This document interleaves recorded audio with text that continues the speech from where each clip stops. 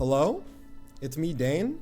How is audio? Because I have reinstalled pretty much every piece of software on my computer. Can you guys hear me? Can you see me? I mean, you can't see me, but can you guys see the screen okay? Is it in 1080p? Am I dropping frames? Is audio balancing okay? Am I speaking into the void even? It's been a long time, I'll admit. Last week, oh, hi Mimi. Last week, I can hear you and see you 720p. Is 720p because you selected it? Because it should be 1080p as my source.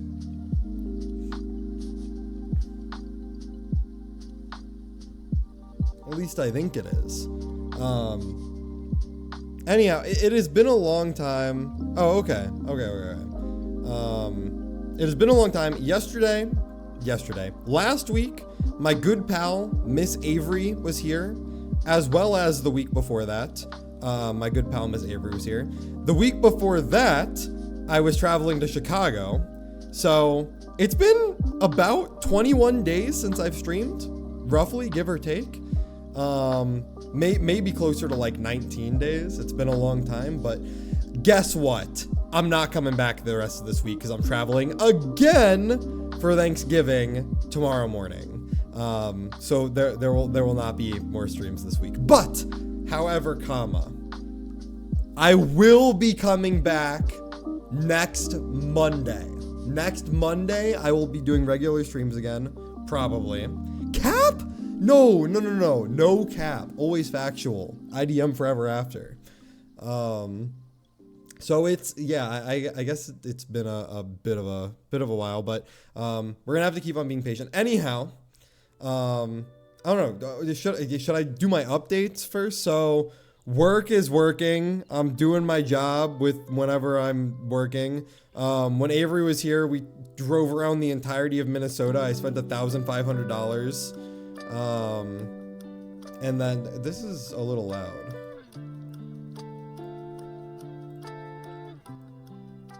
Turn that down. Oh, wait. Oh, never mind. I thought that there was a Christmas. Oh, wait, there is a Christmas one. Can we listen to Christmas lo-fi? Christmas lo-fi. Okay, Pog. Christmas lo-fi music, cozy radio to get festive to. Okay, so yeah. Hello, it's me, Dane.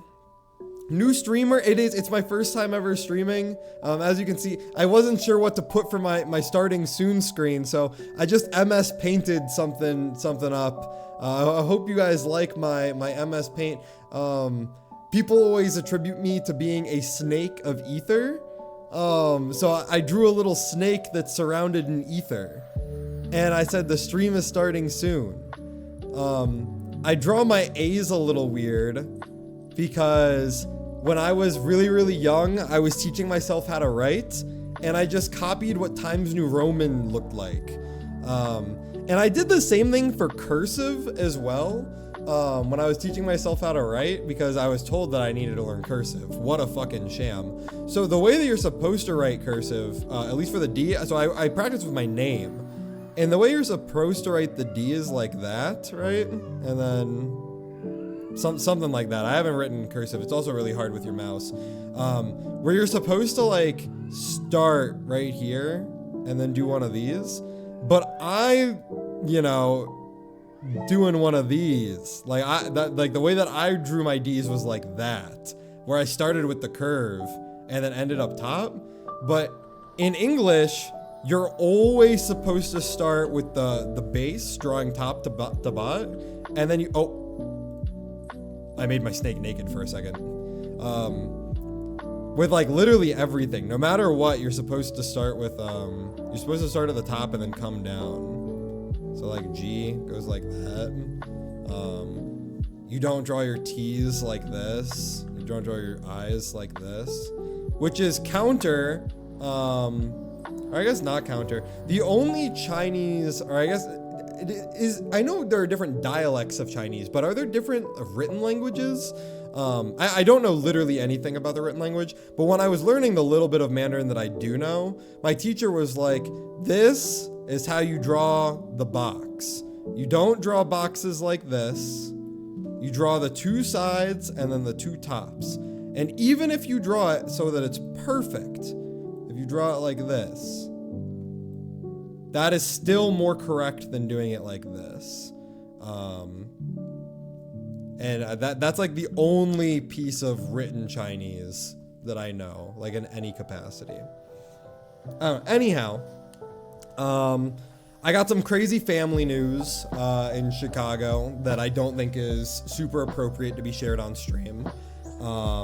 I've already spoken to a couple of my friends about it. If anyone is curious, we can always talk about it after stream. It is a bit of a heavier topic, I suppose. And then after that, damn, even this Christmas music is a little loud. Hi, Mimi. I hear you. Mimi. Hi. Hi, pretty girl. Hi, Mimi. All right. Well, regardless, my good friend Avery came and visited. And that was pretty neat. Is my profile showing that I'm streaming on Discord? Like, do you know what I mean? Like when you click on me over here, does it show that I'm streaming? I do have my activity turned on. Yes, it is. Okay, perfect. Ever since that like didn't work that one time, I've been very anxious about that. It's like a super weird thing. I wish it just like worked.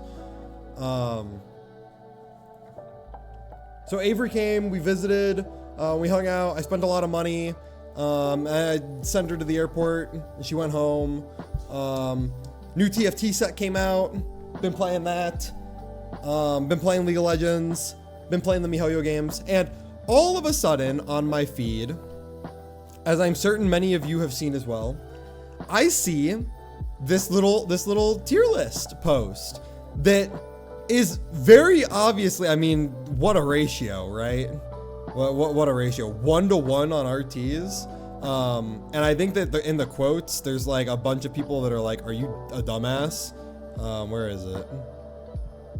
Yeah, since we were making completely unbiased tier lists, let me add a few rows and fix some stuff. Just everything is awful. Power creep issues. Revenue, proximity to EOS. Oh shit. Nah, that's pretty good. And then yeah, can every HI third elitist quit Star Rail if the game is really that bad for y'all? This was the big one that went really viral. But my point was not that I wanted to critique this list that is very obviously just this guy really likes HI third and ZZZ, and really hates Star Rail and Genshin, and maybe he doesn't, you know, maybe he thinks that they're all fine, and he's just maybe they're all a lot more close in proximity than he's leading on, but it does kind of seem like he's being a little disingenuous with the Star Rail portions, or I guess with the HI third portions and the ZZZ portions. It also seems like this person really hates Star Rail story and Star Rail events. I don't know. I feel like there's probably a bit more nuance to this conversation, and you guys know me. I love conversing about stuff like this because, listen, I think that the MIHOYO games are all very deeply flawed in their own capacity. However, I think they do a lot of things right. I do love being a hater. However, I don't think that I hate specifically out of malice, right? It's not like I sit there going like, oh my God, you played this game? You are so stupid for liking this thing. Nathan plays Wuthering Waves. I think the Wuthering Waves is a very bad game. I think there are things that it does right though, and I think that the parts that Nathan say are pretty good. I can at the very least appreciate the things that he likes about it. And typically, if my friend tells me, hey, this is something that's really important to me, hi Mimi, this is something that's really important to me, this is something that has affected me, who I am deeply, I really appreciate if you immersed yourself in this world so that we can connect a little bit better because you're experiencing this piece of media that I really like, then 99 times out of 100, I'm gonna be like, yeah, sure, let's do it. And because I'm investing myself in this piece of media that is so important to my friends, I would like to be able to critique it, because if I don't really care about it, I'm just gonna like say whatever, you know, I'm just gonna pass over it, right? Hi Mimi, I hear you. Hi.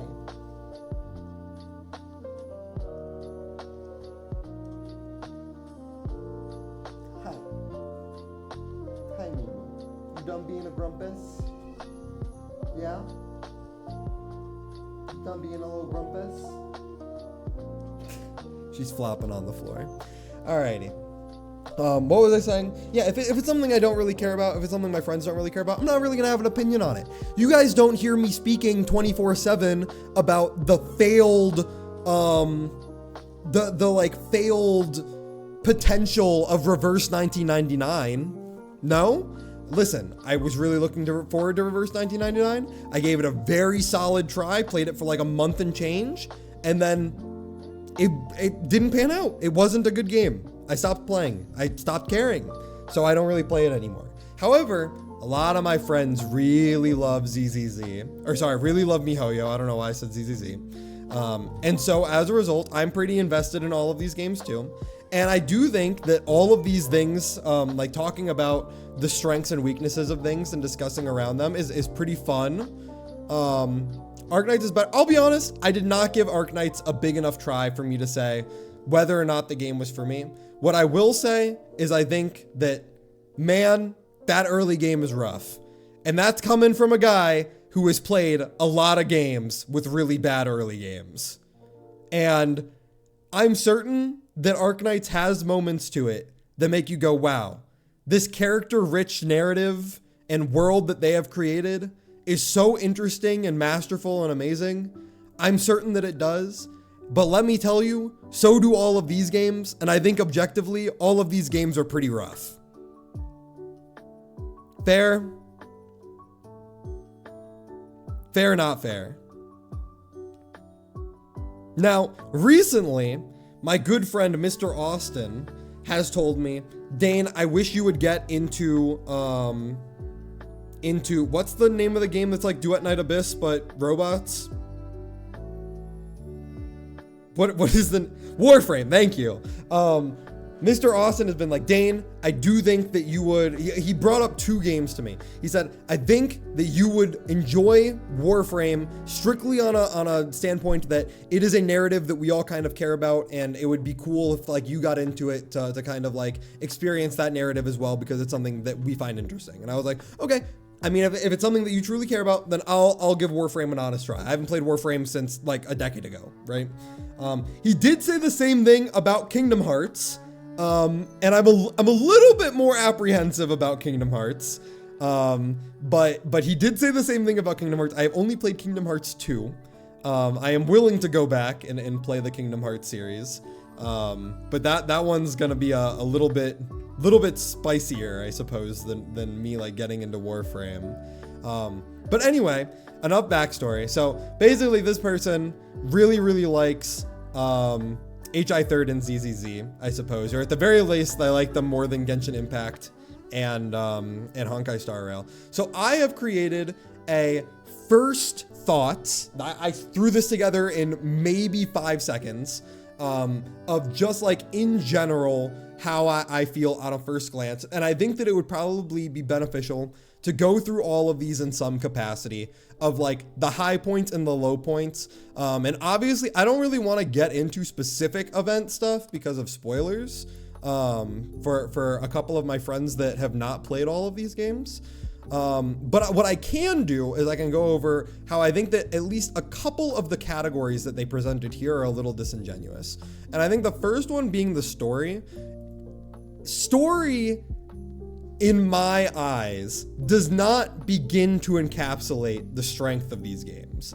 Like, I think that strictly on like a narrative-driven path, almost all of these games are really fucking boring from a story perspective.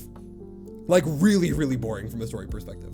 Almost all of them are like, holy fuck, I am doing nothing, right? Like, a lot of the time. However, that is not the only thing that is pushing these characters, right? Exactly. The things that are good about these are the characters or the world building most of the time, right? And it's kind of I have the same opinion. I've said this before, I'll say it again. I have the same opinion on the MIHOYO style of storytelling that I have on the 14 style of storytelling. Whenever they're focusing on the actual plot, hi Mimi, I hear you, I'm sorry. Hi Mimi, hi, I'm giving you attention. Hi pretty girl. Yes. Hello. Hi Mimi. Yeah, I hear you. Hi. Hi Mimi. Hi Mimi. Hi pretty girl. Yeah, you're a good girl. All right. Hi Dakchi. So yeah, majority of what I was gonna say was that I feel like in 14 and in the MIHOYO games, they have an overarching world that is really, really cool, really, really interesting. They've set up, you know, these factions, this overall plot that's happening. There's not even just one big battle, though normally there is like a main antagonist. It's really, really cool. But there's also all of these other times, and I'll use 14 as an example, right? I'll use 14 as an example. In Shadowbringers, which a lot of people would consider to be the peak of 14 storytelling, right? In the same patch that we are going to fight in the Seed of Sacrifice, there is also like an 8 quest long chain where we are teaching the Crystal Exarch how to make a sandwich. And I'll be honest, I do think that moments like that are good for like character building or narrative. I'm sorry if you can hear my cat playing with her toy. That are like good for the most part for character building. You know, the Crystal Exarch was trapped in the Crystal Tower for a very long time. And we have to go around like collecting grapes and like bats and I don't even fucking remember the other bullshit. This is literally all within the same umbrella of patch. Now, when we go to the Seed of Sacrifice, right? That is like top 3 best moments in the game. And you can say the same thing back in like Heavensward as well, where it's like, damn, whenever the dragons are on screen, I'm locked in. This is sick. And then there's the beast tribes and it's like, what the fuck are we talking about? And so, pretty much what all of this is a very long way of saying MIHOYO sets up their worlds super, super interestingly. I love the way that Genshin is going. I think that it's a super, super interesting world. The sky is fake and like this revolution against the heavenly principles and that like everything is I'm gonna become a drama content creator? What are you talking about? And like the fact that we don't really know what's going on with our sibling, and like all of that, like I think that the world that they have created in Genshin is super, super interesting. But I don't think that is reflected in the story a lot. Like there are majority of the time, I would say, if we're counting literally 1.0 until current, majority of the time, the story of Genshin is not entirely laid out into the world of Genshin. There's a lot of other stuff that's going on, right? And there are parts of it that are like definitely important, right? Like we get the stuff with Renova, is that her name? In Natlan, even though I think that Natlan fucking sucks. Same thing with Fontaine. Like we get a little bit of the stuff with the dragon and the Archon, right? Towards the end. And yeah, I do think that I would probably put that into lore. I don't think I'm going to talk about like accessibility issues at all in terms of my weighting of it. But that basically I was just explaining what I think the difference between the story and the lore is. That I think that like the events and the character quests and like any of the stuff that's like flavor text on relics, or like little pieces of reading lore and stuff like that, I think that that's all in the lore. I think that story is the Archon quest, is the MSQ, is literally just going through it, and that is essentially what the story would be. Now, the crazy thing about these two, actually, let's just go over all the other categories. Character design, I think that this is overall going to be a pretty subjective thing. However, when I talk about things objectively, I think that I would like to hear specific things from people, about the things that they like, so that, because even if you're like, oh, I like this thing, but I consider it to be bad, that means that you are attributing value to something. And that inherently means that it is going to not be bad, right? Like, if you are attributing value to something because you like it, it is not bad. It has something there. Now, it might like overall not be the greatest, but if there are parts of something that you like, I think that I would like to hear it, especially in I guess in technically all of them, but in particular in Genshin and in Star Rail, I think I'd like to hear them the most. Now here's another one where we deviated from their list. We have 2 sets of animation. They only had 1 thing for animation, right? I think that animation covers a very wide range. There is the in-game, like you are playing the game animation. This is like you attacking. This is like walking and running. This is like what the enemies do. This is like what is happening on screen when you are in story. And then you have the animation cutscenes, slash the stuff that's like on YouTube, right? In Star Rail, I'm thinking of like, when Finon was going to fight Nanook, right? When he doing his call out my name, what's it called? Like flaring blaze. I don't remember the name of the song. Right. All of this is what I would consider out of game. I feel like those are 2 separate things that we have to take into account for. Combat. This is obviously going to be pretty subjective in some capacity. But I do think that it's worthwhile to talk about this. Honestly, these 2 could probably be interesting. I'm looking at this and I could probably just put HI third down at the bottom. But I don't know. We can talk about that when we get there. Events. This is not in terms of story. This is not in terms of like story events. I'm not saying which events have the best like addition to the world. I'm saying how interactable, fun, not monotonous, not awful, not just log in and hit something for 2 seconds. Like how interesting are the events from like a gameplay perspective? And honestly, looking at this might even be a little disingenuous and we can change it around when we get there. Endgame, feel like this is, what's it called? This is a little self-explanatory. This would be like AA, APOC, Pure Fiction, Abyss, Shiyu Defense, all those things. Mimi, what are you yelling at? Mimi, hello. I hear you. Hello? Okay. And then this is the last part where we split. We have the music ambient and then the music and theming. So this was something that they split. This was just music overall. I think that if you just do the music overall, it's not entirely encapsulating what I feel is real. Would Honkai Star Rail be as high in endgame without the new mode? No. No, I don't think it would. I think that, but we can get to that. I'll probably just go down in the list, except for maybe character design will stay for last because that one's gonna be a long one. But basically, for the music, I think that, and I'll give the example of Genshin here because I think it's so polarizing.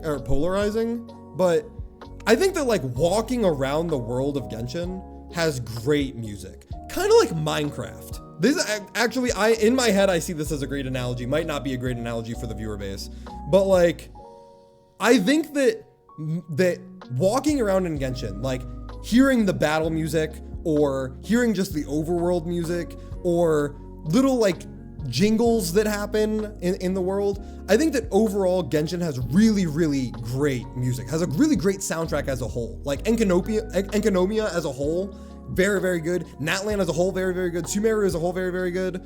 But conversely, I think that ZZZ, I'm like playing through the game and I'm doing like combat or whatever, and all of a sudden I hear, and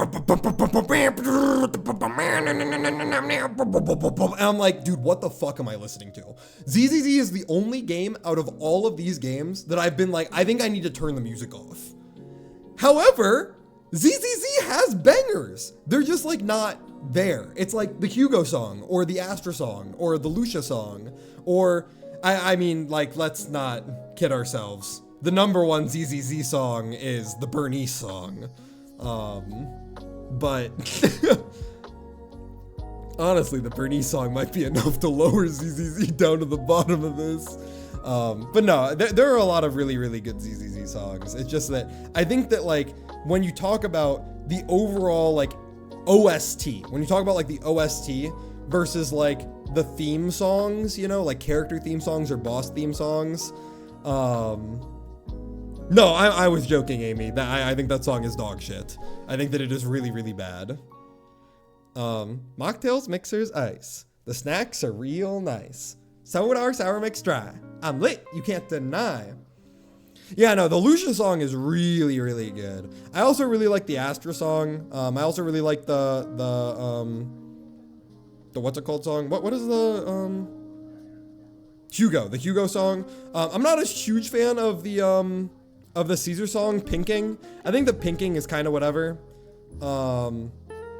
What are the other songs that are like really, really good? I'm trying to remember. That Yuzuha song was fine. I don't know. Regardless. Yeah, I don't think that lyrics are necessarily a must in these types of songs. But yeah, I do think that, I don't know, we can get to music later.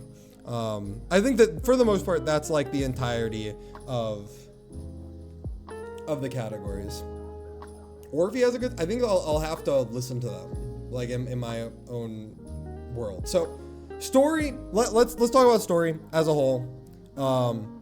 I'm not gonna lie, there probably isn't like a whole lot of room for discussion, but I'll just give my gist as to why I think things are placed where they are.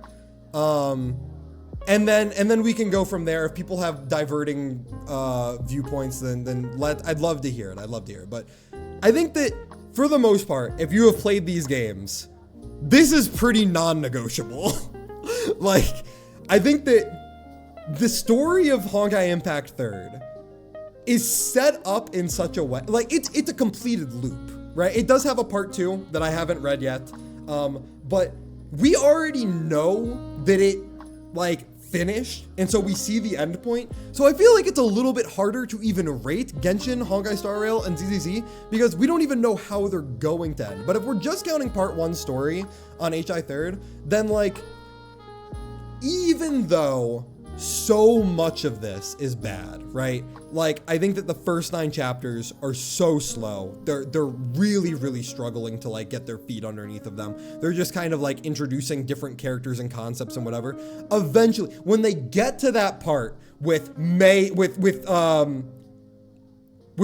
curry, when they get to the part with May's curry, right? May was the one that made it? I can't remember. This isn't spoilers, right? This isn't spoilers. I'm speaking very vaguely. But when they get to the part with May's curry, that's when in my head, I was like, okay, I'm locked in now. Like this is pretty fucking sick, right?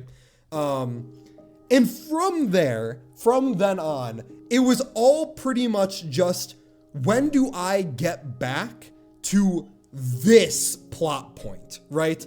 Of like there's other stuff going, you know, there's Raven and the orphans, and there's like the whole like Shixel versus I don't even remember what the other guys are called, but there's like that 3-way battle going on. But for the most part, everything from there was like, okay, how do we like defeat this overarching enemy of the Honkai? Gray Serpent, thank you. And that was like, that was it. And that's why Elysian Realm felt so good for me.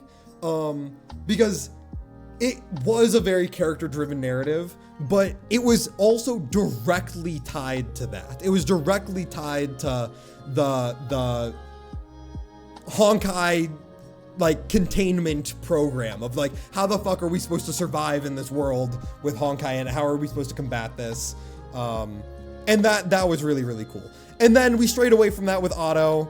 And somehow Otto is such a good fucking character that even though it wasn't directly tied to combating the Honkai, that arc was still really fucking good. And then, you know, the ending didn't really stick the landing. However, it was still kind of prone to that, like, overarching. At the very, very, very, very end, when Kiana defeats the big bad guy, right?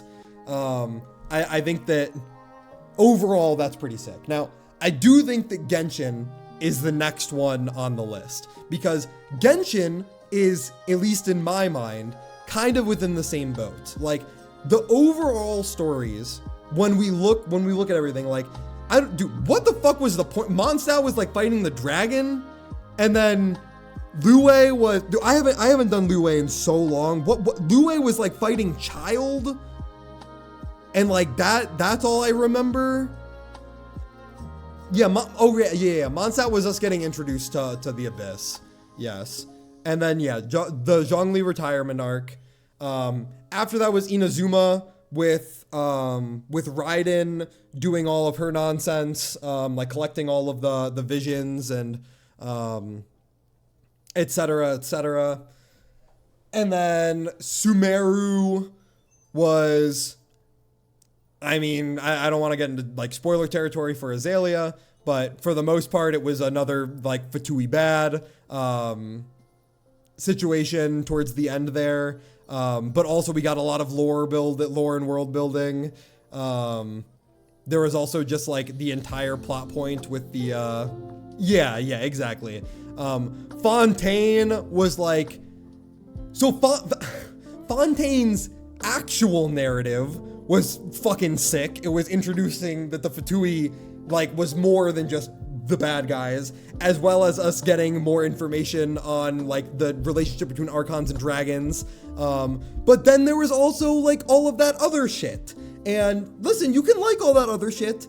I'm just saying I felt like that stuff was a little bit less important than the main plot points of like the Fatui and the dragons and the Archons and that like 2-second section that Skirk came in.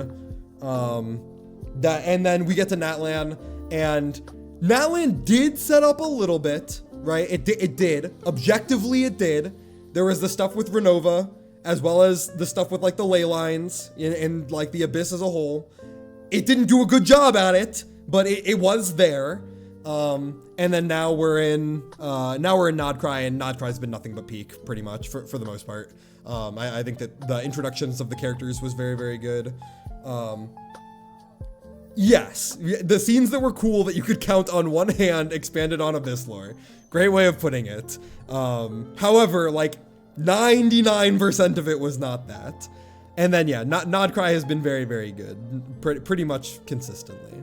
And so that's why I think that for the most part, I think that Genshin is a worthwhile investment. I like in the story when they stick to the story. When they do all of the other shit, while I do think that that other shit inherently is important to like fleshing out characters and building a world, it definitely could be presented in a different way, so that it's not so fucking miserable to get through. Because 9 times out of 10, when I'm going through the Genshin story, I'm like, can it get to the part that I care about now? Right?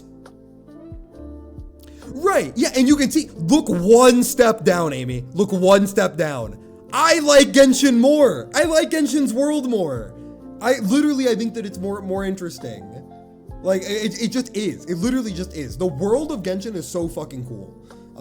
Genuinely, so much of Genshin is so cool, and I hope that they expand on everything that I want them to, because it's very interesting.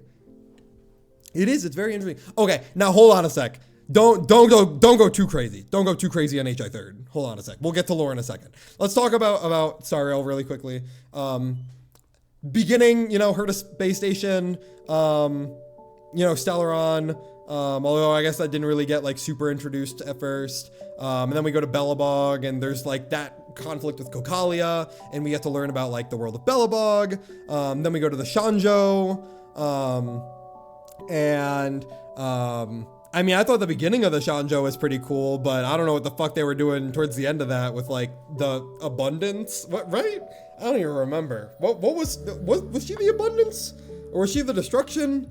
I don't even know. And then we go to Penacony. Yeah, right. Yeah, it was destruction using abundance power. Yeah. We go to Penacony. Let's not be entirely disingenuous here. I would very much so love to say that Penacony is the worst thing ever written. However, let's not be hyperbolic here. I think that Penacony did a couple of things pretty cool, okay? Introduced the harmony, which I thought was pretty neat, right? I do think that Aventurine's backstory is pretty cool, and it did have that really sick ore farming cutscene of Acheron slashing her down, right? And so I think that in itself is the only thing I care about for Penacony.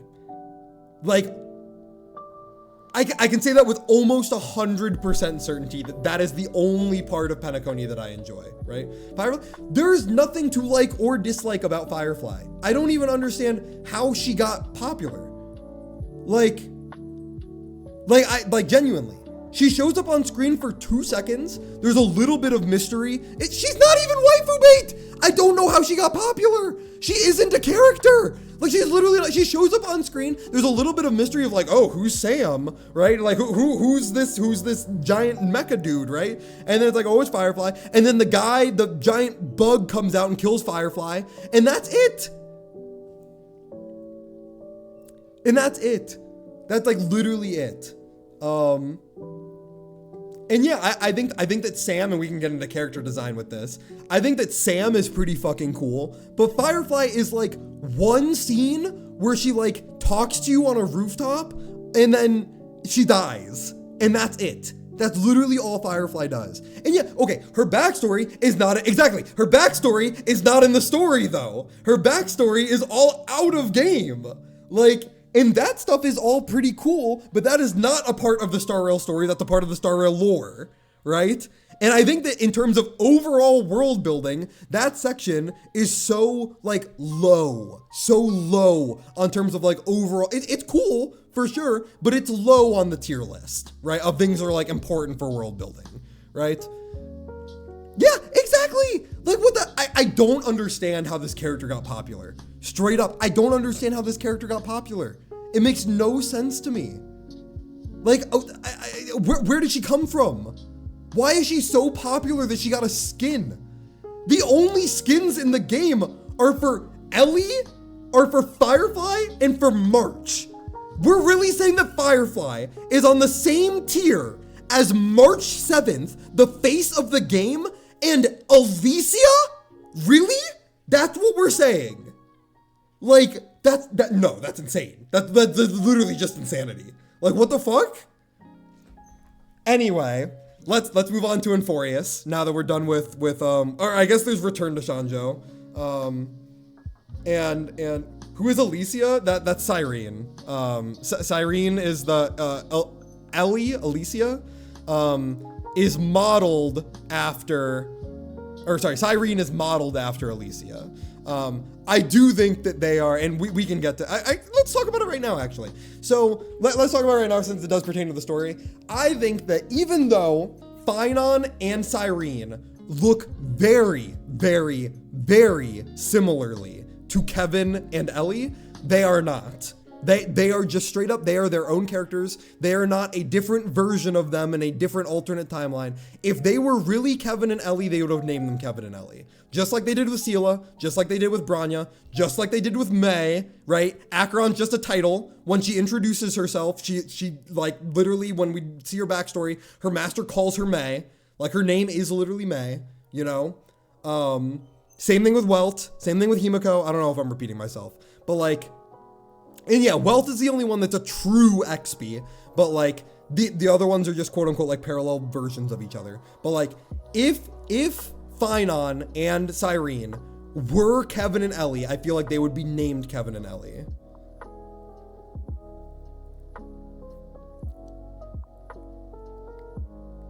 Is Sparkle a reverse XP? I think that Sparkle is a real XP. It is Sparkle from Star Rail exported into Honkai Impact 3rd.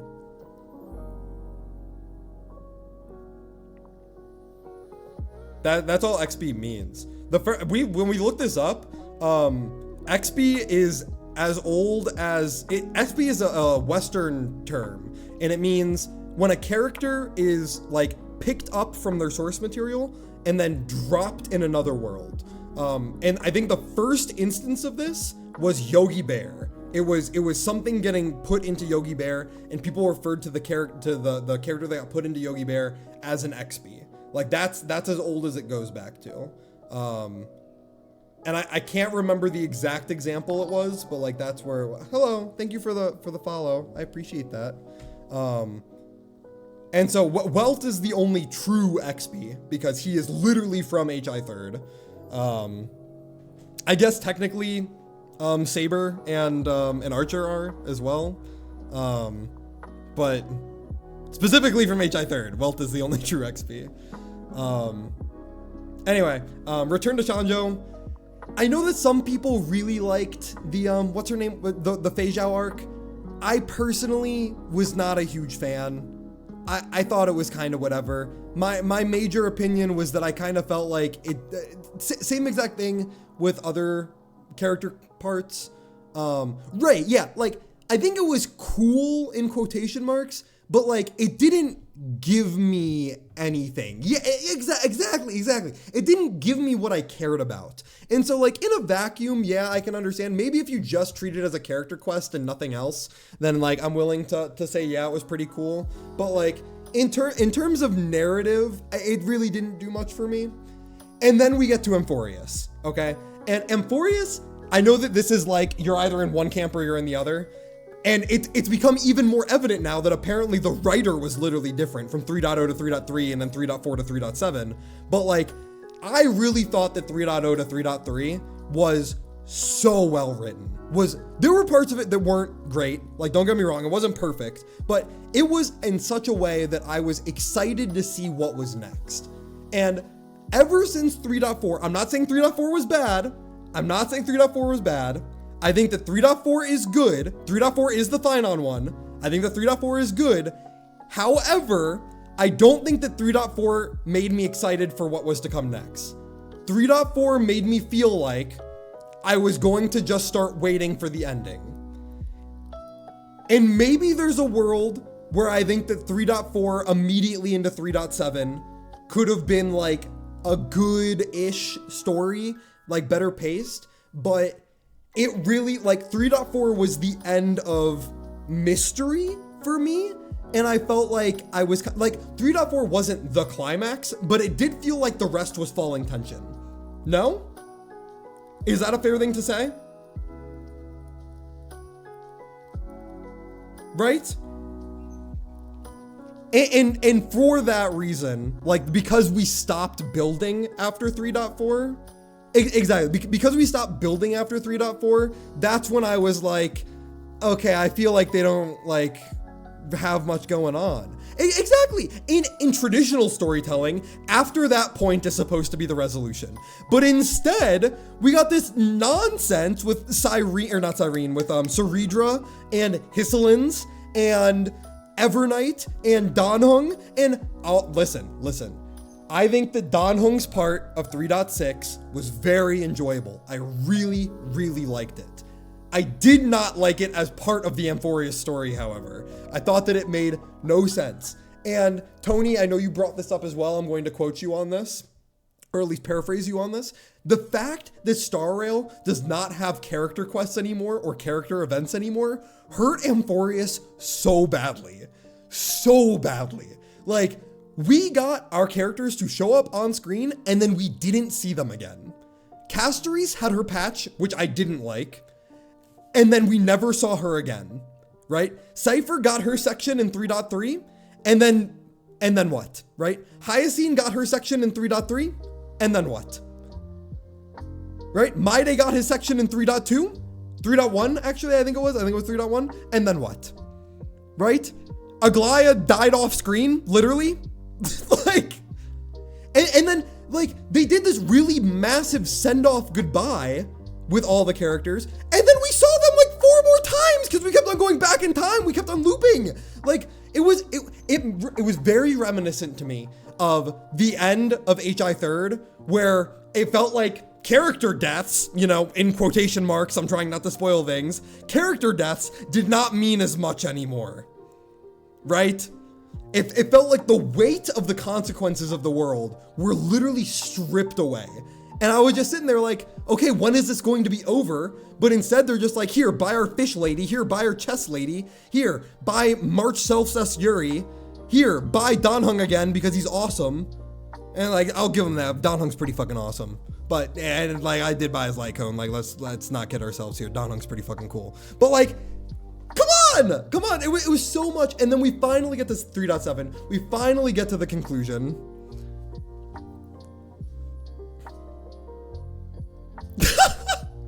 Kevin, I believe yesterday was your birthday. Happy birthday, sir. Thank you so much for your support. I love you, brother.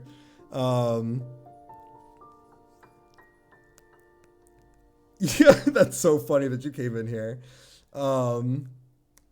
Anyway, we get the 3.7, and I believe that, what was I going to say? We talked about, imagine if there was a world where all of Cyrene's character building was not 5 minutes of a PowerPoint show, right? Like, what if 3.5, 3.6 was showing, like, all of Cyrene and Phynon and, like, building up Cyrene and Demiurge and, like, that kind of climactic conclusion, you know? I don't think that this would be good storytelling, but I do think it would be more relevant than whatever Ceredra and Hisselins and Evernight were, right? And so I like, I'll be honest, I literally don't see a world where Ellie is ever turned, if 3.0 through 3.4 stay the exact same way that they are, with Mem being treated the way that Mem is treated through 3.0 through 3.4, I don't think there is ever a world where you can properly prop up Cyrene to the level that they expected Cyrene to get to, like narratively, right? Yeah, exactly. You would like, you can't do 3, 4, 5 patches, right? 3.0, 1, 2, 3, 4, 5 patches. You can't do 5 patches of Mem going, Mem, I don't know what I'm doing, Mem, and then expect us to care about her. Like, they dropped barely any hints towards this character being someone that we're supposed to be connected to. We knew it was going to be important. We just didn't have any like meaningful connection to this character, right? We knew that Mem was Cyrene, literally day one. We knew that Mem was Cyrene, right? But there was like, there was nothing that led us to be connected to Cyrene in any capacity. And so what ended up happening was we went through 3.5, nothing happened. We went through 3.6, nothing happened. We went through 3.7, all of a sudden, wow, there's Iron Tomb, we beat him, and then the show's over. And it's like, I don't know. I don't know. Like, I don't know what they could have done differently. And so, like, as a result, I think that for the most part, the Honkai Star Rail story falls flat, like a lot of the time. It does so many cool things that make you go like, wow, like that could have been so awesome, right? That could have been really, really cool, but it just didn't. It never does, honestly. Like, it literally never does. Even though I hated Penacony, I enjoyed getting to the Sunday fight way more than I enjoyed getting to the Iron Tomb fight. Like, I felt like that buildup and that, like, climactic conclusion. Yeah, what the fuck was that? What the fuck was that? That's so crazy, right? Like, I don't know. It's just so crazy. I don't know. So for that reason, I think that there's probably a pretty big gap, at least IMO. And if this was, you know, half a year ago, and I was still very early in Amphorius, I probably would have it closer to this, right? If there was no Nod Cry and Amphorius was still early, it would probably look like this. But because Nod Cry has gotten so strong and Amphorius got so weak, I think that this is probably like the most fair way to explain the story, right? And then ZZZ's story that they have set up, right, with the nuke that got dropped on old Eridu, right, and Phaethon's past, and Miyabi wanting to kill Phaethon's teacher, and, you know, everything with like the Void Hunters and like the what's his name? What do they say? It's like the creator with the creator. I think that that's all pretty cool. But they don't do that a lot of the time. I'd go as far as to say is they do that none of the time. Like literally none of the time. And I think that out of all of the story arcs in ZZZ, they pretty much just focus on little factions and tell us a little bit about the characters. It kind of feels like, right, exactly. It's like, here's a random group of characters. Let's get entwined in their personal affairs in some capacity and help them out, you know? And I think that's fine. I think it makes all the characters really charming. The only one that I truly, really cared about was Hugo and Vivian with the Mockingbirds. I think that, I think that the Sons of Caledon are very charming. I think that the Bellabog crew are very charming. I think that the police force is very charming. I think that Miyabi and Yanagi's crew are very charming. I'm forgetting what their names are. But for the most part, the only story I really care about is centered around Phaethon, and that like doesn't happen. Like we don't really get much of that. And to be fair to ZZZ, we don't really get it in Genshin for a while either, right? We don't really get a whole lot going on with like the Abyss and our sibling and what the hell's happening like in the overarching world, you know? And yeah, exactly. Yeah, I think that Mockingbird just as a whole is pretty important to the story, and that makes it pretty helpful. But there's so much of ZZZ that is either not expanded on or is utterly worthless to the overall narrative. I feel like it would be coping about Potential Man to put it anywhere other than the lowest section on this list. If you disagree, please tell me why. But that's my 2 cents on the ZZZ story.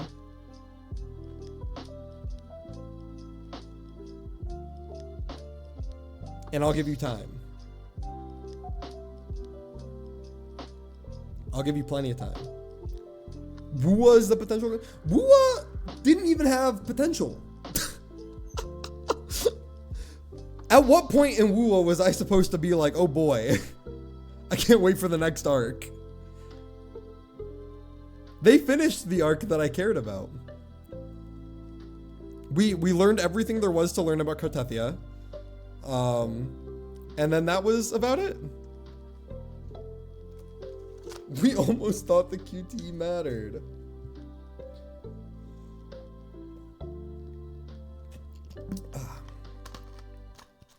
Alrighty. So let's talk about lore then. Because I suppose that's pretty much it. Right? So with regards to the lore, I think that Genshin Impact probably has the coolest world, in my opinion, right? I think that the way they have set up their world is really, really, really cool. I think that the Heavenly Principles, the Shades, Celestia, the Abyss, our sibling, the dragons, everything is setting up for like such a grand scope. It's, oh damn, ad, should I pause?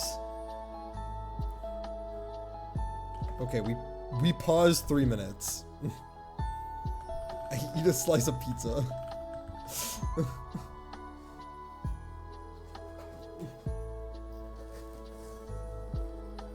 All right, pizza time. Damn it.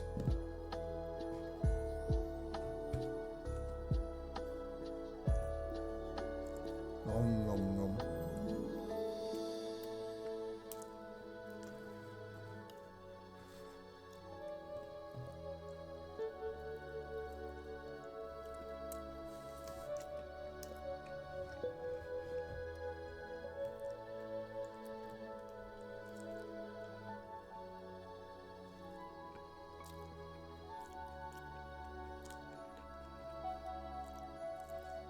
Nom nom nom.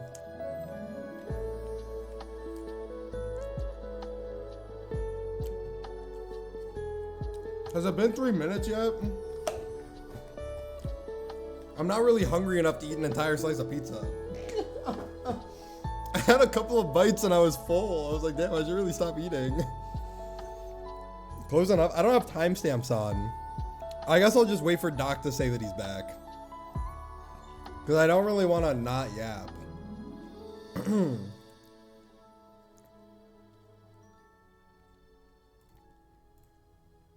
you know?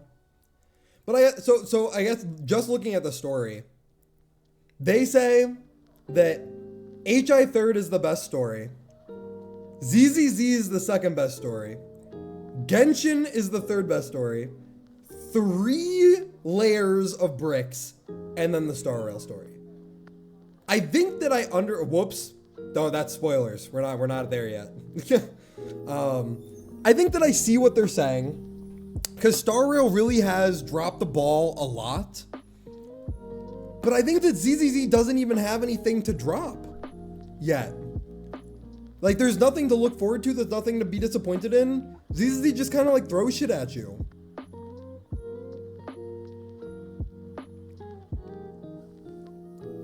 Yeah, Star Rail is definitely a always if, never when sort of situation. Hi, Mimi.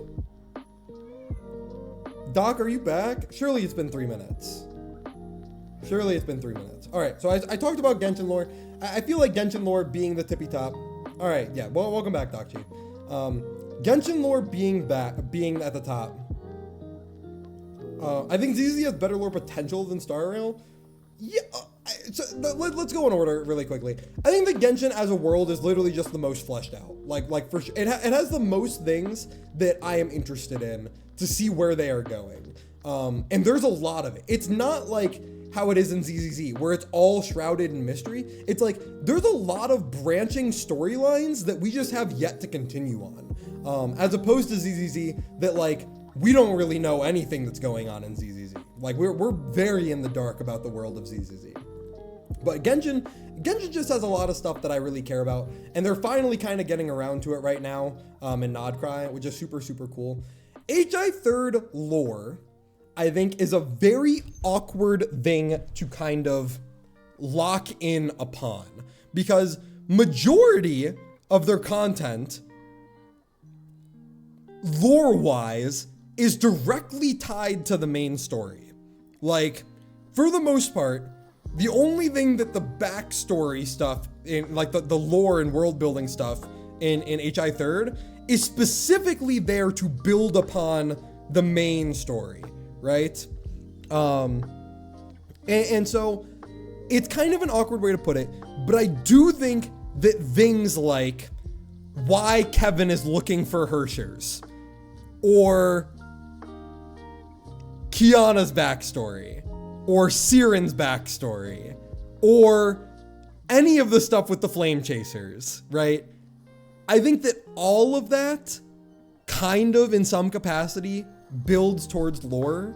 And even though it is pretty tied to main story, I do think that like the world of HI third is enriched by the character quests, quote unquote.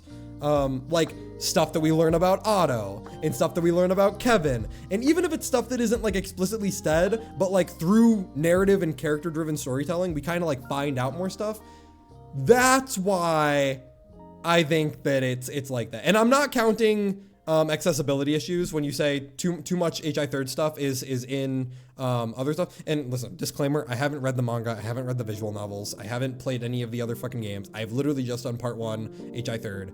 However, I have done some wiki. I have done some wiki surfing. For HI third. And I think that for the most part, it's pretty cool. Let me read what Azalea says. They specifically said they will go back to Fairy, but the potential setups of ZZZ is way cooler to me than the Honkai Star Rail lore. Albeit, I'm also biased to apocalyptic worlds, especially with a happy coat of paint that ZZZ has. So, I don't know. I think that, I think that it's kind of hard for me to not say that HI third is better than Honkai Star Rail in terms of like world that they have created. Kind of going back to the fact that the world they created is done. They kind of finished making it. Now, I'm also really interested in the ions, and I'm really interested in this like whole idea that like what are Nanook's fucking henchmen called? I don't even remember how they're all like set on destroying all of the other ions. Like, I think that that's like an overall really, really cool plot point. The Lord Ravagers, thank you. I think that that's pretty cool. I also like a lot of the history, like with the Genius Society, or, you know, for instance, I know this is a pretty widely contested thing, but I do think that like Rappa's storyline was very, very interesting, provided a lot of cool context. I think that Ruanmei's storyline was pretty cool. I think the fact that Luocha just like has the fucking, what's his name? The propagation ion like in a coffin behind, like what the fuck? What are you talking about? Like I think that that's all really, really neat. And yeah, so I think that that all goes into accessibility, which I don't think should be a negative when looking explicitly at the content that exists. Yes, I agree. Accessibility is an issue, both in HI Third and in HSR. Like, being able to get access to all of that lore and storytelling and world building is a hassle, 100%. However, the fact that it is there means that it has to be taken into account for, right? Agreed or disagree? Do you think that we should discount all that stuff because it's not like easy to read? Because IMO, I feel like because it is there, you should take it into account.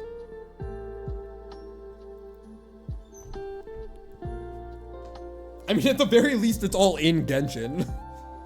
Except for, like, the events, I suppose. But yeah, I mean, I think that Star Rail can definitely go a lot further than HI Third. HI Third's, like, expansion points are what happens in the future, more stuff with the imaginary tree, more stuff with the Sea of Quanta, you know, obviously. Kind of flip-flopping back and forth there. And then that's pretty much it, right? That's pretty much everything. What the fuck? I have Alt F4 quite a lot to skip quest start and then walk around them. Damn. Yeah, I think that that's pretty much it with regards to HI Third. And Star Rail, I think, has a core there. And the reason that I don't know, if you guys have a better, Tony, I know that you said this before, but like, if you guys have a reason for HSR being above HI Third, I'd love to hear it. But like, I just don't think that there's enough yet. Like, I just don't think that there's enough that we know to be like, I think that the world of HSR is that much cooler.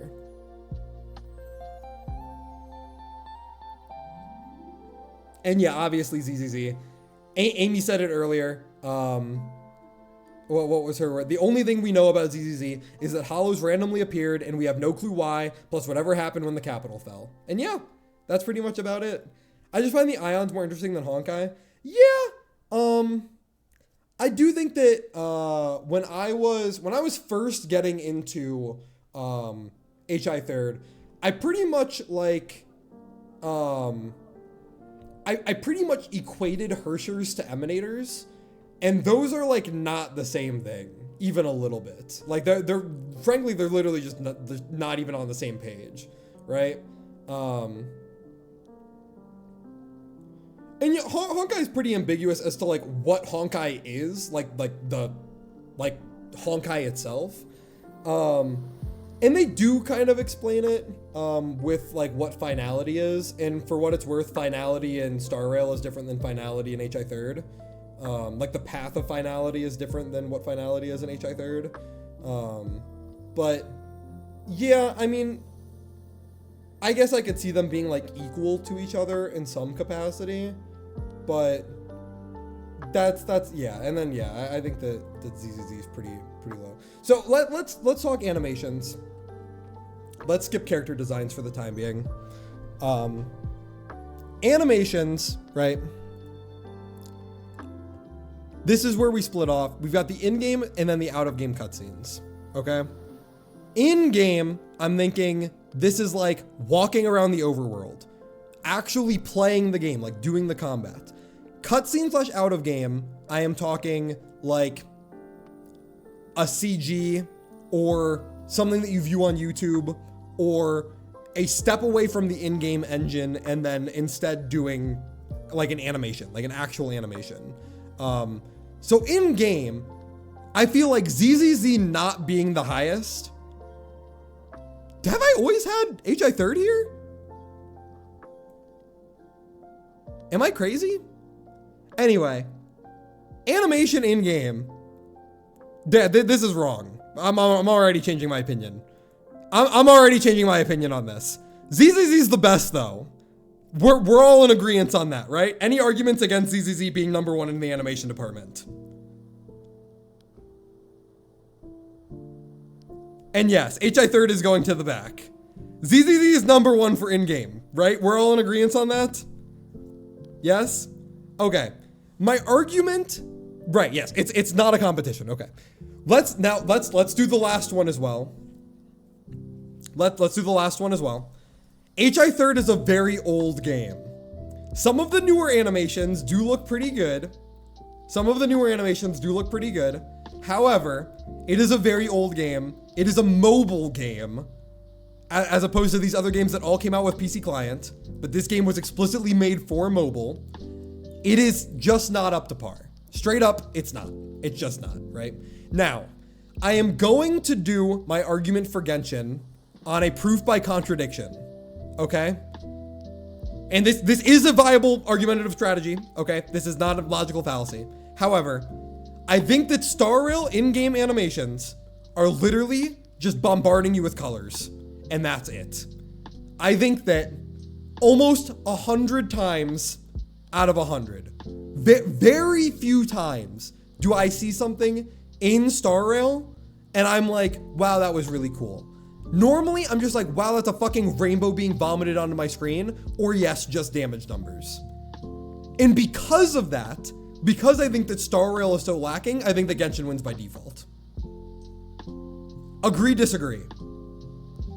And if you disagree, please give me examples that you are explicitly thinking of in Star Rail that you think are, like, without a doubt, cool animation-wise.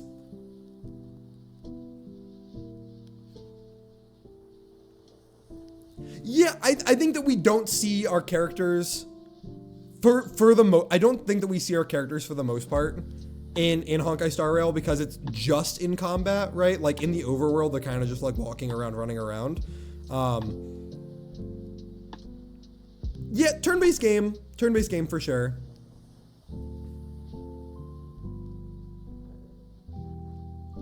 Yeah, I mean, I don't know.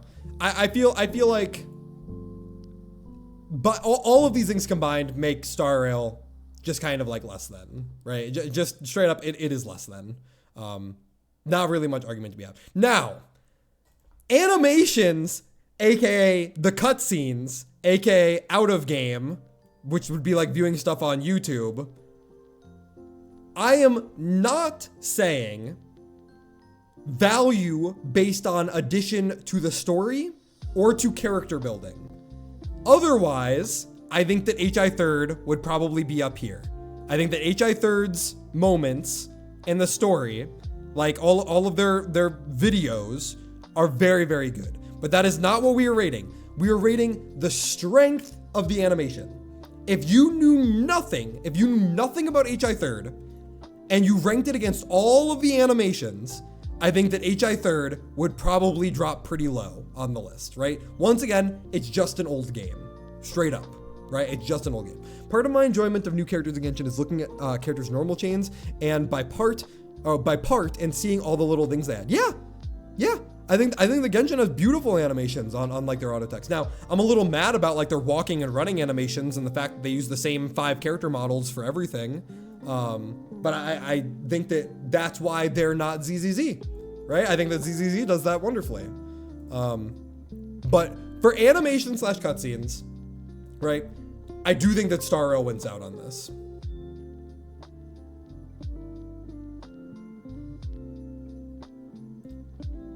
I think that the number one moment for me, animation wise, and wow, thank you so much for the subscription. What the heck? That means so much to me that you appreciate my content that much that you'd be willing to give me money. Thank you very much. I appreciate that. With Star Rail, oh, that's Princess. Hi, Princess. Hi. I think that what was I saying? I completely, when Proi happens. The scene in Honkai Star Rail where Proi Proi happens, if you haven't been there yet, I think that everyone in chat has, right? When Aquila comes down and is stopping you from taking the core flame, that animation, I felt it in my bones. I was like, holy fuck, this is the sickest thing ever.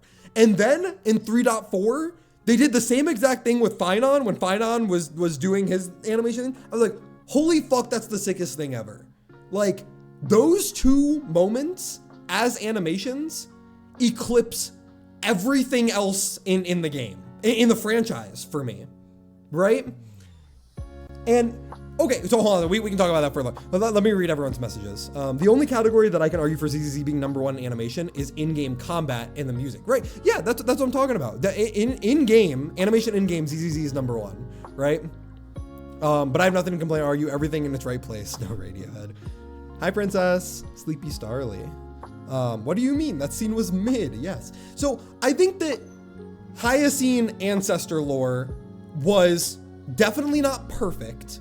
Okay, I'm not arguing that it was perfect, but I do think that a buildup of Hyacine ancestor lore into her ancestor actually being a coward was pretty fucking cool. I quite enjoyed that because then we get this moment where Hyacine's like, I'm just a healer, I can't do anything, and then the core flame, and then she does her thing, and then it was like, and then that cutscene happened. I was like, oh my god, like, dude, that was so sick, and that like the payoff of the ancestor lore was super sick.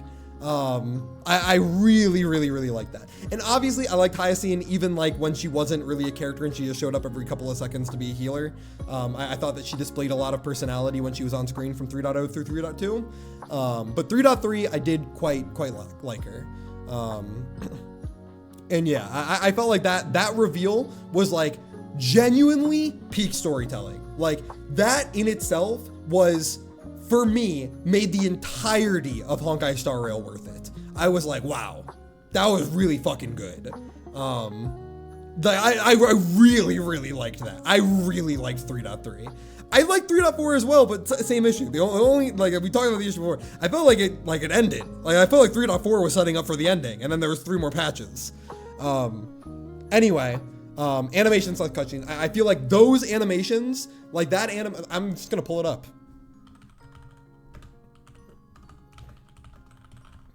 What is it like? What should I even look up for it? Hyacine Proi Proi animation?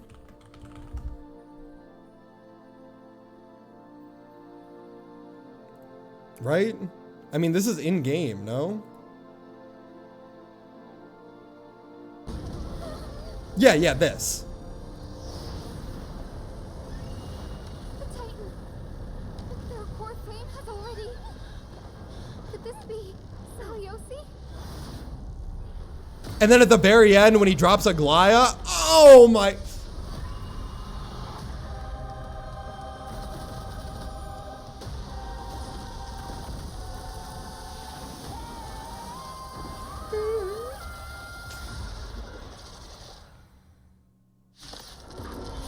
Celiosi, Cyrene. Bring light to these dark times. Dude, this part? With just a glimmer of flame. Oh my Our god, way pierced through the dude! clouds. Use mine. Hyacine. It's fucking cinema, dude. Oh my god, it was so good, dude. I am. Oh my god, dude! Our flame bestow upon us the healing rainbow.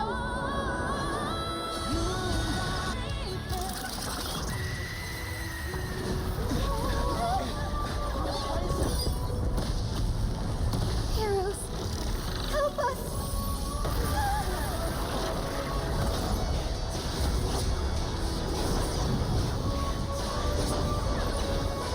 Nah, dude, this shit was so fucking cool.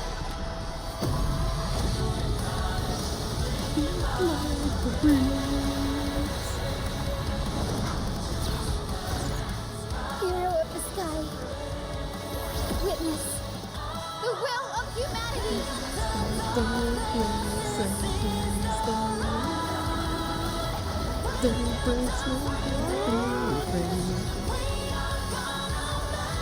Nah, this shit was so cool, dude. Oh my god, it was so sick.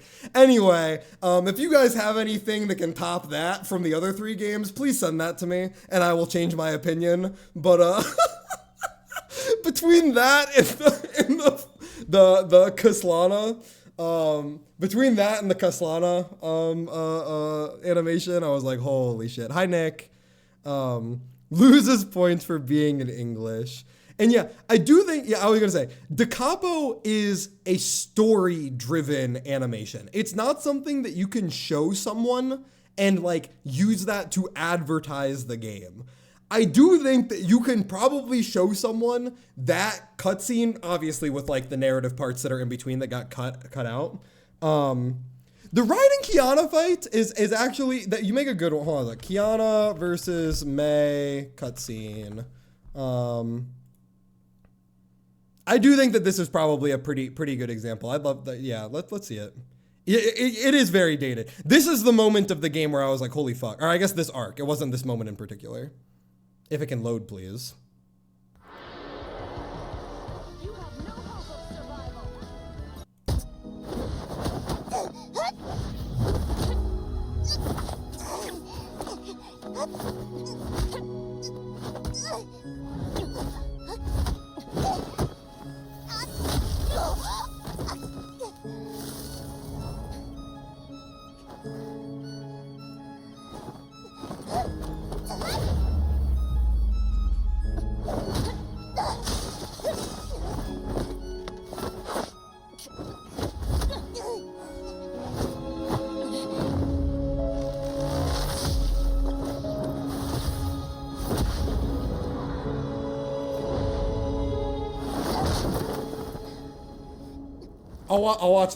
I'll watch Dami versus Kiana in a second. Yeah, her share of corruption is different story arc.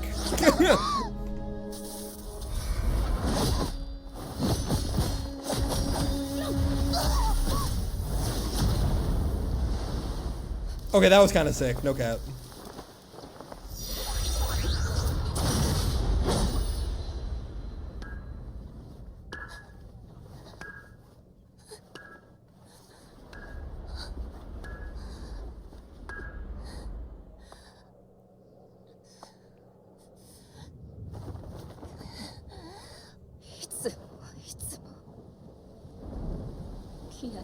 いつもこう体がボロボロなのに無理やりに笑うあなたは私をみんなを助けてくれたなのに一人で全てを背負おうとする自分の命をも犠牲にしてメイ先輩それは私の使命だから世界を救いたいなんてそんなの分かってるメイ先輩どう耐えればいいっていうのメイ先輩ダメ私にとってこの世界なんかよりも嫌なOh! ずっと大事よ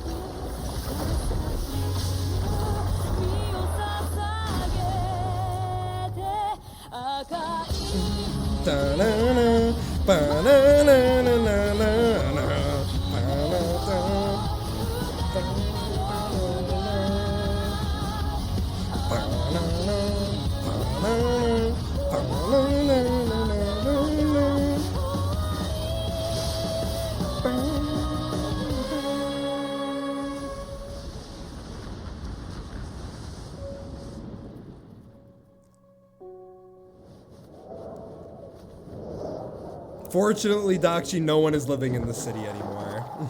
Well, I guess there's some orphans. あの日あなたは私に手を差し伸べてくれたその Who cares about them? Raven? 私の運命は変わったあなたは That is true. Like, literally right before this scene, they made a point of evacuating everyone. もしあなたを助けることが罪ならその罪は私が背負うさようならキアナちゃん Hi, Benny.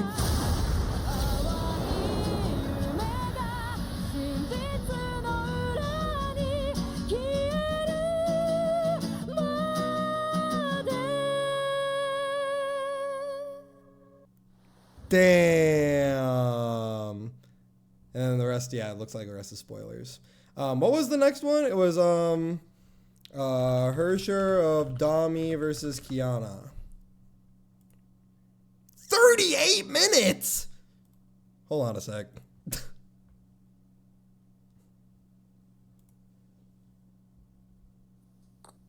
ここが最後の舞台。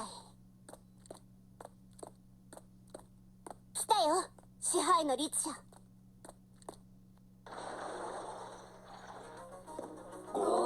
Am I insane? Is it just this part at the end? I sent you the list. Thank you.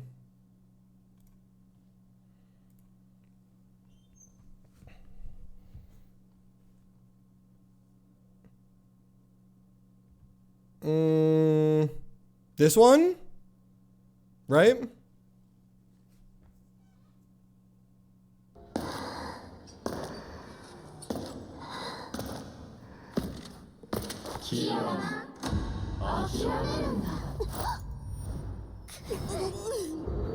No! Fua!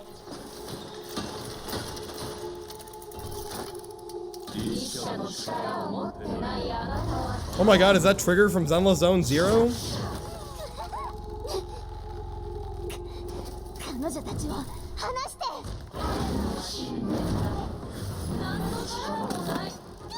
やめて。 I can't believe that's Shakugan no Shana.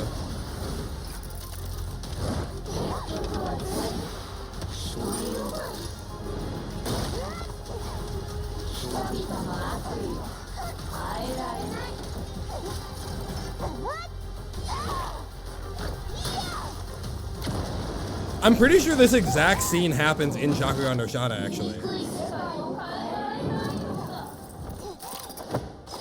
And she's like, no, I'll save anyone for Yuji. I'll kill any opponent.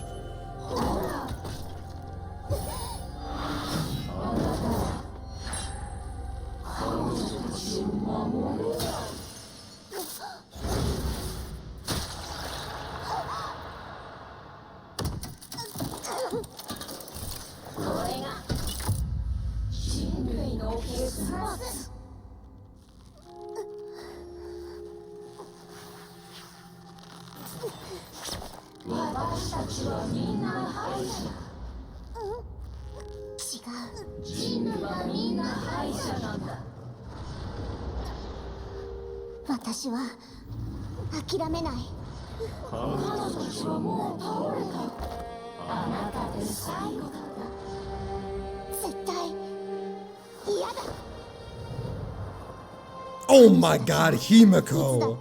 諦めない。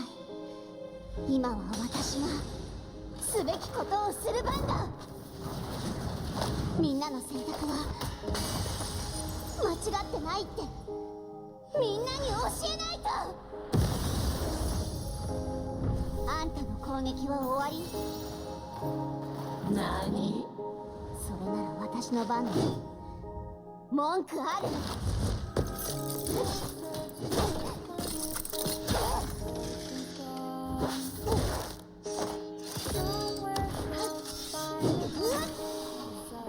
If anything, I think that watching these cutscenes is solidifying my point that HI Third has the best animations, specifically if you are counting the story.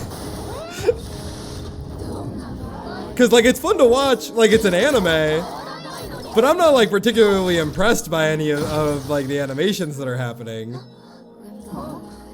そんなの関係ありません。キアナはバカですから。バカは諦めません。ファイヤー！ Oh my god, that is the line. That's the Bronya line. She says that. She says Fire. That's her iconic Bronya line.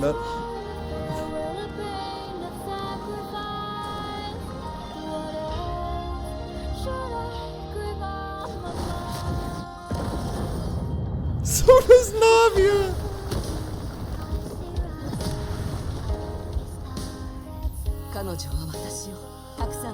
Oh my god, Fuha! Fuha, my god!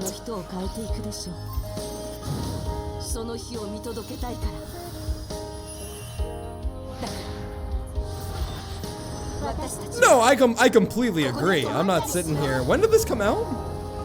I mean, this is 21. Unless this was like re-released later. Like the story isn't as old as like we're saying. Like the game initially came out in 2016, sorry. Like it's not that old. I just feel like since they have stopped being an indie company, they have really stepped up their game.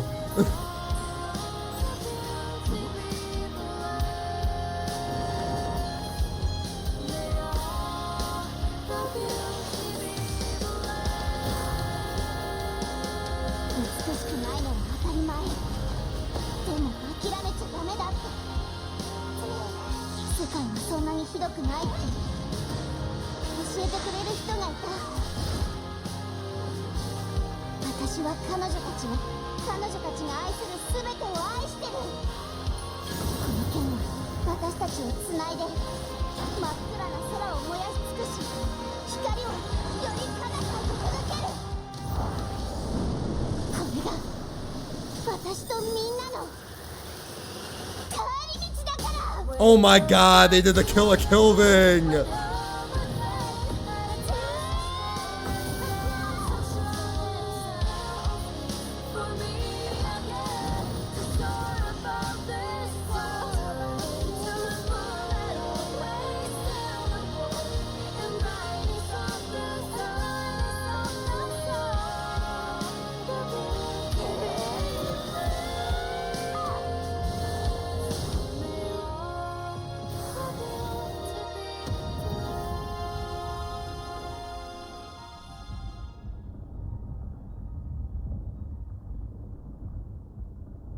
Wow. Yeah, rest is just cutscene or credits. Alrighty. Anyhow, so I feel like even though the HI third cutscene slash out of game whatevers, anything that you can watch on YouTube are all very story impactful and very moving. I feel like, and even though ZZZ and Genshin tend to not be nearly as serious or important as HI third, I think that they are just of better quality.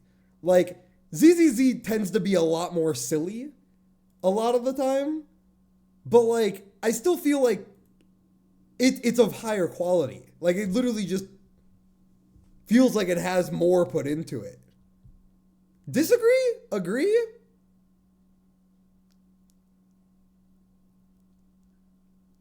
Because I feel like the weight of a lot of these, of HI third, is explicitly because of the story. Like, not because of animation quality. Which isn't to say the animation's bad. Oh wait, let me put on my ambient, whoops. Let me put on my ambient music. There we go. Was feeling a little quiet there for a second. Right? Would we say this? I don't know. I'm not getting any responses in the chat. I feel like people just want to watch more cutscenes. Like when I think of like the lighter trailer, right? Was this it? Or was this it?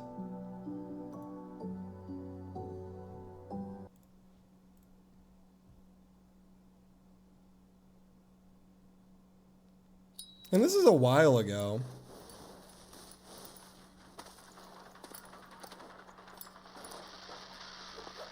The comics don't show up too often anymore, but yeah.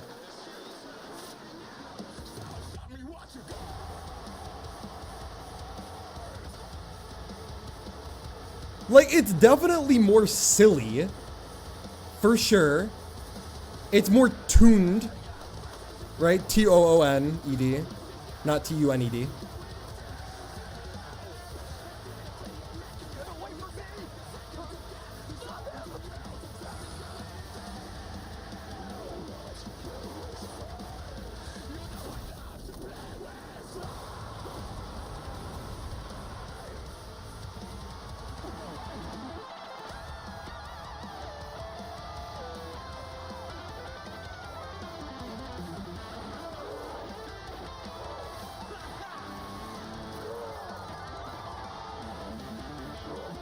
But like, damn, the choreography.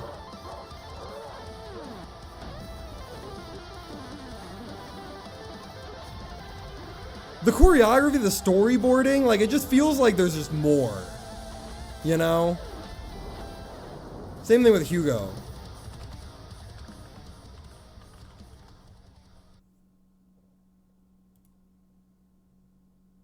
Another emergency meeting?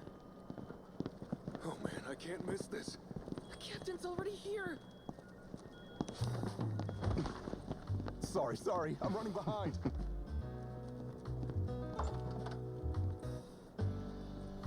Listen up. We're about to discuss our person of interest. I need everyone focused.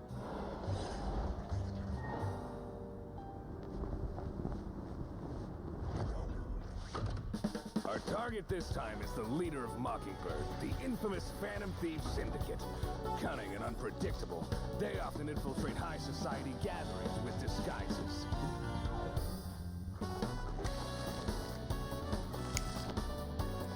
Banger, dude. Oh my god.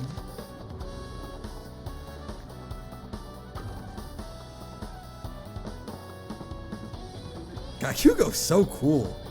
After every heist, they always make a flashy exit, like he's rubbing it in our faces. Like he's the spy. One time, we finally had him cornered, backed him into a dead end. After him! Freeze! But the bastard found the perfect moment, smashed through a window, and jumped straight into a hollow. The guy's a lunatic. He's sick. Farewell, my friends. I shall return. Treasure doesn't shine brightest. Lies do. By the covenant of darkness, I shall steal your light. Your ego is like a dull blade. Can't even cut my shadow. Before chasing the storm. Nah, he just he's so cool, dude.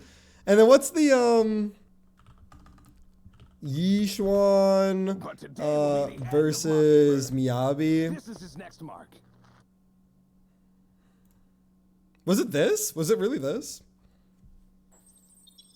Simulation combat data updated.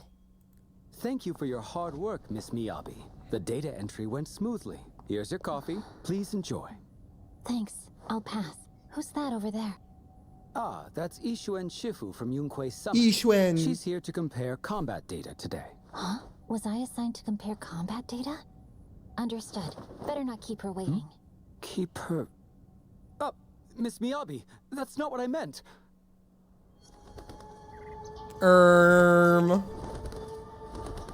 Yishuen Shifu. Oh my god, she does that move in game! Seems there's one last troublemaker. Could it be a system error?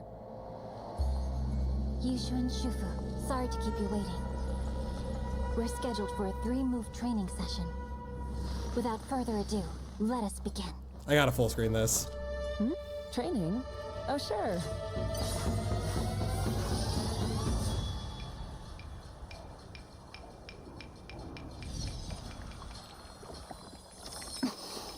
I should have expected nothing less. No need to be polite. What I was saying... I understand. I was rude to hold back. Let's proceed with the second move. It's so fucking cool, dude.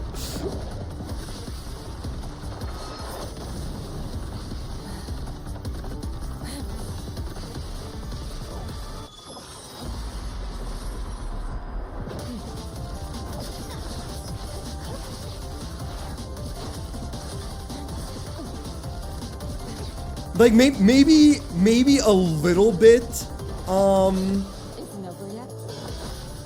maybe a little bit reminiscent of the Kiana versus Senti fight.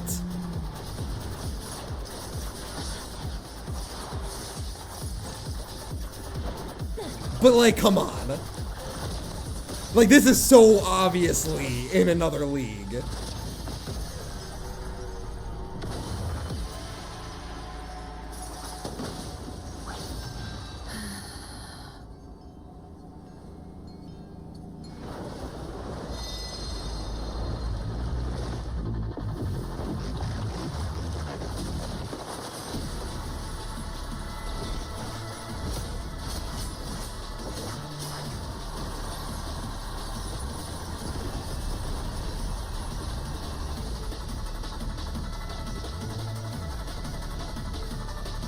Almost time to clock out. Why don't we make this quick?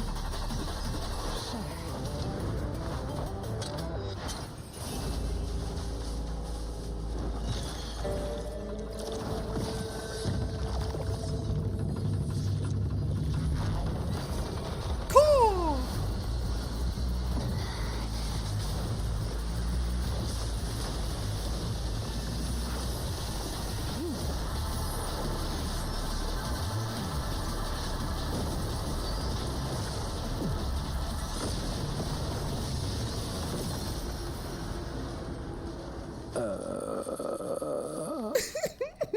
You're impressively strong, Yishu and Shufu. I apologize for offending you. I meant no harm. It's all right.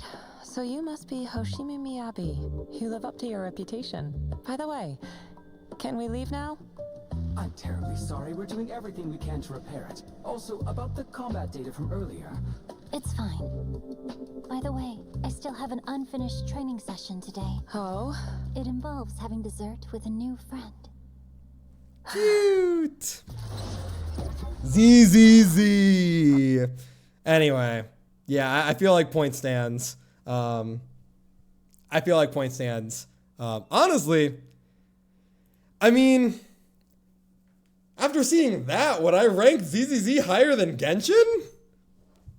Does Genshin have anything that's like that tops that in terms of like storyboarding and animation?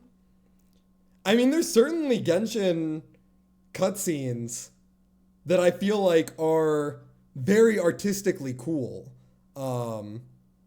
Like I love when they do the like scroll paintings. But yeah, I think that I agree. I think that especially after seeing that and looking at those trailers, I feel like ZZZ has got a bit of an edge, for sure. I feel like we're moving it down. We're moving Genshin down. ZZ's there. All right, combat. Combat, I think, is probably going to be the most subjective about all of this. And honestly, even looking at this, I'm feeling like changing my opinion on some of these things.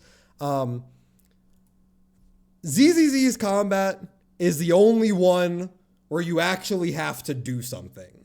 ZZZ's combat is the only one where, like, your character is not, I click left click, and then I click skill, and then I click ulti, right? ZZZ combat is the best part. Up for debate. I feel like there's a flip side of things that people are not seeing with some of these things. And that is that combat is, yes, it is your character, but it is also the enemy. And I will say, I think that ZZZ really struggles in this department. Even though I think that ZZ's combat is probably the best out of all four of them, ZZZ's combat, for the most part, and we'll get to this in the end game, is kind of just beating up on a giant punching bag. And that's it. And the boss, there's a couple of situations where that is not true. I think that like Shadow Jane Doe and Shadow Hugo are like probably the most notorious examples of this, of like where the combat can show that it's actually pretty interesting and cool. And they did a couple of things with like the most recent two weekly bosses that I think are pretty interesting. But for the most part, it's like, here's a really big guy that does really telegraphed attacks, or here's a bunch of little guys that you can group up in just one shot, right? And even though playing your character feels really, really good, I do think that ZZ struggles with like enemy diversity and like letting you interact with the systems of the game. And maybe that's like all personal preference, but that's my 2 cents on ZZZ. I do feel like Star Rail falls into at least a similar category, that they don't really play around with like what does the new boss have that? Yeah, that, I mean, I guess from like from like a specifically, he does things that you have to react to, rather than like specifically when he comes out of hiding, he immediately goes into like a really big string of like, you are going to get fucked up, you can't stagger him. Obviously, if you were playing Miyabi or Yishuan, you are invincible and or you have a parry.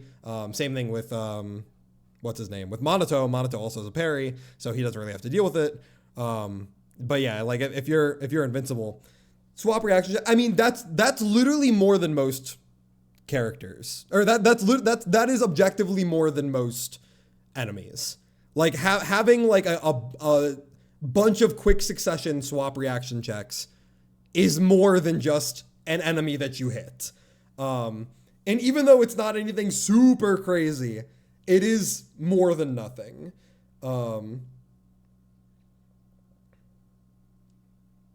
Yeah, they do. They do for sure. I guess I would just prefer, if more, I mean, if nothing else, this is just proving my point more, that like ZZZ really struggles with diversity in enemies. And I would really like to see more enemies with extremely high stagger resist, doing things that you have to play around. Right. I would, I guess something that you typically see in ARPGs like this, specifically I am thinking like Devil May Cry, when you are not just styling on like little mobs that do nothing. Movement is a very large part in these games. Like being able to weave around your boss and objectively dodge rather than just like use your parry, essentially. Like I think that I'd like to see more instances like that. Yeah. I think that's probably my 2 cents on ZZZ's like fall points, that I wish that there was more movement oriented combat rather than kind of just like doing your rotation. It's just timing when you get your turn and when you get to parry. So now I don't think that is all there is to combat, however, and I should have probably gone into this beforehand, but I think that in ZZZ, as well as in all of these games, part of the combat comes from team building. Like inherently, that is a part of combat. Building your team is natural to like the meta and progression and combat of the game. And I do think that ZZZ has a bit of a pitfall with this, in that you have your character and then you have the guys that support your character. And I do think that all of them do this to some extent, but I think the one that does it the best is actually Genshin. I think that Genshin has a reaction that you build around, and there are buffs that you play around for sure, but like the fact that it is the reaction-based gameplay, I think that building your team in Genshin is much more fun than building your teams in the other 3 games. Because the other 3 games are, I have my main DPS, and then I have the supports for my main DPS, and that is it, right? Oh boy, more ads. Time to wait and do nothing.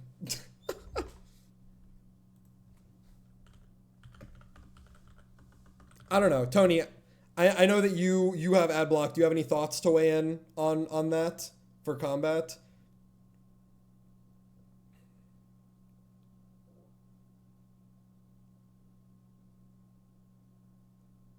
Before I get into my personal thoughts about the other 3 games.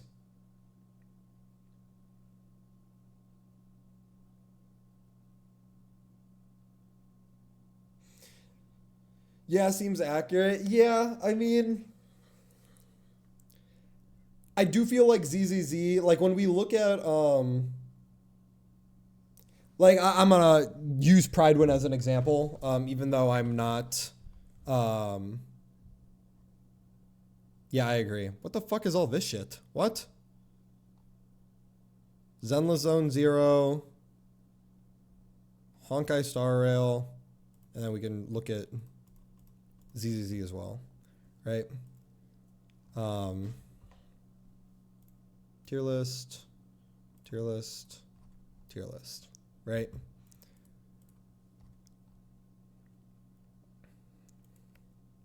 And we'll get into this once everyone gets back. Where's my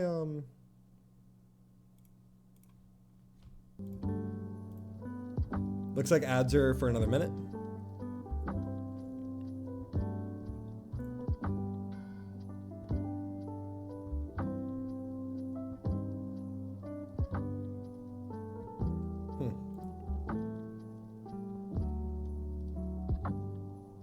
Dacheron? Was that Acheron and Black Swan?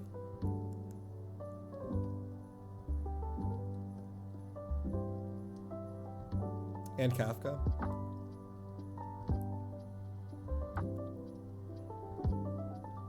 Ads for another 30 seconds, fellas.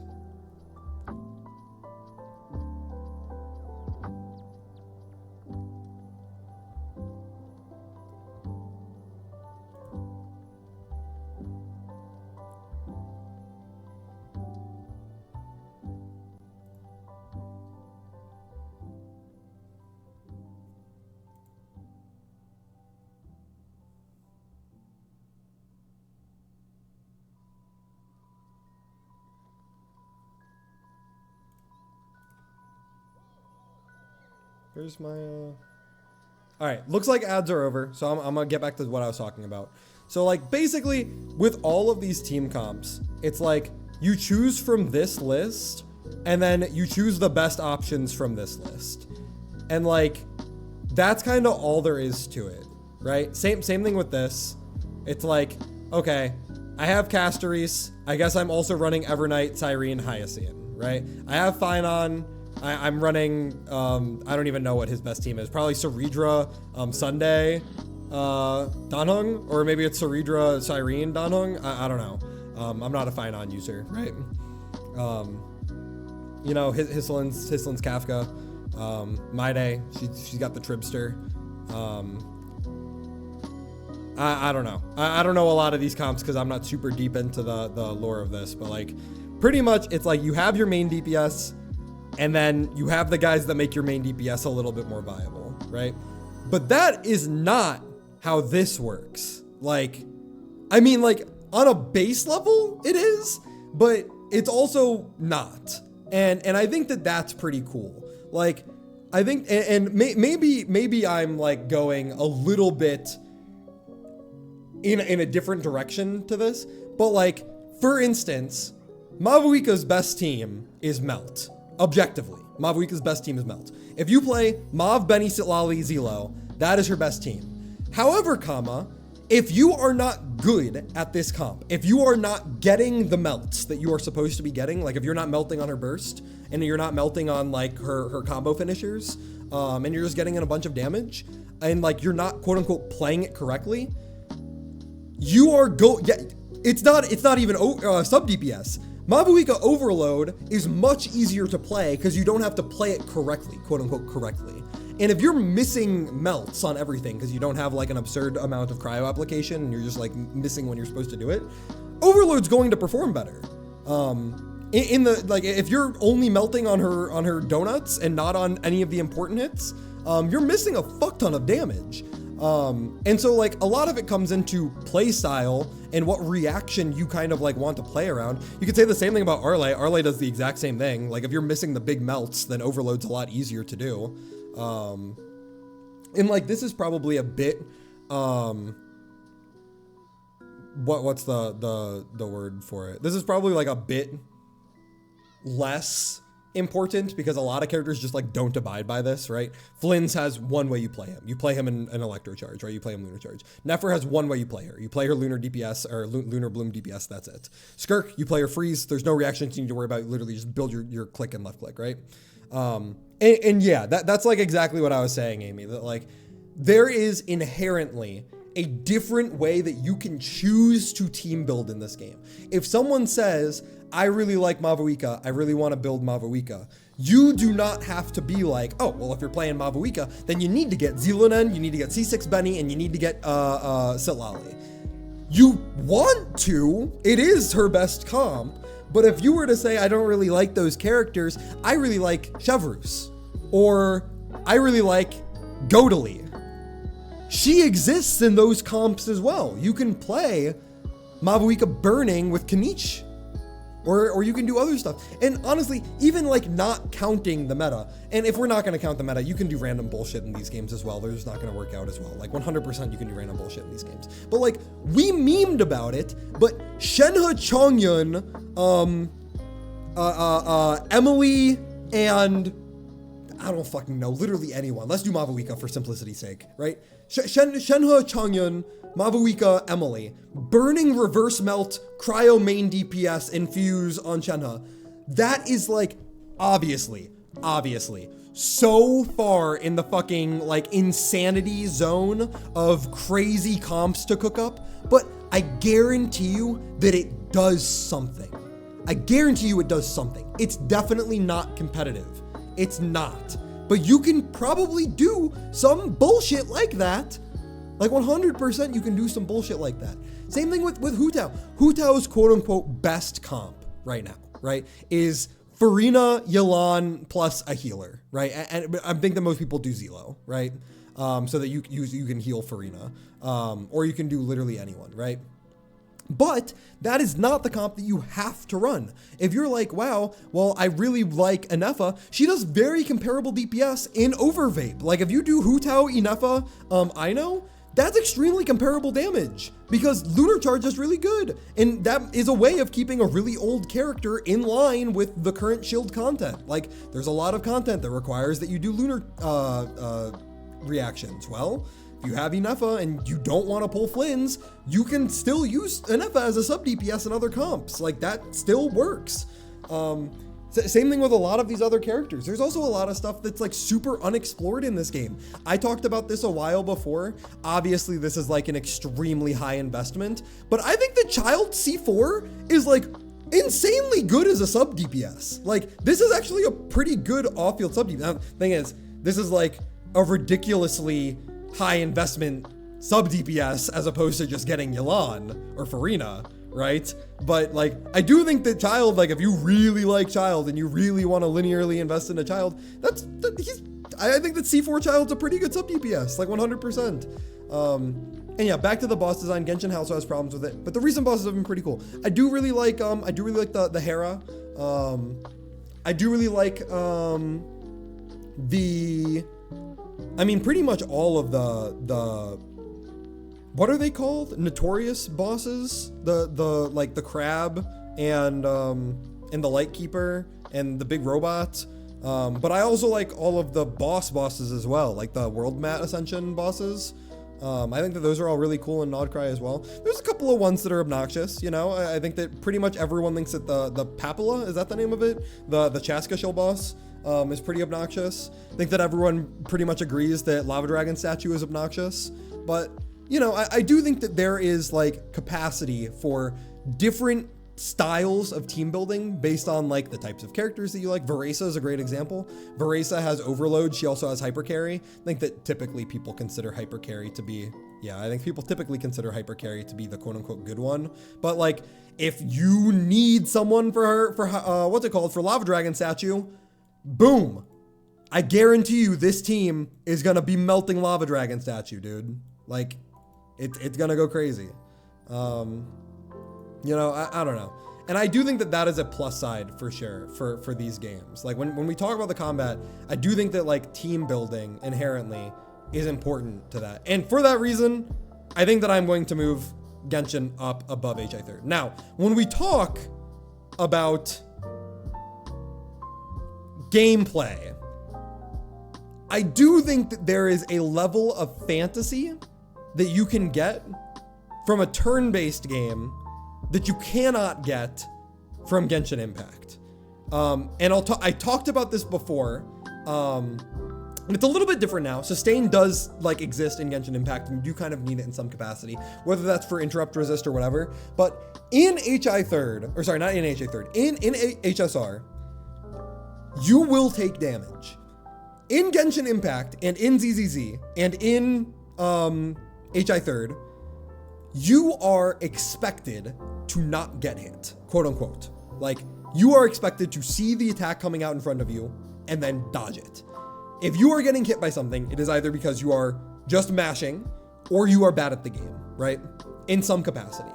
And I think that removing that idea of power fantasy from the combat, like removing the idea of needing to build defensively or needing to have a sustain in some capacity, harms the other two games. Like, on a baseline, it does.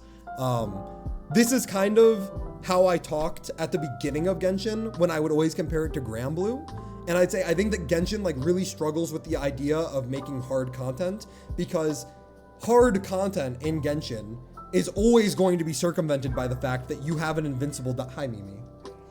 Hi, good morning. Hi, good morning, pretty girl. Hi. Hi, my beautiful angel. Did you have a good nap? Yeah?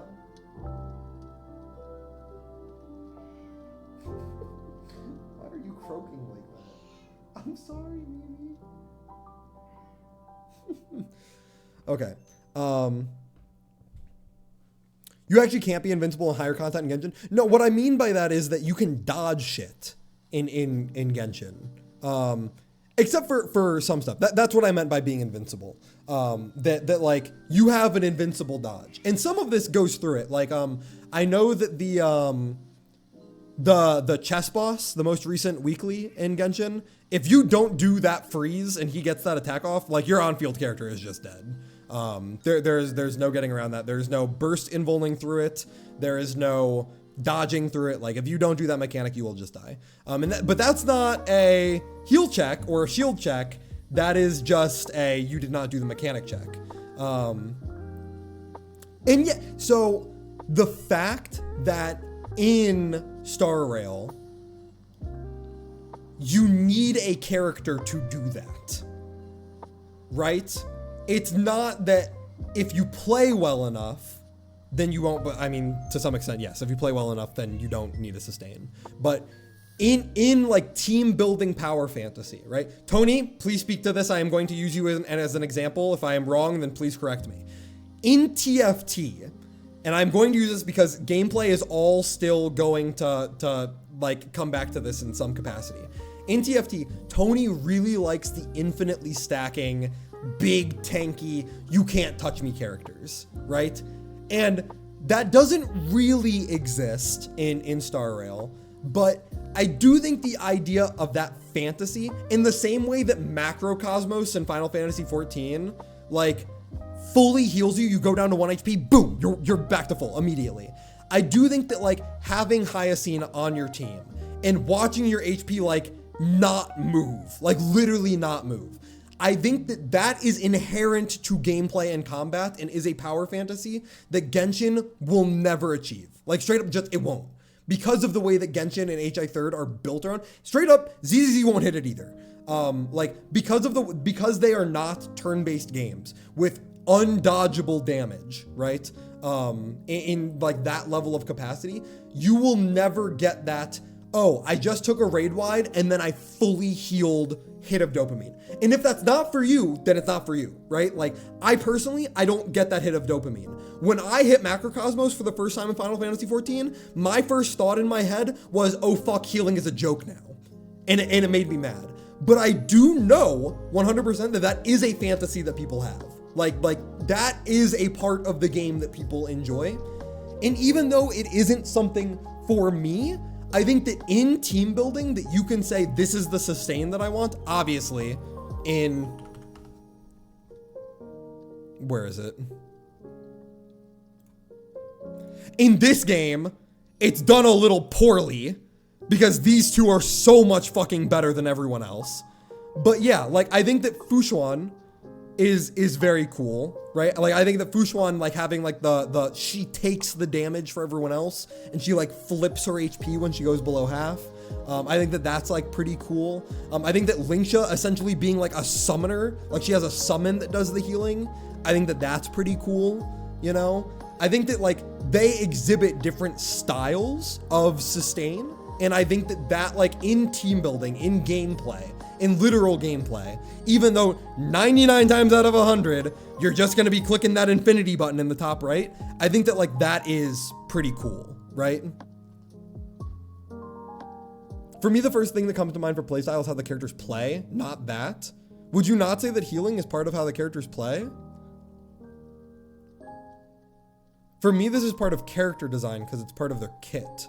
I guess when I consider character design, like up here, I'm talking about their I don't want to call it physical because they're not physical, but like their aesthetic, I guess is like a better way to put it. So to heal on Hyacine, you hit skill and ult. You are correct. However, the way that Hyacine works is that you heal a quote unquote set amount every time you take an instance of damage. And for me, that's Macrocosmos. That's taking all of the fun out of it. I think that like Linksha and Fushuan are infinitely cooler than the style of gameplay that Hyacine or Danheng present. Danheng's honestly cooler than Hyacine. Like just as a baseline, I think that his kit is more interesting than Hyacine. But like you're entirely right. Hyacine is a bad example because she's so fucking overtuned. Like you hit skill, you hit ult, your entire team is fully healed at all points of time. Every time you take any instance of damage, you're fully healed. Boom, like that's it. I do think that this is a part of Hyacine just being broken. I think that if she was really tuned around taking like being the drain healer that everyone said that she was going to be, like when your team takes damage, she heals. But that's not what it was. It wasn't like she was specifically Castries or Maide support. She's just the best healer in the game, right? No, and I'm entirely agreeing with you, Amy. Like, I'm entirely agreeing with you. That even on Fushuan, like, the mechanic is cool. The mechanic is very cool. However, you do just click skill. And to refresh her stacks, you do just hit ulti. Like, it's not like there's any decision-making or gameplay that you're doing. It's pretty much just like, this is a part of your kit, right? This is a part of your team comp, right? In terms of gameplay, I put Genshin above Honkai Star Rail. And I can totally see that, hi memes. I can 100% see that. I think, I think that that's where I kind of fall off. I think that there are certain characters that feed it, that feed it very well. Hi, Mimi. Mimi, I'm so sorry that I'm ignoring you, baby. Mimi, come over here. Okay. There are certain characters that by like 100%, when you're playing the game, it feels good. Like it feels good to do them, right? In Genshin, if I go to the list, where's the list? Right? Mauve speaks for herself, right? She's one of the only characters that actually has combos, right? I think that Flynn's and Varesa, very interactive. Oh, I guess I didn't even think about that.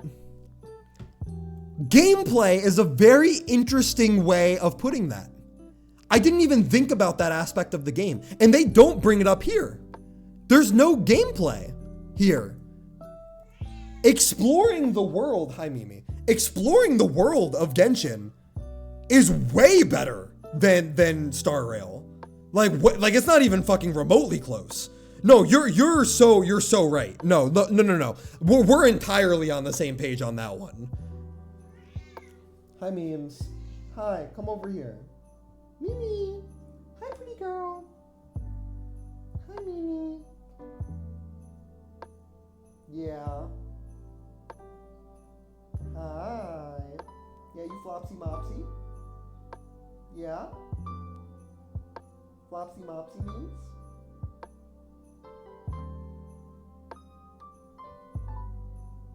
Yeah.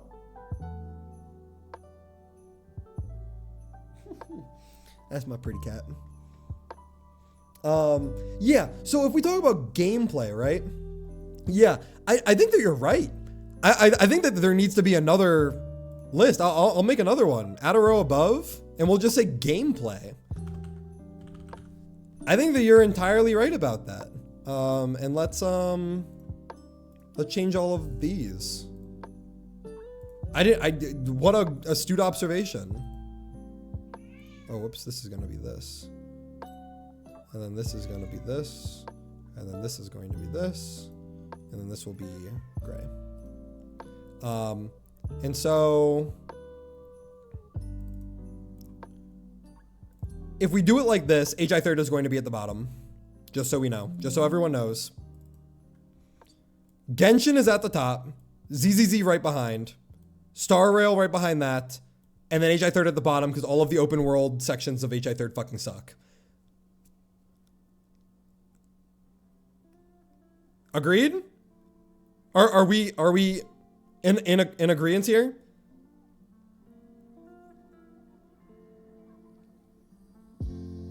So I would agree that that's part of gameplay. I would agree that that's part of gameplay. I do think that, where is the brick wall? I think that, so personally, and yes, I was gonna say that as well, Amy. For me personally, Will, I think that these games are far too similar to put a brick wall.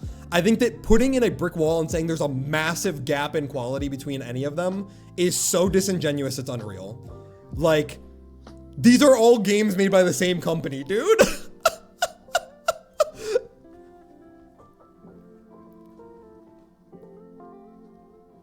Put a brick wall ahead of Temis. I've never played Temis. I can't really put it on the list. But I think that Genshin is the only one that... So ZZZ also like has a rest of the game attached to it, right? Like, yes, Star Rail now has Currency Wars and Golden Gears and all of those extra gameplay variants. But like ZZZ has like a game attached to it. Like ZZZ, you go on dates with your characters and like interact with them and like explore the world. You have to like walk to different parts of the map to like get to a shop. Like ZZZ is like a game.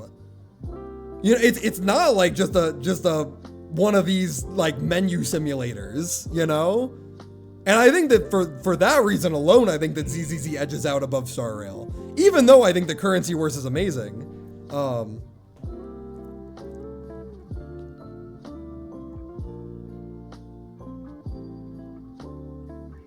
But I do think that, like, yes, you're correct. Currency Wars and SU barely change the way you play a character.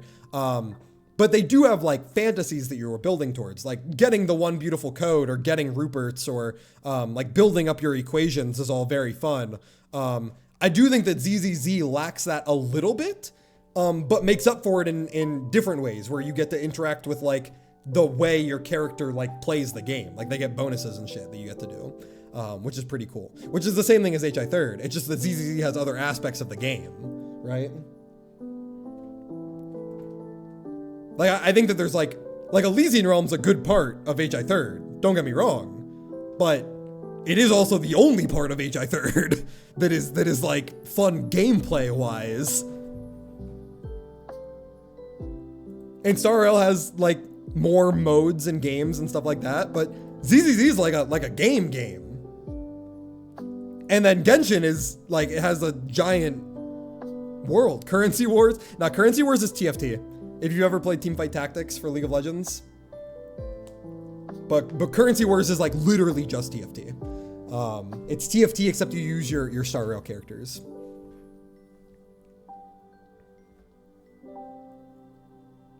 Oh, true. Genshin has Roblox now too. And even though that's not for me, I think that that's another step above, right?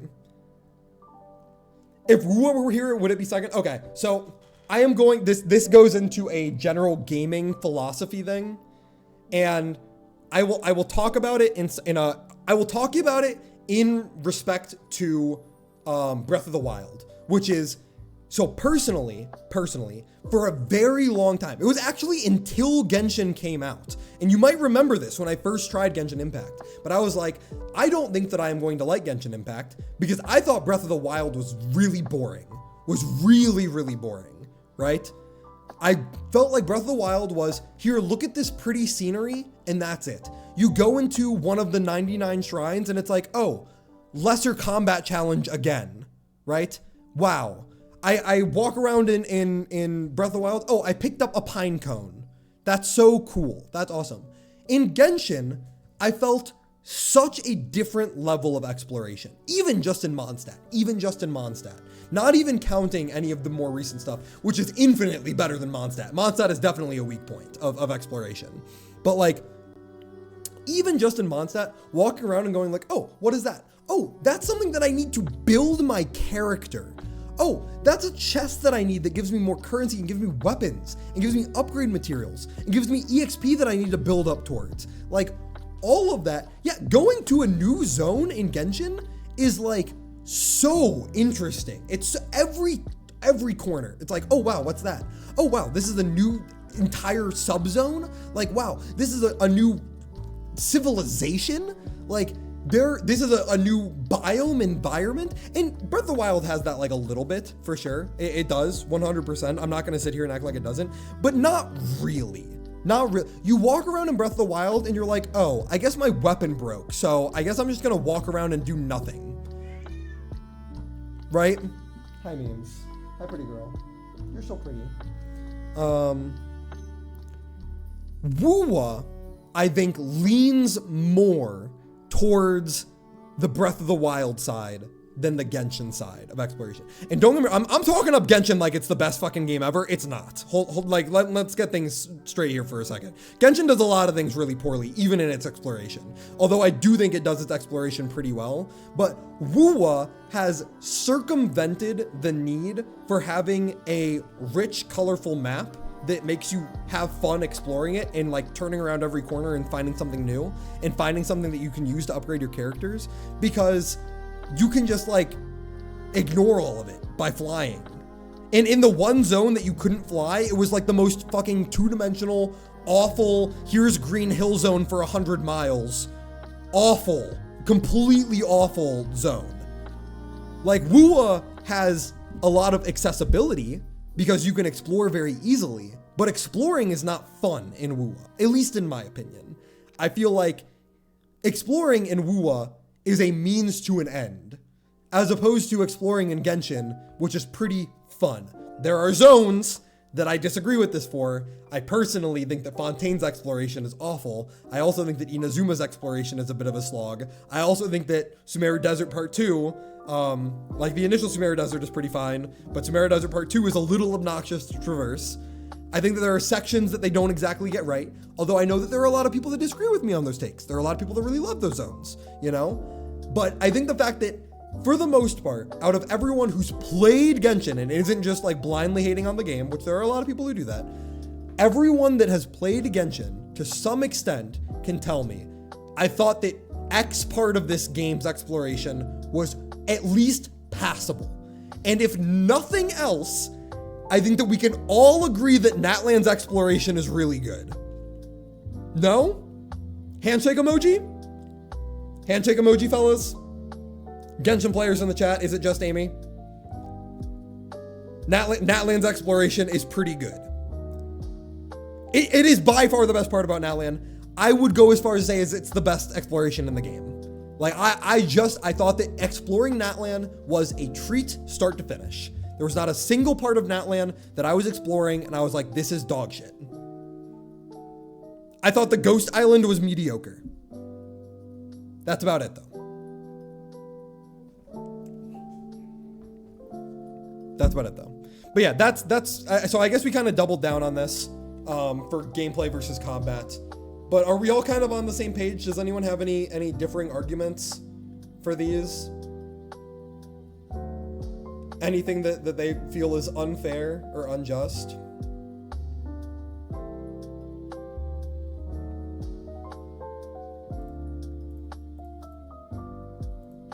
Ads in 20. All right, I'm not hearing any no's. So let's move on to events. I do count this, and albeit I have not played a lot of the HI third events. My HI third events here are only based on the ones that I have played. My talk of events here, my categorization here, is not their relevance to the story. That would fall under lore, IMO. Lore is like event story, as well as like character quests or like any side content that like, you know, artifact, flavor text, stuff like that. This is explicitly from a gameplay perspective, which ones are the most enjoyable, enhance your experience while you were playing, not, oh my god, I have to fucking do this. Let's talk about the bad one. Honkai Star Rail's events are so fucking dog shit, dude. Every time there is a Star Rail event, I am like, oh god, I have to fucking do this now. Like, I have to add this.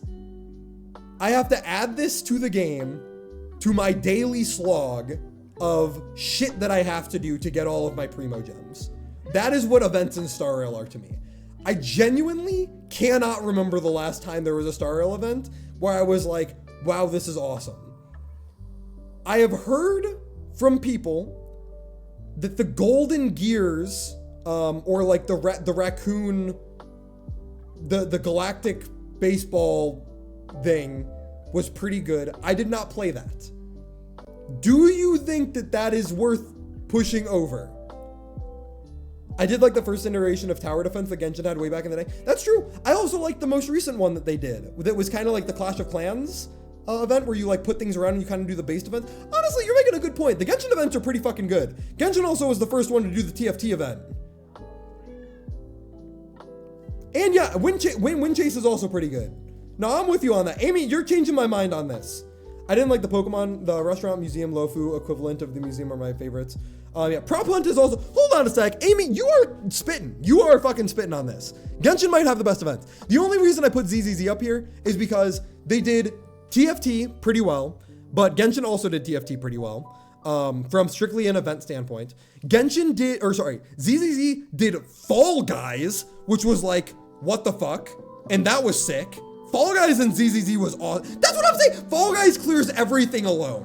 Fall Guys was so fucking good. But yeah, the Star Rail mixing was pretty good. ZZZ did Fall Guys, and I think that is really fucking awesome. I liked the Genshin Pokemon. ZZZ also did a lot of like other stuff. ZZZ did the Genshin did the mixing event as well. ZZZ did the Nikke shooting, the like first person shooter mini game.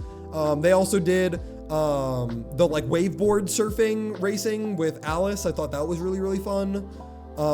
Now, that being said, ZZZ does have some pitfalls that I think are taking them down a couple of steps.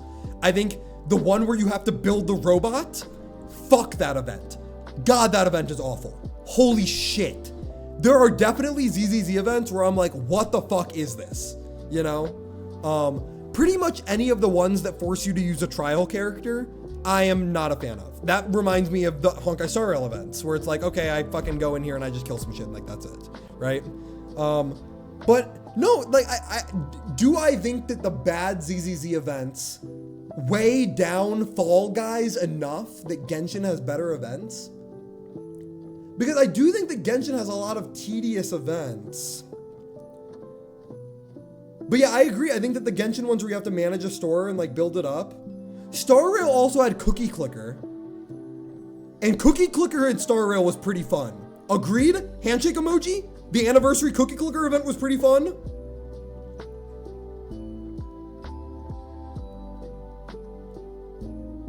That was a pretty good one.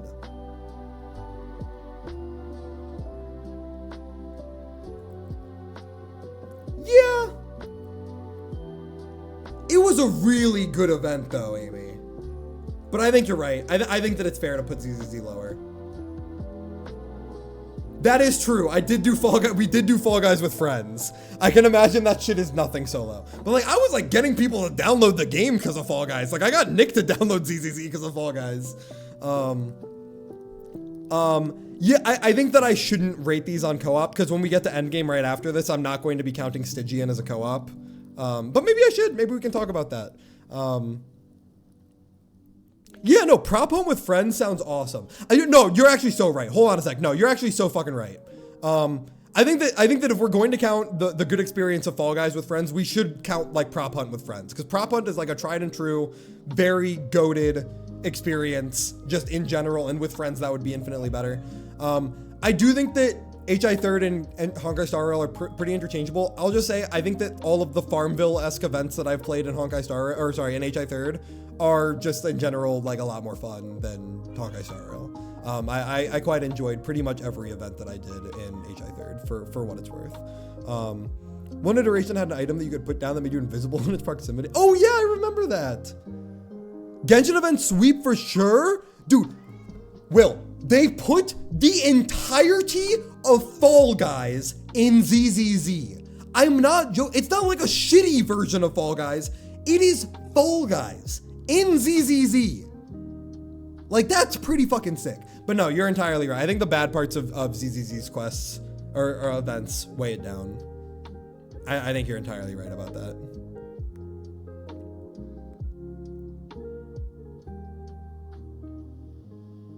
Yeah, no, I think you're right. I think you're right. Okay, so are we in accordance with this list then? I think that this is fair. You guys have convinced me.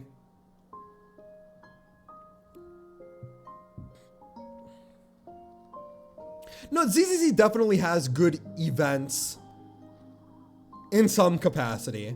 I enjoyed the Trigger event, I enjoyed the Summer event, and I enjoyed Fall Guys, and I enjoyed TFT. But that's about it.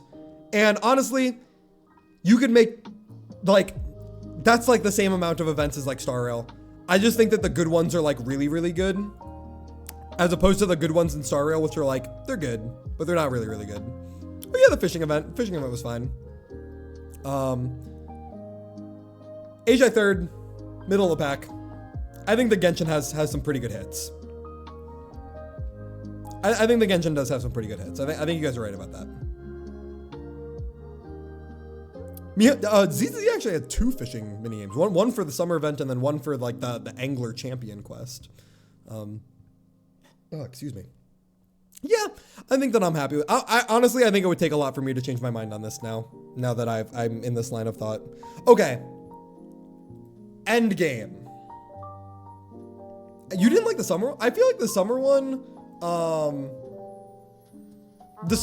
reminded me of Twilight Princess fishing, and I think that's why I liked it. I don't know if that means that it's actually good or not. I think it just reminded me of like something that I liked. I might be getting nostalgia baited here.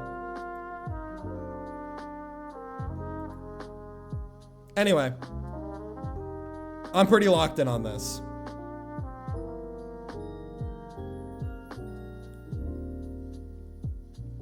Interesting. Interesting point of view. Endgame. Now, what are we counting as Endgame?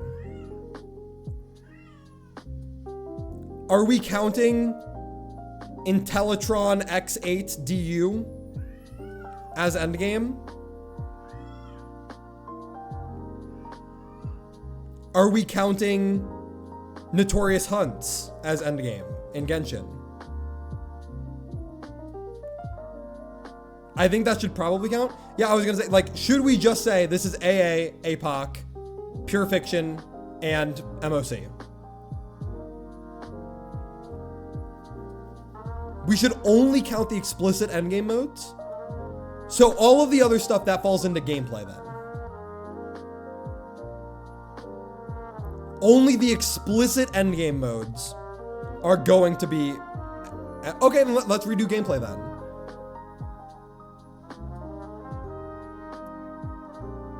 If we're only going to count... I think that I can agree with that. But when I talk about like the value of characters, I think that I do normally account for things like overworld exploration and like the strength that my Day E6 has in like just straight up being able to ignore a lot of the shit that exists within the game, right? But if we're going to count all of those, I do think the Genshin still clears. I think that I'm still willing to say that Genshin clears.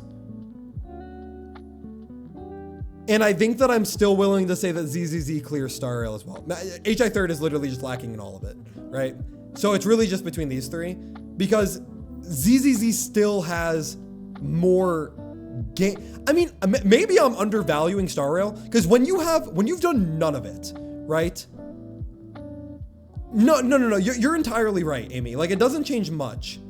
You don't play the game differently, but there is a lot of it. And I think that going through that style of progression system is still fun to like clear one and move on to the next. But I do think that you're right, that it is still kind of samey in some capacity.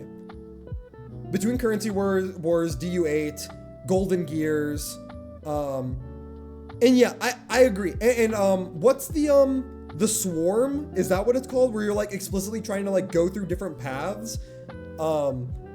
Like I thought that was pretty fun.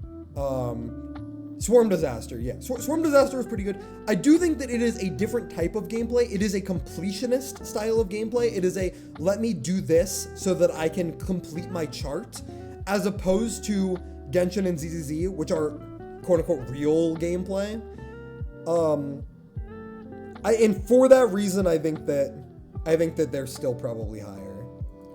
But I do think it's worth adding to Honkai Star. I think if nothing, it solidifies it above HI third. Fair? Yeah. Yeah. Okay. We move back to endgame now? Or no? Any more comments on gameplay?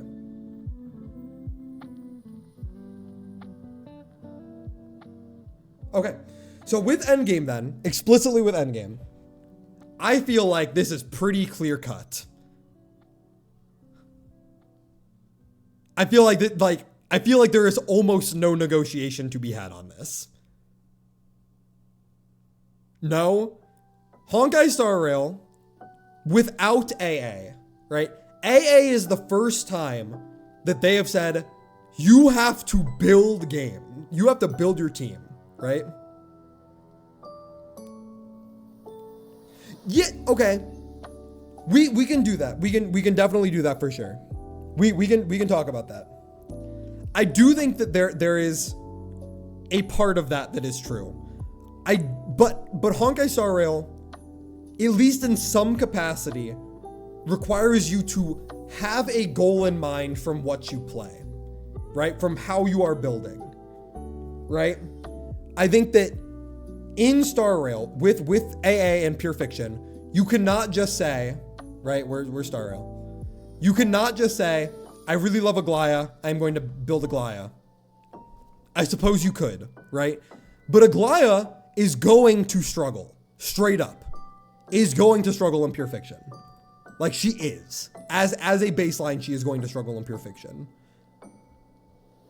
I do think that because you are, to some extent, forced to build in a capacity, right? Apocalypse Shadow and MOC are the same thing, in my eyes. And with AA, like, Break is rewarded in AA. Dot is rewarded in AA. Drain is rewarded in AA. We're not going to talk about that. The Hyacine is busted, right? Hyacine is the strongest character ever. But like, in some capacity, you are expected to go into different avenues of the game with AA and with Pure Fiction and with Apocalyptic Shadow, right? Apocalyptic Shadow is single target DPS to some extent, AoE to some extent, and then AA is your check of, do you have 3 different types of teams, right? Go into Genshin Endgame, right? So we're going to talk Stygian Onslaught, we're going to talk Abyss, and we're going to talk IT, right? It's the same with IT. Depending on the boss IT, you need to think about who you use and who you save due to the character use limit. Yes. The thing that would win it out for me in Genshin is co-op Stygian. Otherwise, yeah, I would say Star Rail IMO. I do think the fact that the Genshin Star Rail The Genshin IT co-op experience is very cool. It is the first time in any of these games that I have felt like I am actually playing with my friends. Even when I was playing a character like Zelonen or like Sitlali. It felt like I was actually playing with my friends, and I think that that is something extremely worthwhile. In IT, I do think that the nuance of IT, for me, and albeit I haven't full cleared IT yet, I have not had like a perfect run in the same way that I have 36 Starred Abyss. I do think that for the most part, IT is like, I think I am going to save my strong characters for the bosses and use the not strong characters for everything else. There are times where I feel like IT does really, really cool things. I'm specifically thinking of Rhymefrost, when they made an entirely new reaction that just straight up doesn't exist. Like Dendro plus Cryo plus Electro. What the fuck? That's sick. They were just like, here's an entirely new way of playing the game. Right? That only really works for short IT. I mean, I didn't do that for the longest IT. But I did it for the second longest. But I will default to your opinion on this, Amy, because you explicitly have more. Like you have more weight in your experience. I don't think that IT tells you to build in a different way. They kind of just character check you. IT is like, do you have enough characters built? It's a reaction check over character build check. Interesting. It's a comp check, yes. Yeah. I think that's pretty fair. Yeah, I think that if they're like,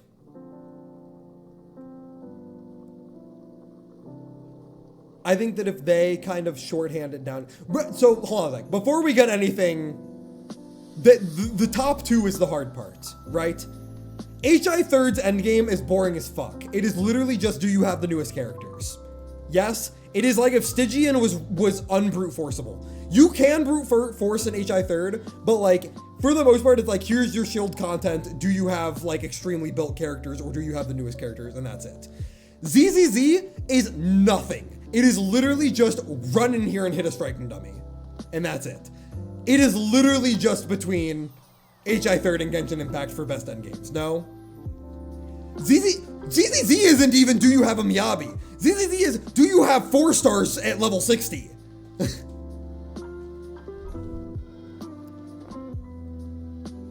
No, I think that you're right. But do you feel like IT is stronger than AA?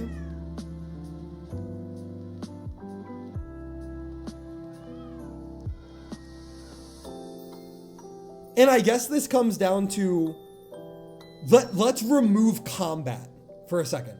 Let's remove playing the game and talk about the way that the end game is structured. AA doesn't require different types of teams, it rewards it. That is a very good point. I think that I entirely agree with you, actually. I do actually entirely agree with that. Because I do not have, listen, I have a dot team.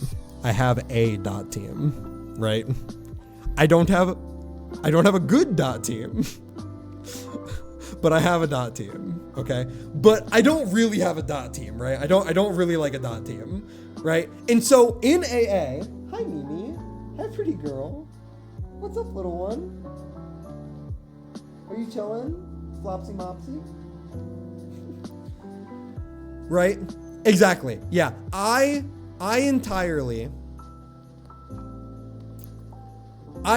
What's crazy is an Overload Clarin team with no Chevy is probably better than my dot team. Regardless. Yeah, I think that when you run into a situation where you're like, I can't do this, right? In AA, you can just use your linearly invested character, right?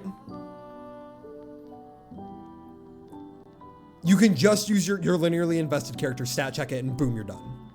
Now, you can compare that to Stygian, right? Where in Stygian, if you don't have your shield content, you can just use Mavuika, right? And run it over. However, I do think that is like a little bit different. It is still possible to brute force in Stygian.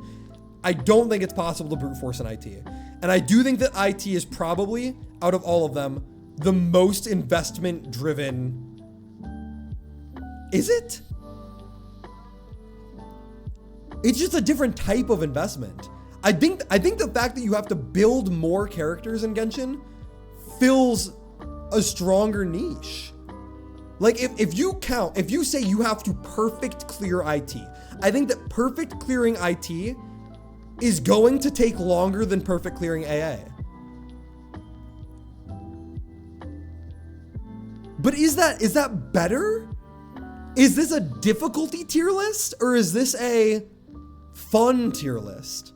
Because when we talk about the fun of these games, and this goes back to the comment that I was having in Genshin Impact. No, I'm on fucking ads. I'm gonna kill myself.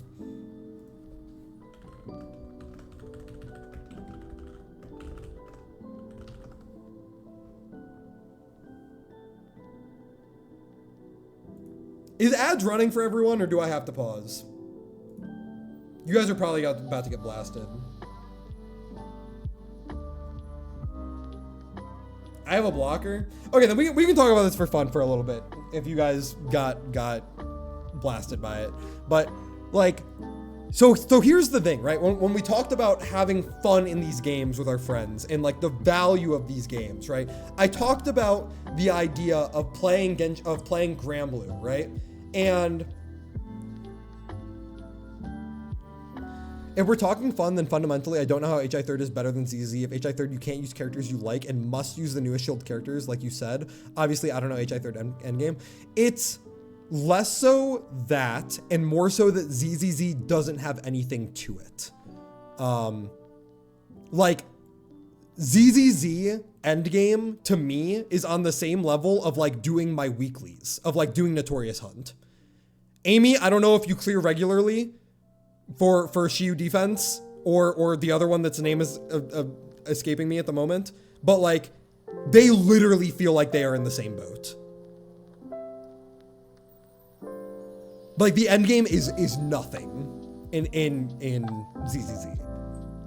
And honestly, one of the biggest pitfalls of the game that I feel like I am not building my characters for anything in particular. Right? But let's go back to how that ties into our description of fun in these games, to some extent. That when we were talking about Granblue and how it is very hard for us to have fun with our friends in Granblue. For me to have fun with my friends in Granblue, because when my friend goes into Granblue, whoops, I am bad at clicking. I need to play Osu. When one of my friends comes into Granblue and is like, dude, I love Shiva. Shiva is so cool. Look at that art. Oh my God, Shiva, God of War, God of Destruction. This is so cool. I want to use Shiva in everything. And I tell them, sorry, there's not a whole lot of content you can use Shiva in, dude. Like, Shiva is really, like, he's really not that great, right? Then it becomes really hard to like sell on that basis, right? As opposed to in Genshin, if you're like, wow, my favorite character is Mizuki. My favorite character is Mizuki. I'd love to use Mizuki. I'd love to build a comp around this. You can do that. You can build a comp around Mizuki and you won't be trolling. You can probably clear all of the content. Even in IT, right? IT is a great allower of that. Something that you can guarantee that in some capacity, there is a version of Swirl that Mizuki will be allowed to do in IT, or you can linearly invest into this character and you can clear Abyss with her, right? You will be able to. That is something that is not available in this game, right? Now, on the flip side of that being a boon for Genshin Impact's endgame for IT, it is also sometimes in IT, the game is going to tell you, you cannot play the character that you play every single time. You are going to have to extrapolate from your main line of attack with this game. Think about the different ways that you can interact with this game and utilize them to the best of your ability. You're going to have to build characters to level 70 bare minimum, preferably level 80, right? You're going to have a baseline set of artifacts. They don't have to be great. They don't have to be great, but you probably need to have the main stat right on 3 of them, right? On the 3 that you need, right? You need to have a level 80 Favonius weapon on them at bare minimum. You don't even need to go to 90, right?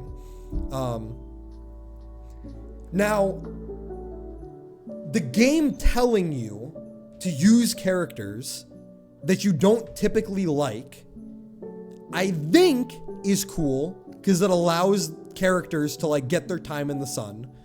But from a fun standpoint, I think that it is not hitting their target audience because pretty much the entire selling point of these games, of MiHoYo's games, is that you can use whoever you want and you'll be fine.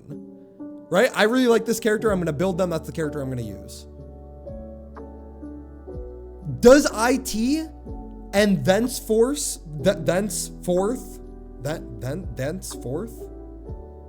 therefore, AA, I was gonna say, does it have the same problem as that then? Does AA have the same problem as that then? I don't think so. I think that try clearing with Shui and AA. Azalea, get on it.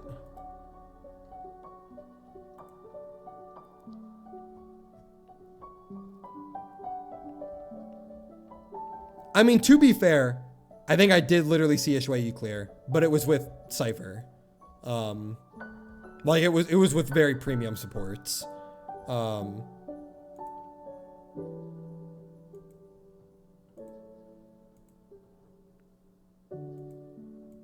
Right, yeah, but you can get wheelchaired. If anybody can get wheelchaired through any content, right? In this game. And I think that's where, like, back to the 6 skip blooms conversation. If your favorite characters are Shui Yi and Arlen, is that his name? And Hook, right? And you put them all on one team, you are not going to be able to clear AI. Straight up. You won't be able to, right? If you are doing the same thing in IT, from a, like, it doesn't even let you into IT. It's like, sorry, you don't have enough characters, dude.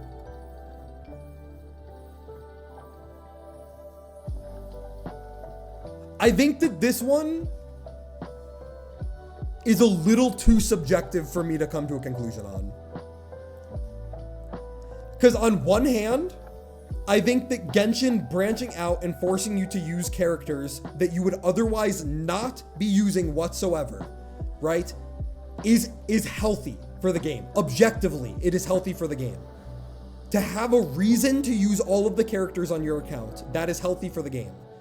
Alternatively, on the other hand, the fact that you are being forced to not use the characters that you have spent your entire account time heroing, right, championing, I think that is going to be off-putting to your player base, right? I feel like I fundamentally have a different opinion than those, so I can't really say, because in Arknights, I love changing around the people I use just because. But there are some characters I want to just keep using / use more. Make a spliced image of Genshin and Honkai Star Rail and just put it in one spot. Yeah, I mean, I don't know, because it's not like it's not that I think that they are on the same level. It's that I think they both have good points and they both have bad points. Right? I feel like Star Rail really fucking struggles in letting you use these characters.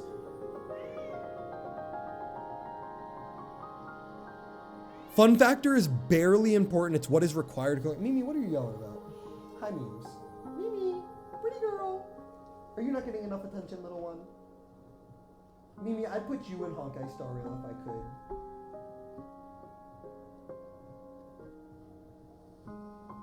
They should do a Mimi XP in Honkai. Yeah? Do you want to go to Honkai Star Rail, Mimi? Yeah? You can be, Aha. You can be the Elation. Yeah, Muse? Pretty kitty. Okay. Especially in Honkai Star Rail, where you are, fun factor should be part of the end game, though. No, I think that fun factor matters in some capacity, in the same way that I think that 14's end game is lacking, right? I think that you do the fights are fun, and then you do the fights 100 more times, and it's like, okay, I guess. Right? No, I think, Amy, you're raising a very good point. Like 100% you are raising a very good point. I think that variety is a really, really important thing. In the same capacity that I think that Granblue's endgame fucking sucks. You're sitting there, like literally just mashing attack on the same fight over and over and over again. In Star Rail's endgame, in some capacity, is just hitting the what's it called? It's just hitting auto battle, right?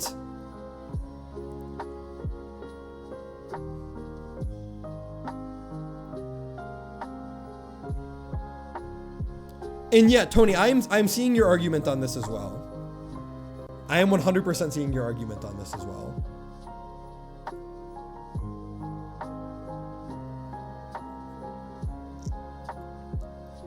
Even if you include DU and currency wars, nothing changes. You see, to me, fun factors does matter a lot, but I don't mind using different people. Like in Pokemon, my favorite thing is using different Pokemon. Sometimes I just want to use Lilligant.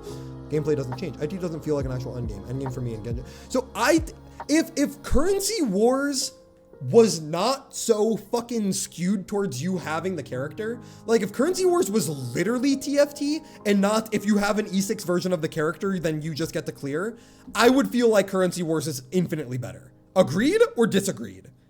I feel like you should not be rewarded for having built characters and punished for not having built characters in Currency Wars. Because personally, I feel like I am locked to playing My Day reroll or Aglaya reroll in Currency Wars. Or the one time that I played Dot and it turns out Black Swan's fucking insane, right?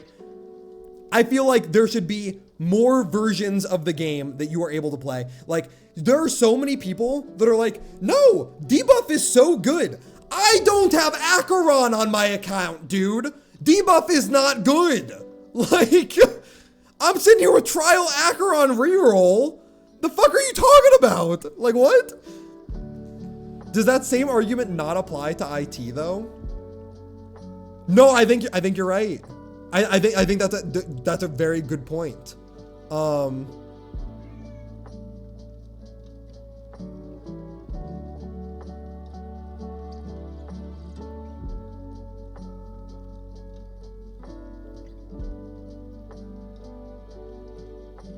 Is that true? Hold on a sec. No way that's true. If you built every character, you wouldn't have enough? How many do you need? How many do you need for max, Amy? Actually, I should probably just look this up. How many characters do you need for Imaginarium Theater? It is 20 something. 22 characters. So you need 22 characters for Visionary. For the last game mode. That's to get all rewards. However, I do know that you can get all the Primo Gems at 16. But I do feel like we should count this because we are counting AA as well. And AA does not give you Primo Gems. Right? So I feel like we should count it like this, right? This is part of the endgame. So 22 characters of 3 elements. Just 4 stars, right? So,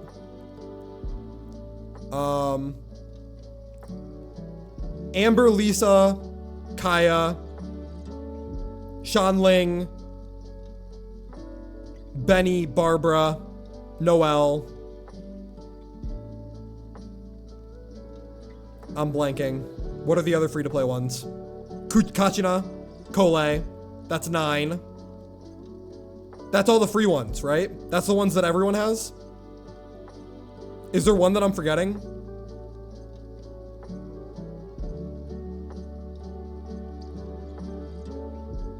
Did you say, I did not say Aino, thank you. Aino's 10. So Aino that's 10 free characters. However, comma, they are not all within one element, obviously. So honestly, I feel like I need to open Genshin. Thank you for making that, Will. I appreciate that 4 minutes ago. No, it's not a matter of accessibility. It's not a matter of accessibility. I think it's a matter of,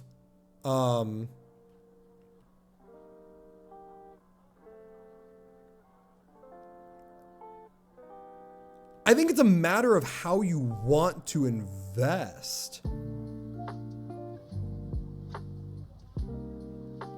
Maybe that's a bad way of putting it.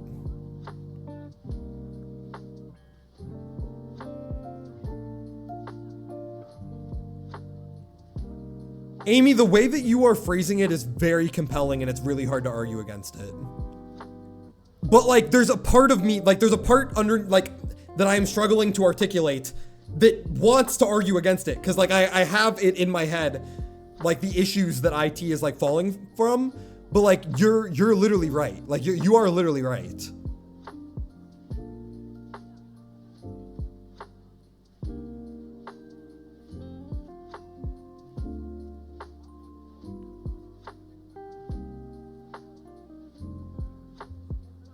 No, you're right. You're right.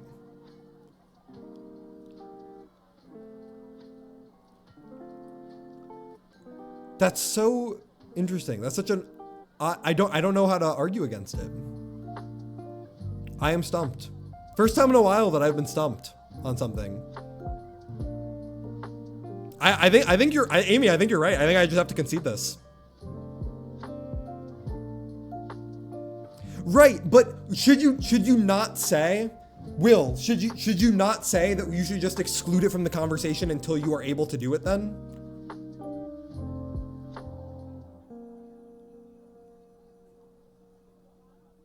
Like what is the effective difference between fighting the knights and losing to them or going into IT and having your run cut off short because you run out of characters? There isn't. Like straight up, there isn't. Right? And yeah, you can still do the low difficulties and get semi rewards. Like you can still do the one that's like, you only need 8 characters. Just 2 teams, just do 8 fights. Or 16 fights or whatever.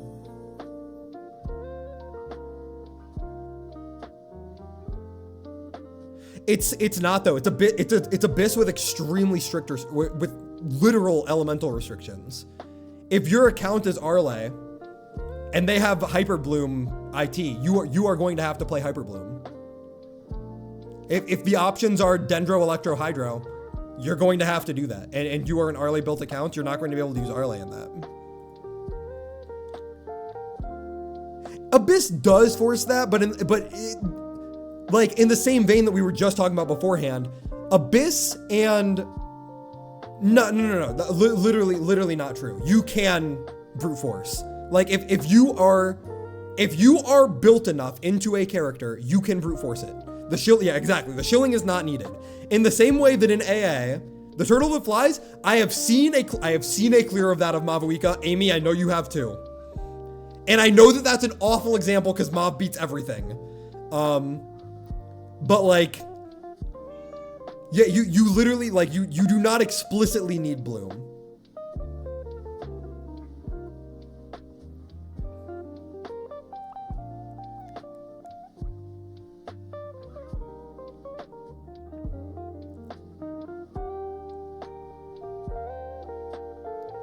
And like, there are the same veins, right?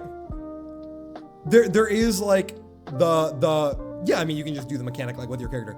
You could also, at least the way that I do it, the way that I do Abyss is I have one side that does the mechanic and one side that brute forces it, right? This was the case with Lava Dragon statue. that like I had to run like pure Hu-Tao, right? Who is the break DPS that you have to play with HMC? That's free. No. I think the conversation is worthwhile to have. I don't think we need to come to an agreement. I agree for sure that RMC and Danhung and HMC are really great additions that allow you to play in very unique ways. But like,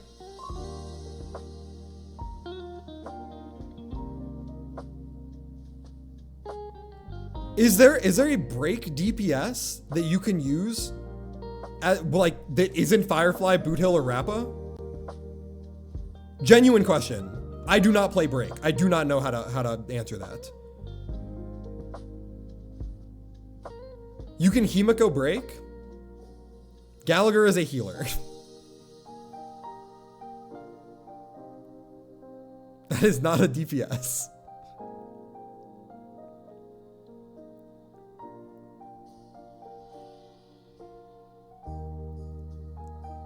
Like if I was to build up my Himiko and my HMC, would I be able to do Himiko, HMC, Tribi Danhung, for lack of better example, and clear AA with that? With break? Like on the break shield boss?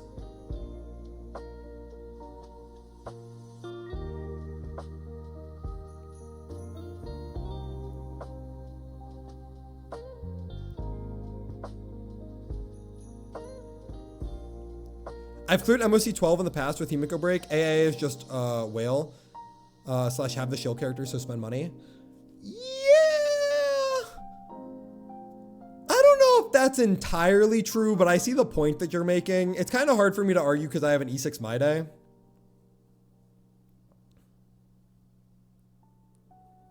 I don't know. What's the lowest cost clear that you guys have seen? 6 cost AA clear.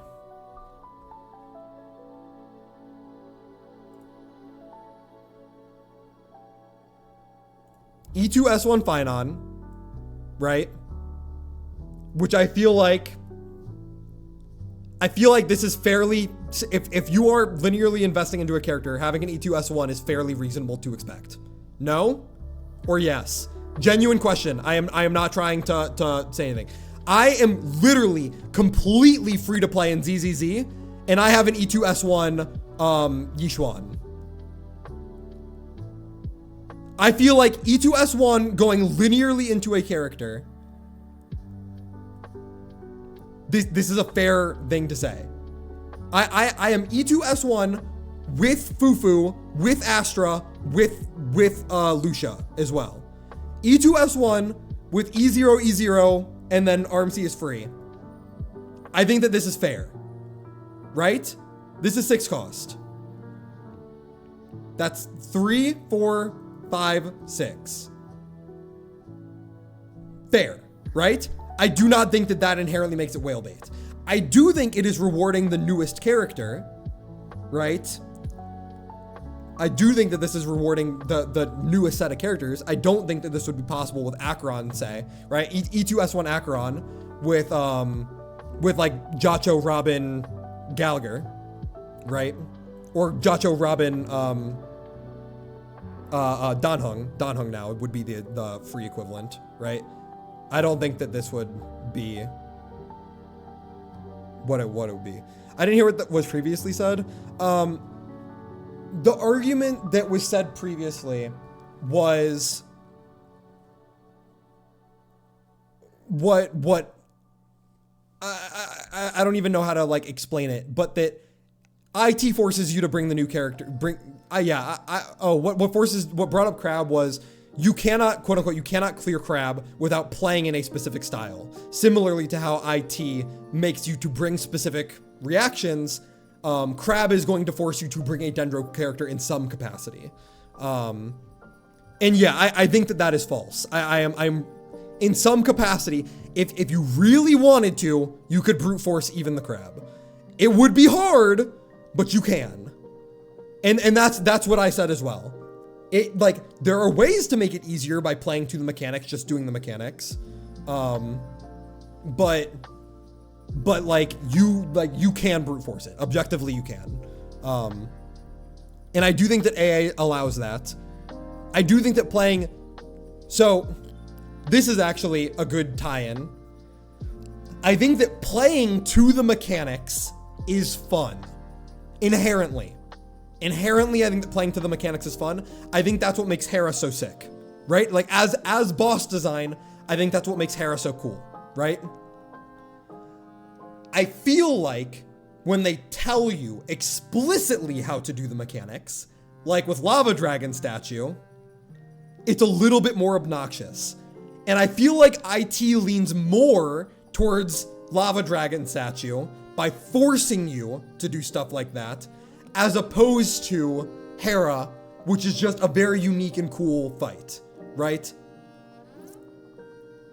Does that make sense?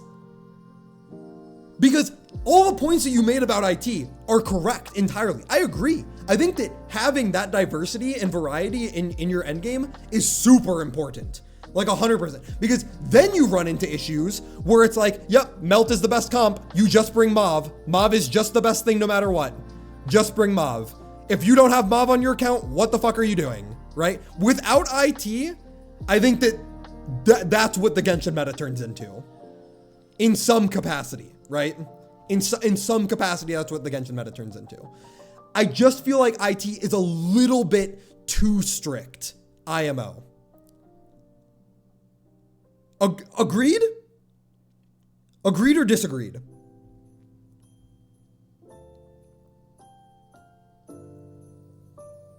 Because I think that, like, on a baseline, IT is entirely healthy for the game.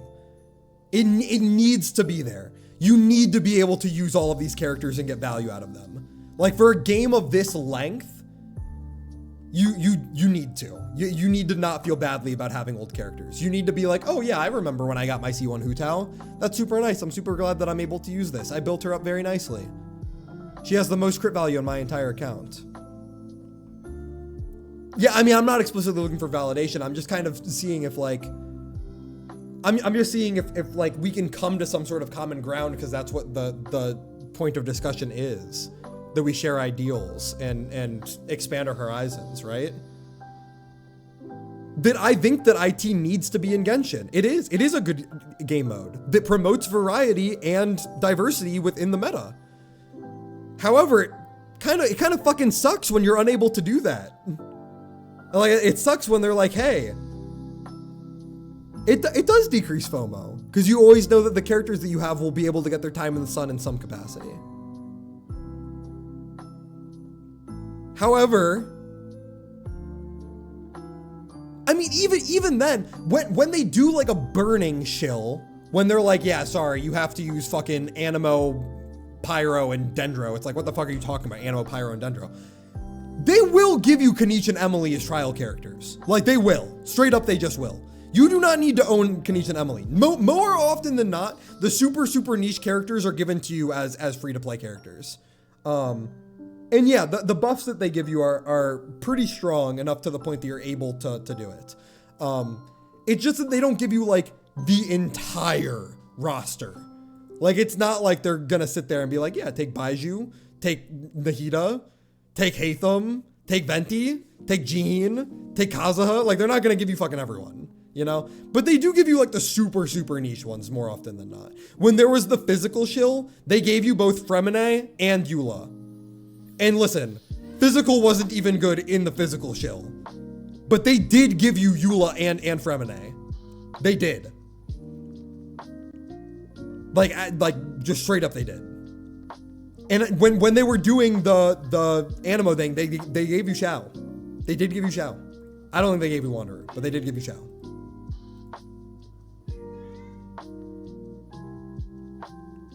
I don't know.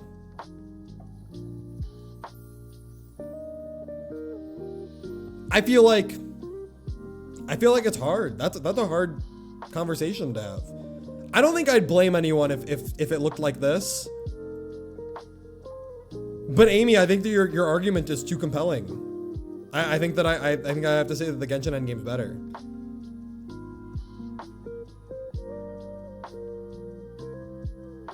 Yeah. Let me get some water. I've been yapping for a lot.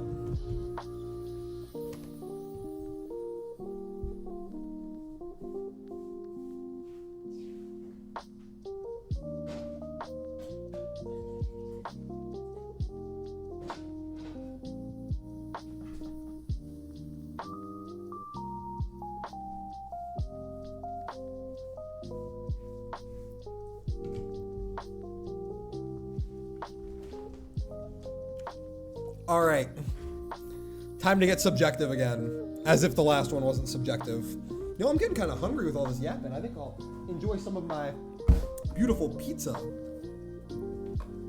Wow. Wow, pizza.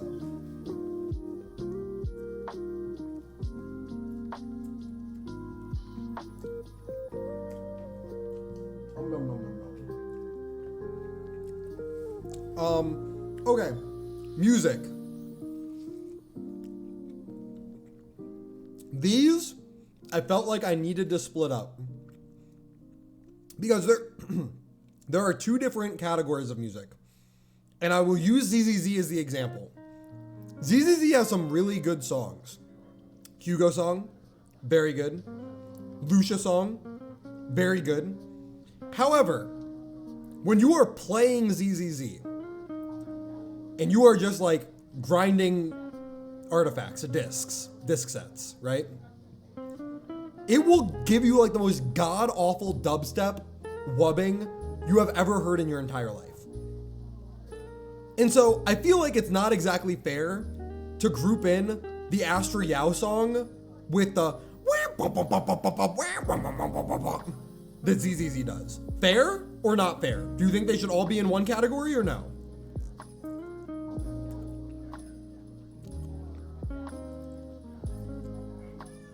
Hi, Mimi.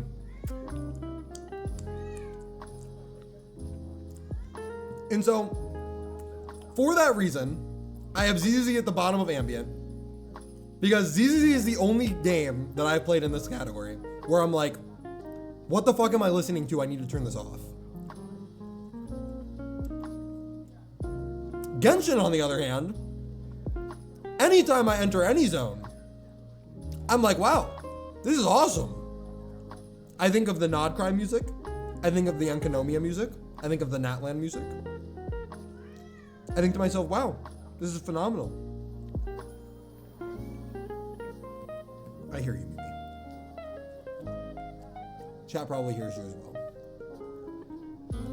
And then the only thing that really comes in between those is Star Rail and HI Third. And I'll be honest, I don't think that I can, like, in particular,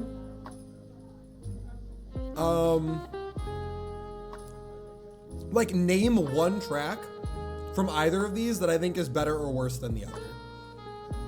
I am strictly doing this on the fact that I feel like they have improved over the years. And I think that Honkai Star Rail probably has, like, a naturally better soundtrack. But if anyone has anything they'd like to add on this, by all means.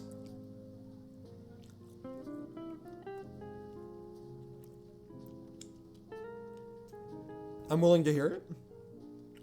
Any takers? No comment? Okay. Once again, I can't really say shit. Okay. Well then, let's get into the themed music then, which is like the really, really big songs, like the Astra Yao song or the Lucia song or the Hugo song. But also, Honkai Star Rail's got Wildfire, has Proi Proi, has Blazing Heart of the Sun, whatever it's called. You know? That's what I'm saying. It's crazy. Wildfire is Proi Proi is number one for sure. Proi Proi is number one for sure. Right? Now, the crazy thing is, this is extremely eclipsed by every good song in HI Third. Like, we can, by all means, we can.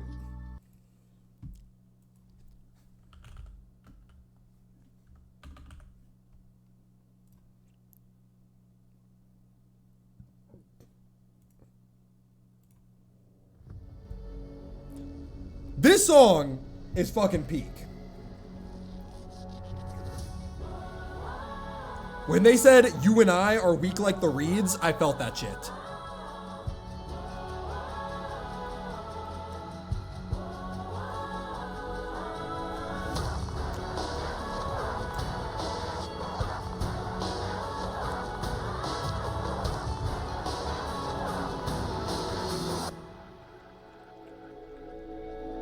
What scene was this? This was the Aquila boss fight for high scene.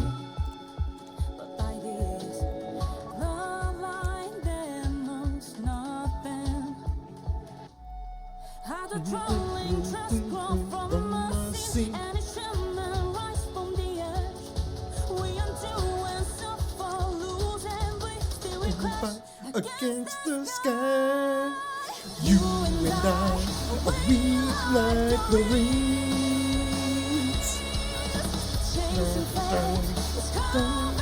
Oh my god, flame chasers! Flame chasers!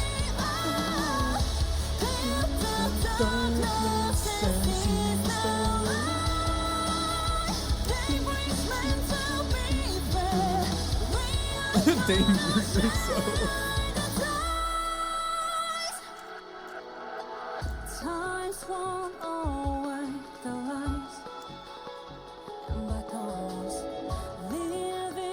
Thanks, Aglaya.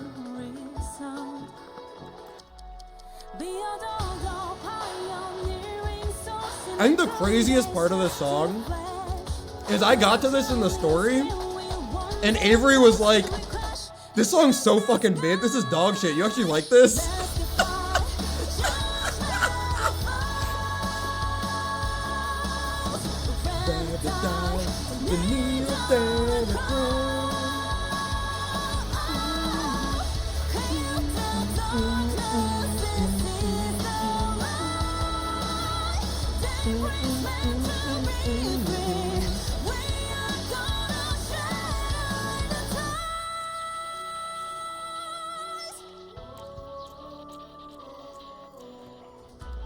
Alright, what's the Himiko death song called?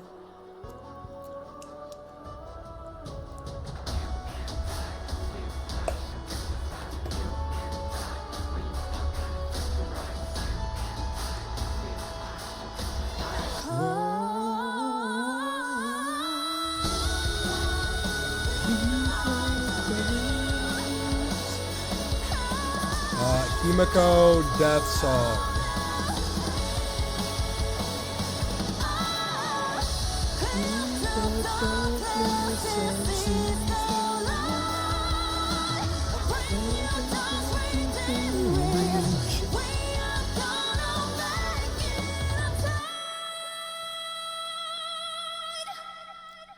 Okay, now don't get trolled by the animation. Although I do want to watch the animation that goes with it.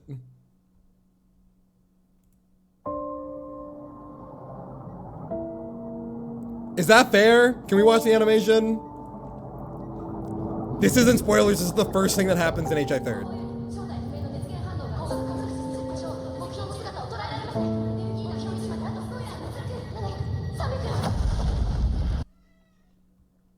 It's your stream? Wait, what's my stream doing? Am I dropping frames?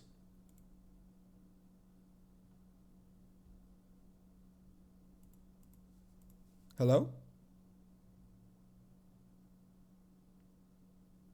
Oh, you asked if it was okay. Oh, okay.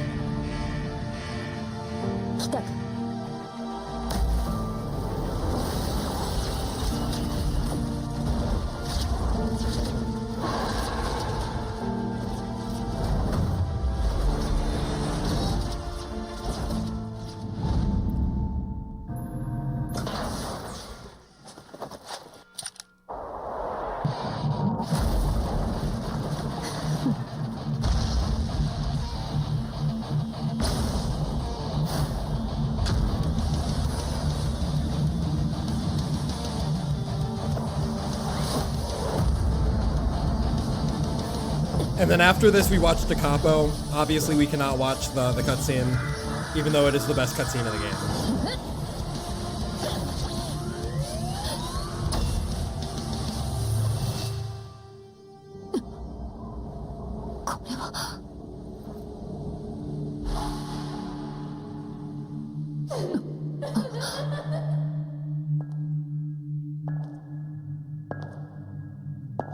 Damn audio direction, dude. 待ってたわよ。死を迎える準備は整った？力の神、抗うがいい。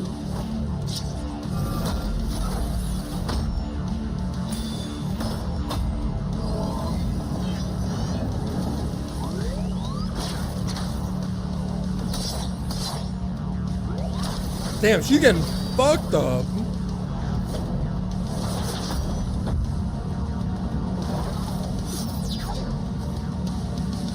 この程度か。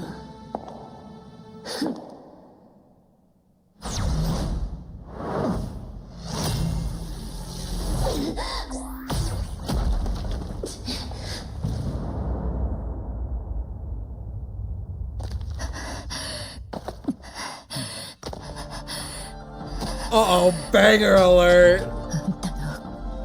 攻撃は終わり。それなら私の番で文句ある？死ね。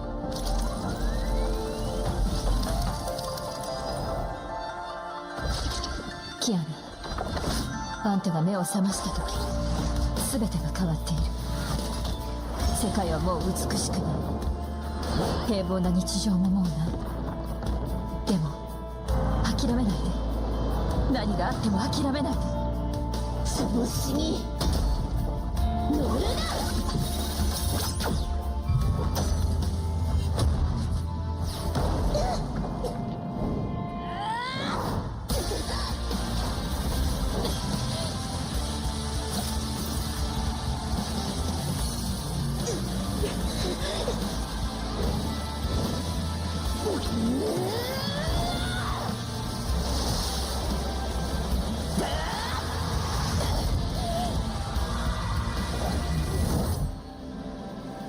少佐、少佐、少佐、少佐。姫子、私は最強のバルキリーになるの。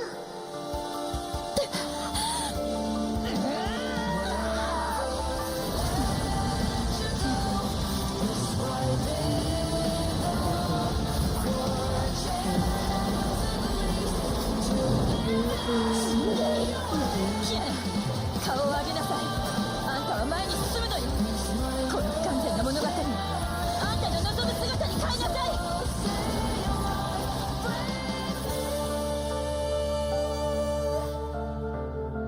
生きなさい、キアナ。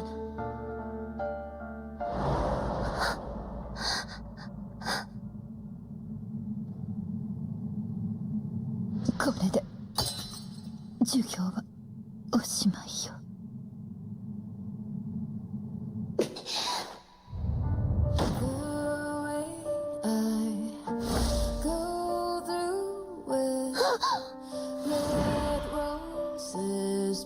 Ooh, let's go, Himiko.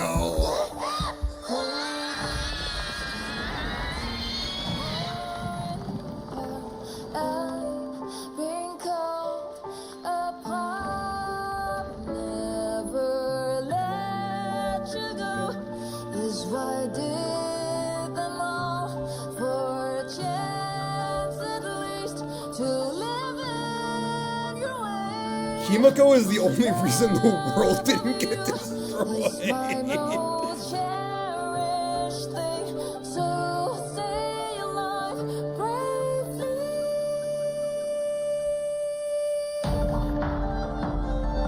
For sure the void would have destroyed the planet, dude.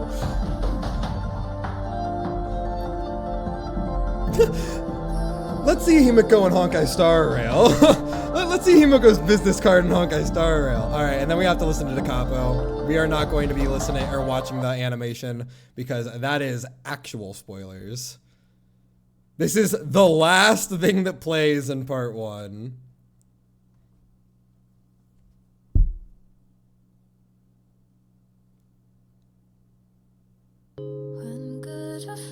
I ain't playing the game, spoil me. Azalea, I know you've already seen it.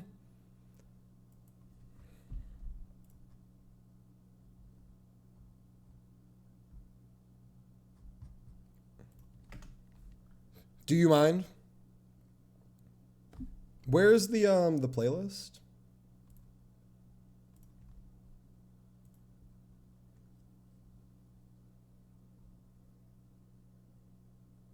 This one? Or is it graduation trip?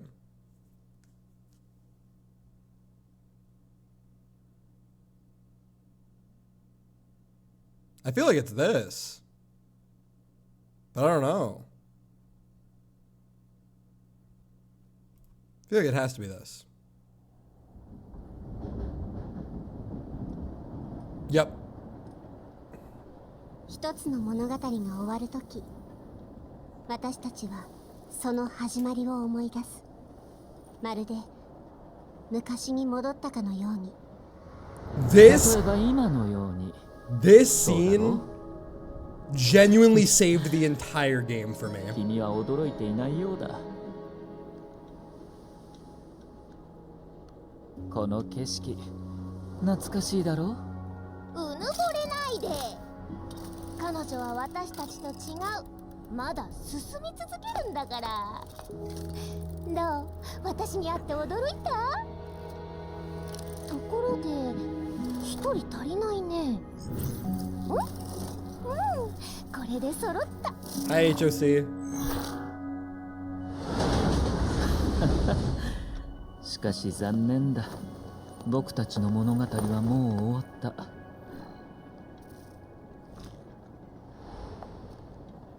過去の人は過去に残ってもらおう。じゃあ、さよなら？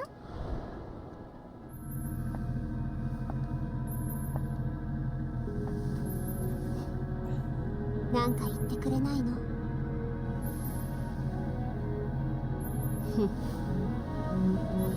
よくやった。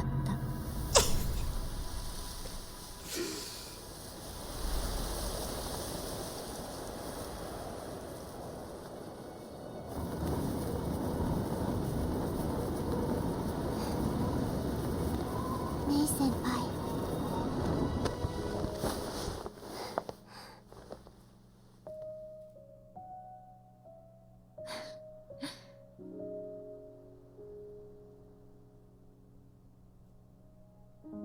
昔と変わらないね。え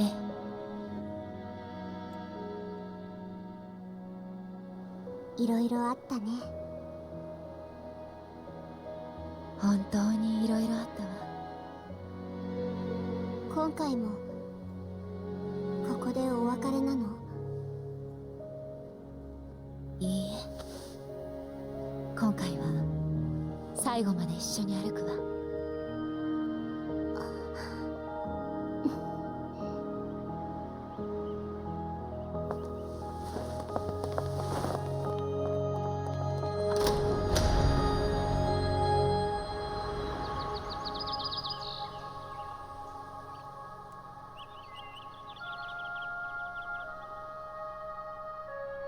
そう、私たちはさまざまな場所に行ってたくさんの思い出を残した。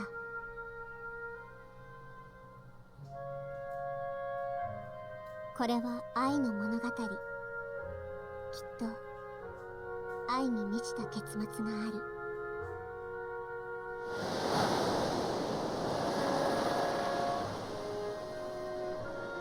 だから昔と同じように一歩ずつ前に進もう。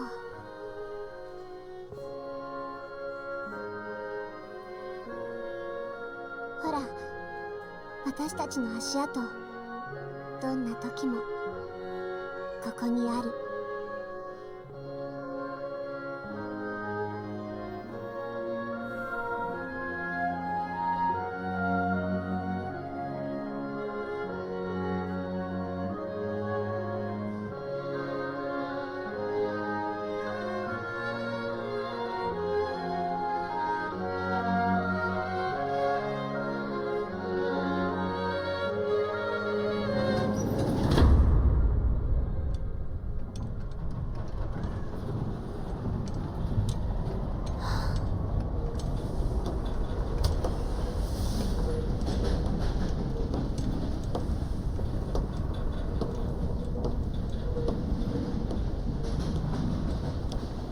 きやな。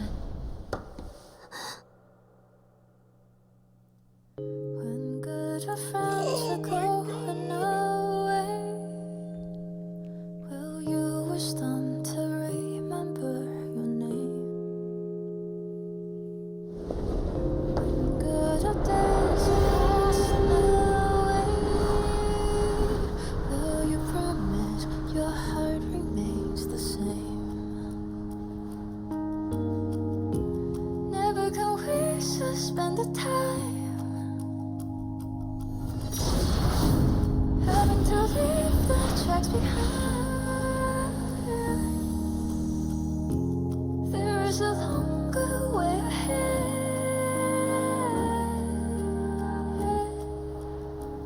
After all,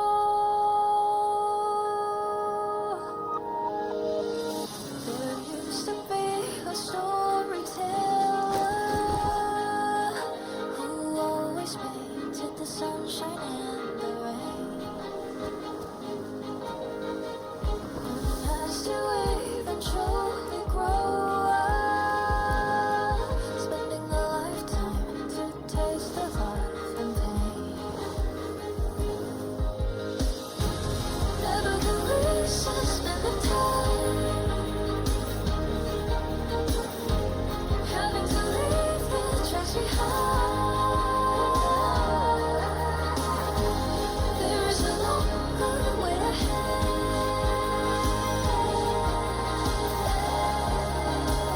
After all, if it's too hard to say goodbye, give us a try to sing around. Feel the beauty of this world.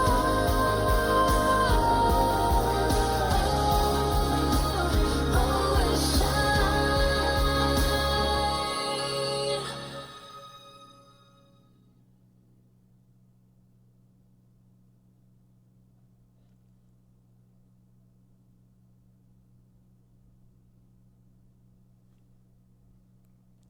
I was a pretty big fan of that one.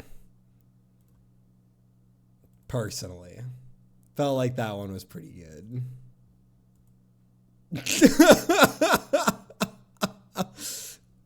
So yeah. I think that HI third kind of clears on all those ones. Ruby is pretty good too. I just think Da Capo's like probably the best song that they've ever made. Okay. Elephant in the room. Address me. Fellas, it's 9 p.m. What more is there to even say?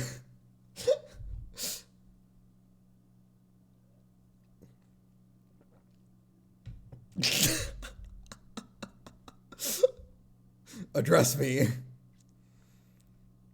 I do have to wake up in 4.5 hours.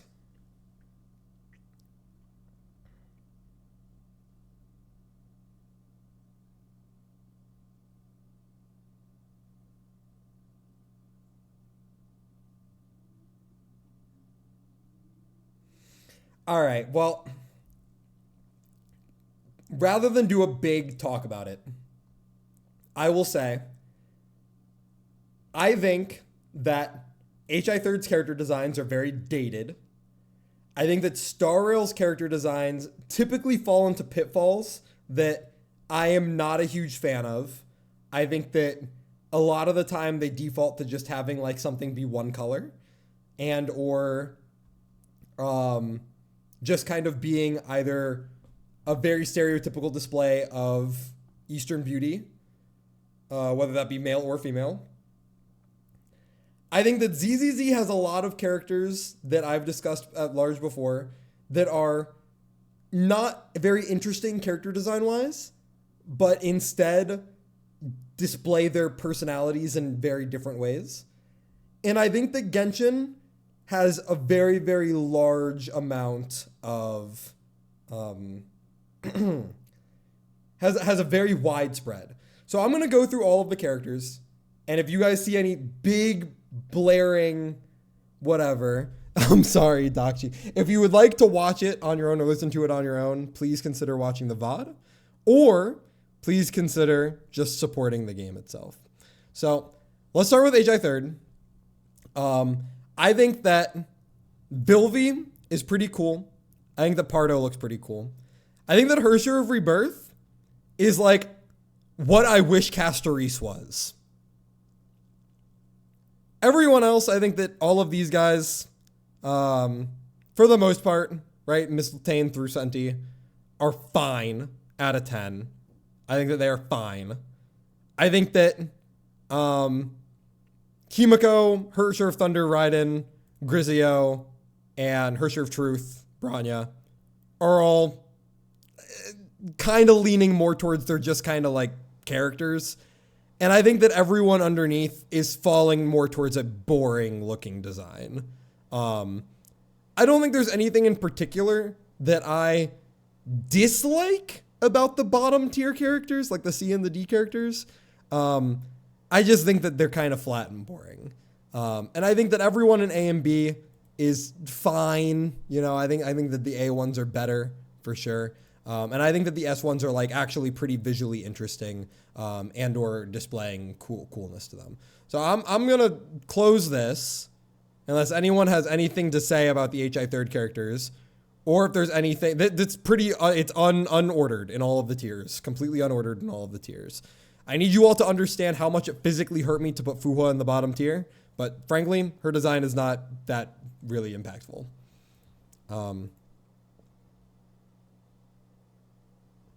Any comments on the HI third characters?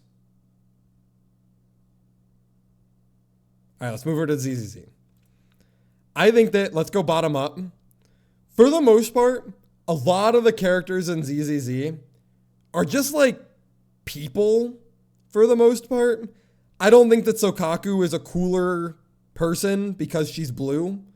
I think she's just like a girl who's blue, right? Same thing with like Grace or Rena. Like, I don't know, you don't really get a whole lot from them. Same thing with like a lot of these other characters. Once again, not really ordered through any of the tiers. Like Miyabi kind of just looks like a person. Like she's pretty for sure. And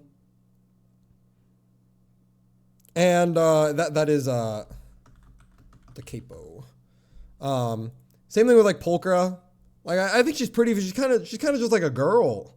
I think once we start getting into like the cooler designs is like, yeah, I think that like Corin kind of looks like Frankenstein's monster. I think that's kind of cool. I think that the bears are pretty cool just because like diversifying body types and like the fact that they're not like bear men, they're literally just like fucking bears. I think that's kind of cool. I think that all of these characters display some ounce of uniqueness that I think is interesting, but not really like anything too crazy. I think once we get into A, we get into the character designs that I think are like extremely aesthetically appealing and definitely like come into their own a little bit. I think even if you like don't like Zhao, who's that character on the far right, who is like very obviously a lolly oriented character and definitely like a bit furry oriented as well. I definitely think that like from a character design perspective, she does something that is unique and doesn't feel like it is inherently pandering towards an audience. It is like a character design that I feel like is natural to this world and unique to everything else that I have seen within it. Even if it's not the character design for you, I do think that this character is among the leagues of characters that I think are well designed. I do think that of these characters, Billy and Banyue are in a fucking league of their own. Honestly debating whether or not I should put them in like a double S tier. Billy and Banyue are so fucking sick. By far the coolest things Hoyo has ever made. I do think that Nicole and Vivian are very, very interesting looking characters, like visually appealing characters as well. But fuck it. Yeah, fuck it. Add a row above. This is going to be black double S tier. And Billy and Banyue are going to be in it. Like, straight up, Billy and Banyue are so fucking sick. Can Nicole also go into the just a girl tier? I feel like I agree. that Nicole looks like she is just a girl. However, I feel like Nicole has more in her design, personality-wise, than, say, the Pubset characters, Jane Doe, Bernice, Pulchra. Maybe I'm crazy about that. Maybe that's just like I just find Nicole aesthetically appealing and this is completely subjective on my end. But like I literally just feel like she has more going on. Like as a character. Am I crazy to say that? Genuine question. I am asking you guys to answer that. That is not what's the word for that? Rhetorical. That is not rhetorical. She just looks like a girl in a tank top. Yeah, kind of girl in a tube top.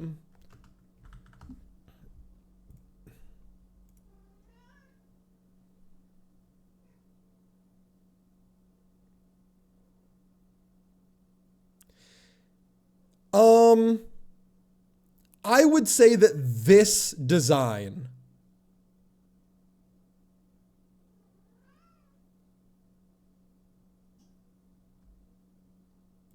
let's look at dial-in.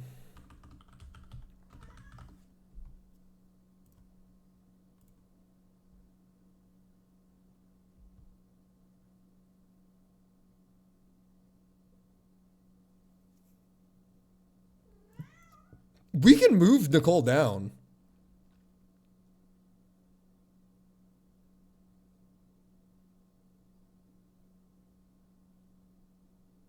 So, Amy, do you feel the same way about Astra and Evelyn then? Do you feel like they also fall into like those are just women designs?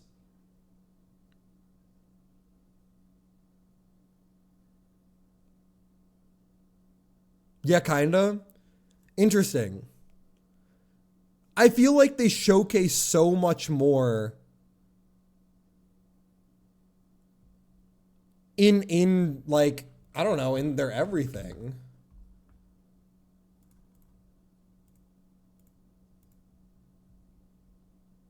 But I guess I can see what you mean.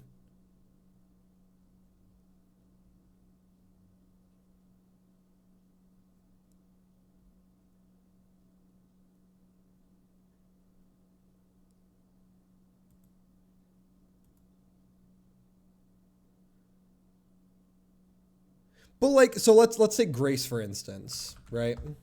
Or Rena.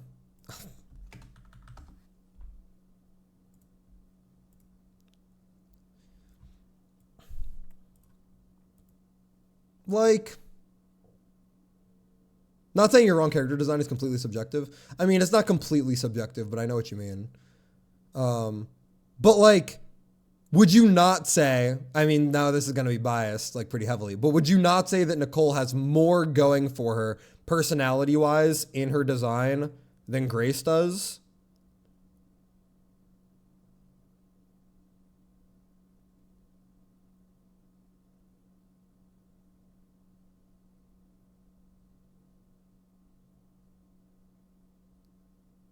And like, maybe there's storytelling to say with Grace being so flat because she only cares about machines.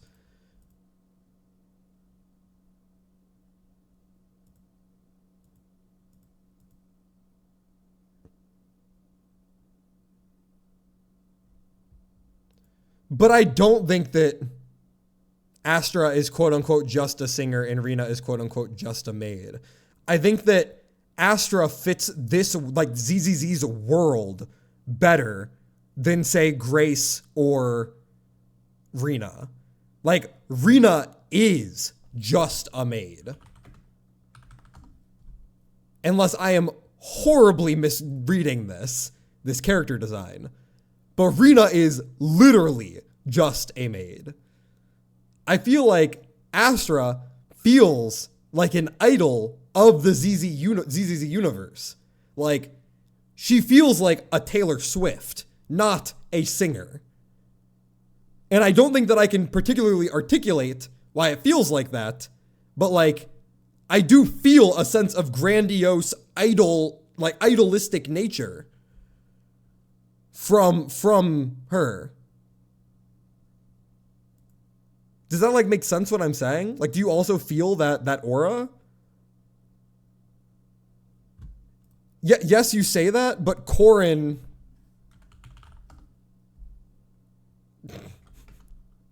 Is she spelled with a K? Oh, it's just one R. Like the nails and the screws and shit, that feels like very monster themed. She's kind of like Frankenstein. Like, this is not just a maid. Agreed? Or no?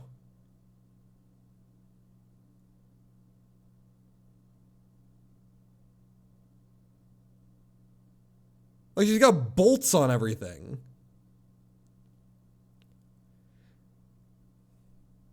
And yes, I would agree that Ellen is similar to Rena. You don't really get a whole lot of her character within the character. I don't know. I'm super willing to change a lot of this because I put it together in like 2 seconds.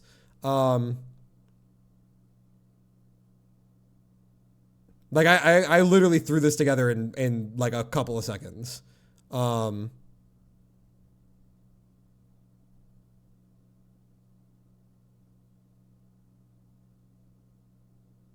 Yeah, I mean, I think that we do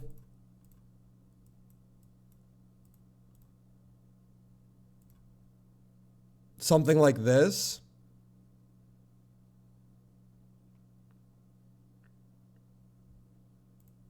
But Soldier 11 definitely does not fall into these other characters. At least IMO. And yeah, I do think that is like a pitfall of ZZZ in general, that their characters are not really eye-catching. They do kind of except for these two. These two are fucking sick. But I do think the Trigger is definitely above. And I do think that Orphe is above. And I do think that Zhao is above. And I do think that Vivian is pretty cool.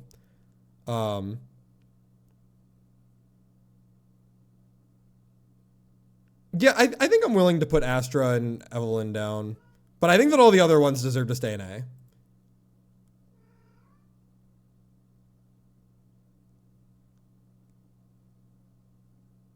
Yeah, exactly. I think that Lycon is very, very eye-catching.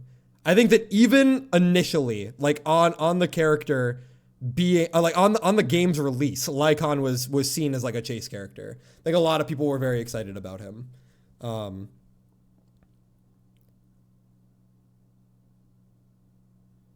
I think that is fine to say.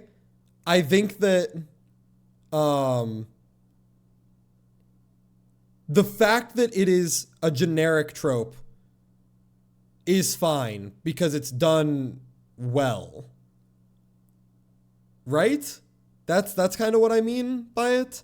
Like, yes, I have seen a Gothic Lolita before. And I've seen that style before. But I think that the way they designed Vivian and the way they designed Hugo are interesting.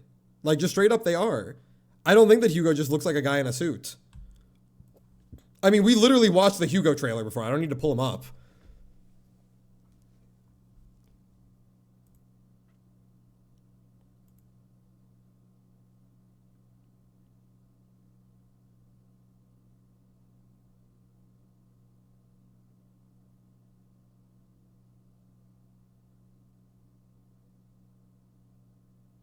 Yeah, I think we can move you down.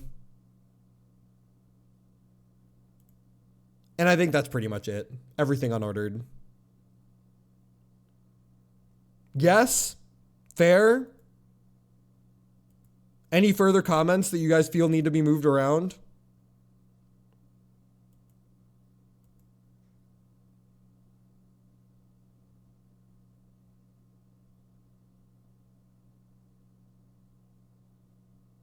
Where's my music? I'm literally sitting here in silence. There we go.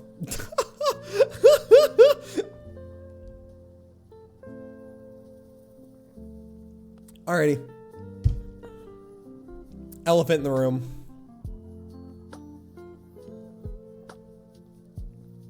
Fellas, put your pitchforks down.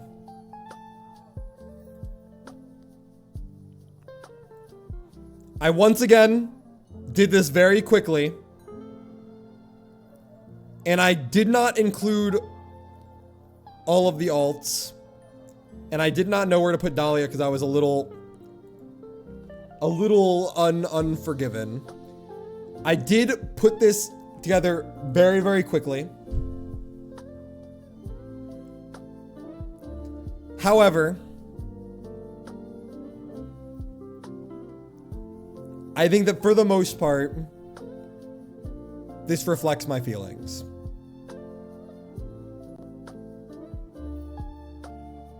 I'll let you all take it in.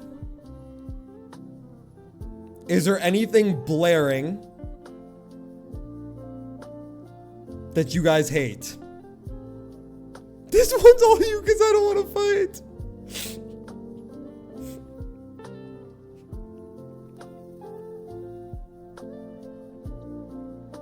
I do like Naxi. I think his character design is he is a green man.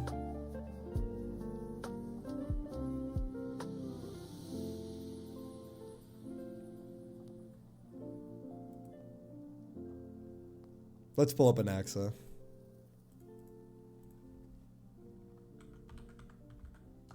Oh, whoops. Why'd I put that Z in there?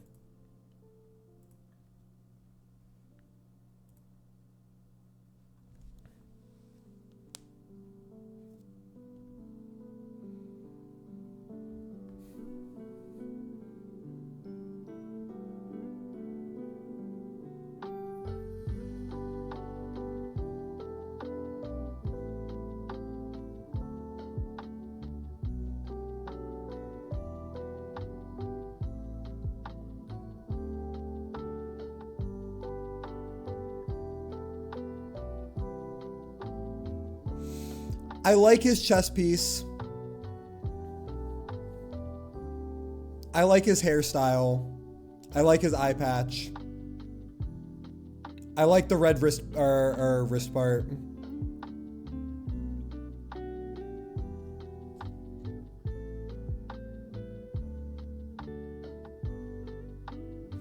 Let's look at the other characters that I have on that tier. I mean, he's certainly above QQ and Hook.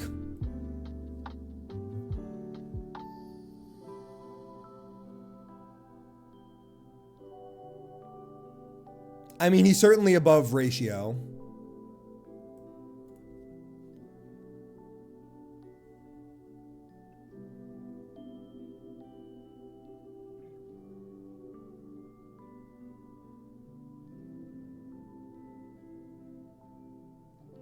Yeah. I'm willing to move Naxi up 2 tiers.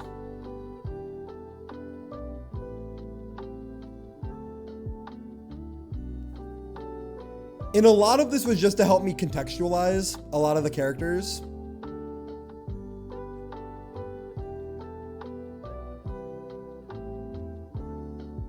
And once again, not ordered within tiers, except for maybe Danheng. I think that Danheng's probably the best designed character in the game.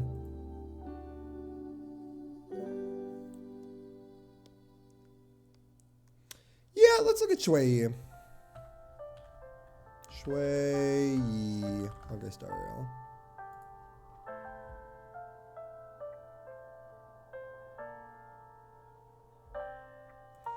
I think that some are good to be one color if it fits their personality, right? Like, I don't think that the Chrysos heirs inherently benefited from being stuck as one color.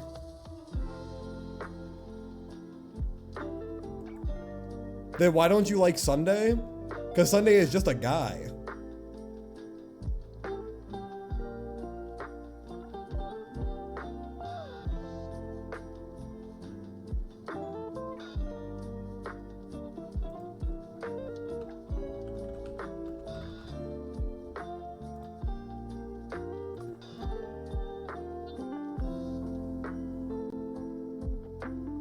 I mean, like, genuinely, what am I supposed to like about this?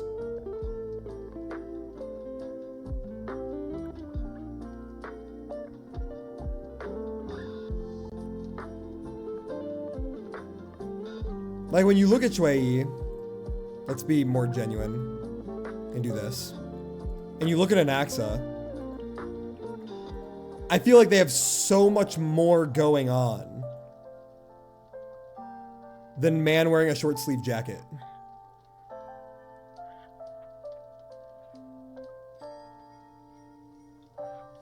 Like, I guess I like the little golden vines on his hand.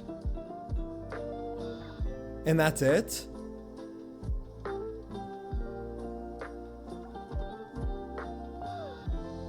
This is subjective. Yes, I mean, inherently it's subjective to say, I like this more than I like this. But, like, you can still objectively say, one character, like, let's be hyperbolic for a second. We've had this conversation before.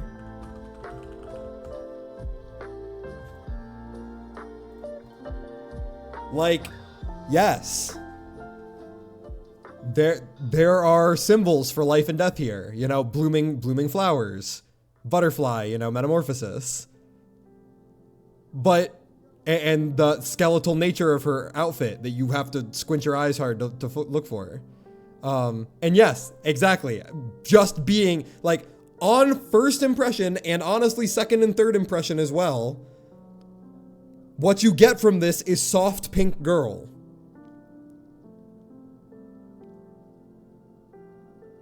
I don't even get, like, the neon tree frog, like, danger neon pink sign from her. Like, I just get pink soft girl. And I feel like that is an objective thing you can say about this. Subjectively, you can say what Amy is currently saying. I like that her hair looks like a rib cage. I like that she has symbols of life and death in the blooming flowers and in the butterflies. But yes, exactly. Like, her character design, if you were to choose one thing about it and exclude everything else, the main thing about her is that she is a soft pink girl. And I think that that is bad character design, personally. And the part that I say that it's bad character design, that part is subjective. But saying that you're, like, the first impression that you get of this character is a soft pink girl and not the god of death, right, is not subjective, right? That's an objectivity, right? And it's not wrong to like this character. I'm just saying she does, like, a bad job of what IMO, I mean, I don't want to say what she's supposed to do, but I think that she's doing a bad job.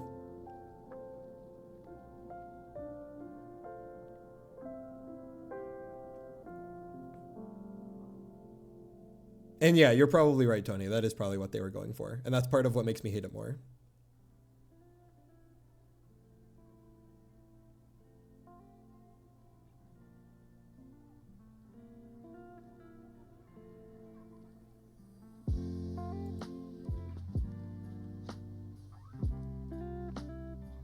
I don't know. Pretty much every character, and maybe this is a translation thing, or maybe this is just my interpretation of everything, but I felt like everyone from, like, day one was so duty bound about being a Chrysos heir. And maybe that's just, like, my impression of it, but I didn't feel like anyone was, I didn't feel the apprehension narratively. And maybe that's because we started in Media Res and we kind of glossed over that part. Like, I definitely felt her suffering, like, that isolation from being death, you know?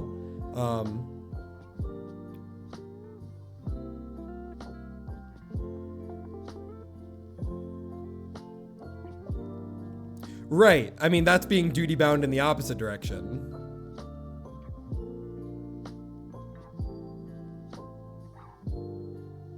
Naxi spent his entire time trying to disprove it.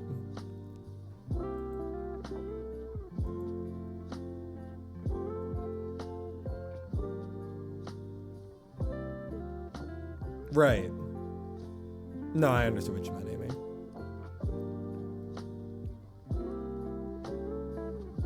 Archer and Saber shouldn't be in here. So I'm only going to put them in here because while they did not design them, they did implement them.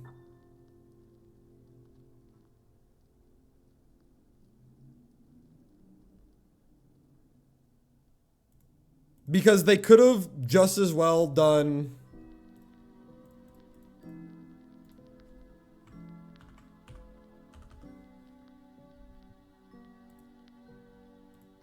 this. Sorry for flashbang.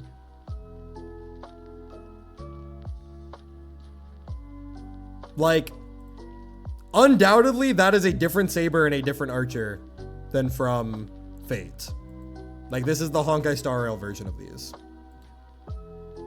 And I think they implemented them very well.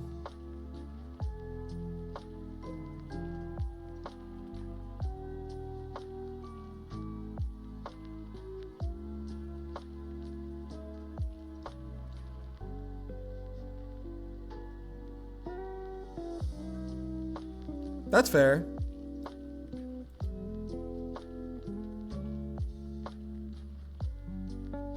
Yeah, I mean, that's fair to say.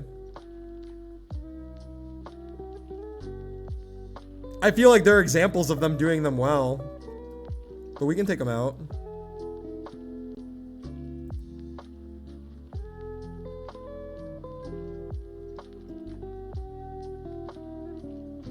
Yeah, I mean, I just think that they did a good job of implementing them. And Alloy is an example of them not. Aloy.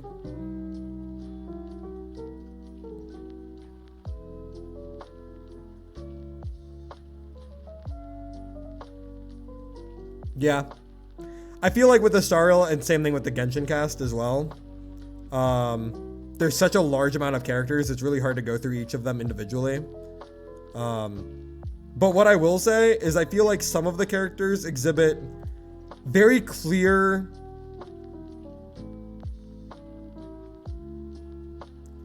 culture significance, and personality significance. Specifically looking at like Danheng, Aventurine, Thirda. I think that Rappa feels like a street demon, which is pretty cool. Shui Fushuan looks like a diviner. Jing Yuan like feels like a general. Think that he does a really good job of all that. As opposed to characters like Yanqing, who is kind of like nothing. Like he kind of just looks like a guy. Firefly, who I don't think looks very good, but I do think that Sam looks awesome. Sam I'd probably put in S tier. I think that Stel and Kylus are cardboard cutouts.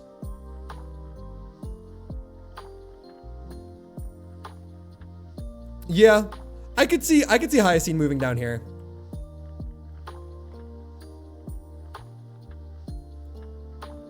I think that Hyacine's more in line with these types of characters. I do think that Naxi has more design on second look.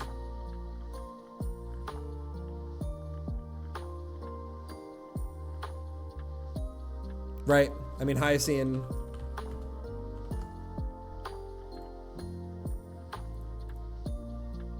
Cotton Candy, Barbara. I like the little charm.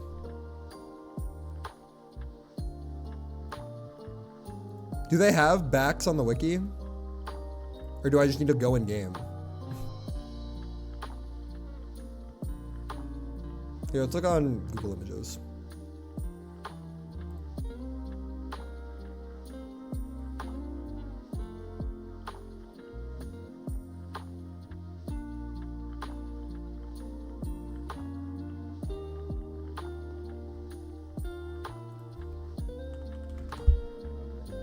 Here we go.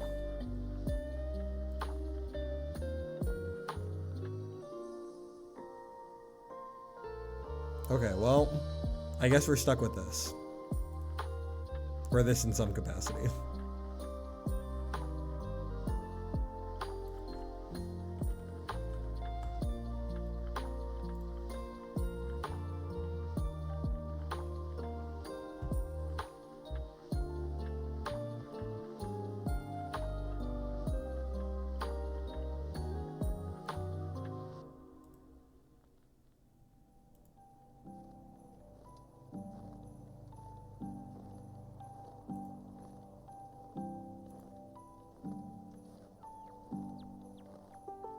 Check DMs.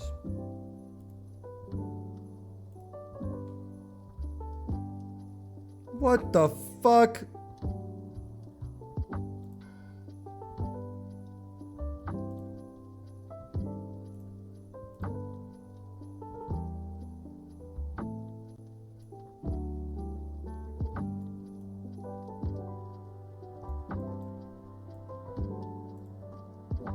Yeah, I like his little tourniquet.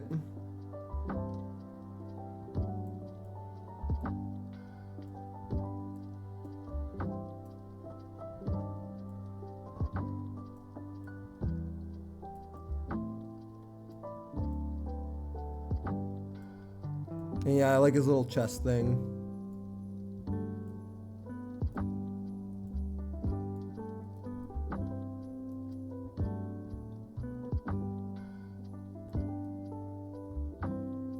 On his back, I don't think there's too much that's like more visually impressive than, say, any other character.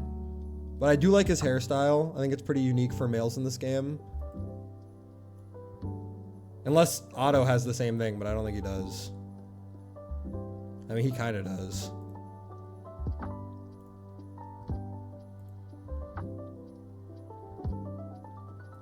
I mean, not really. He just has that one strand of hair that's falling over his shoulder.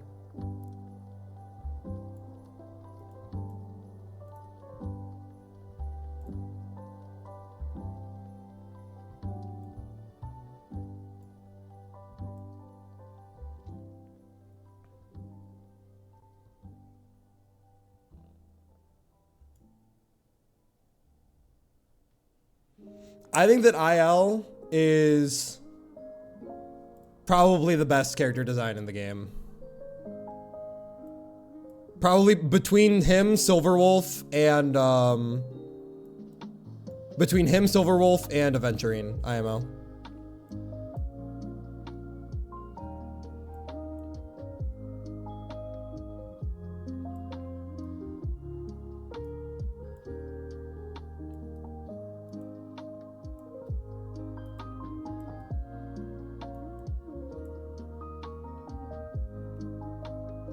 I don't know, is there another character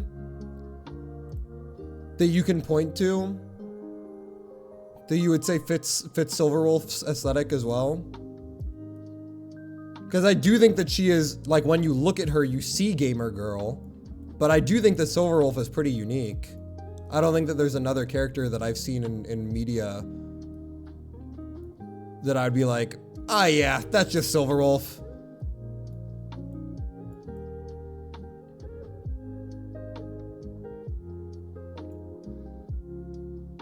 She kind of looks like Branya. You know, I am getting, guy who's only seen Branya, I'm getting some Branya vibes from this character.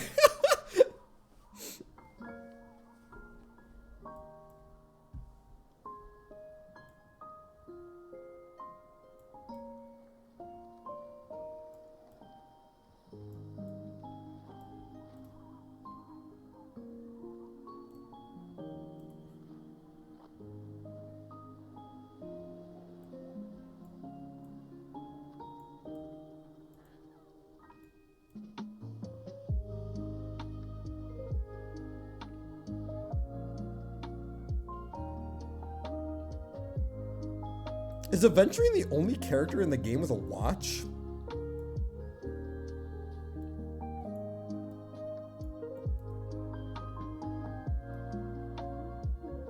Looks like a female got auto-modded. That's crazy.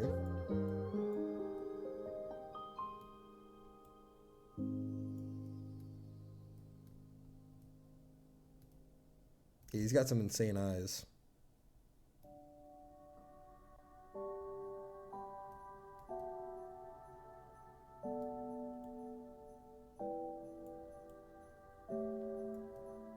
Yeah.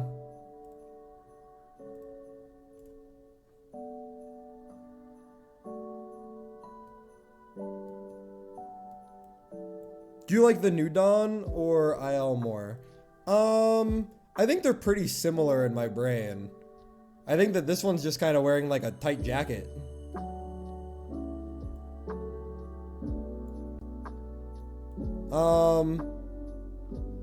I'd probably say, I don't know, I kind of like how his chest pieces are like eyes. That's kind of sick.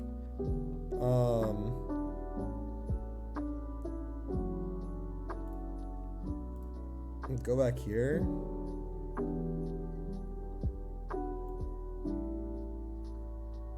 He doesn't have his tail in this as a model? I mean, I feel like that's a little disingenuous to say. Surely he has it in his animations.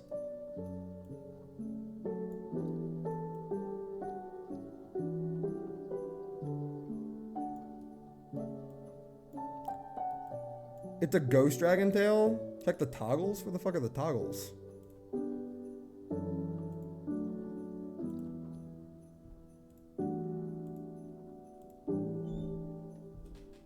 Am I insane?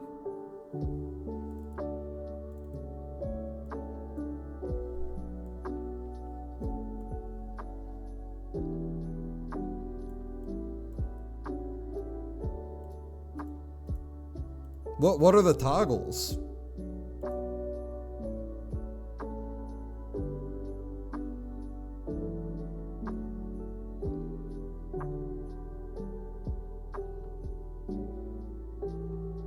What is happening?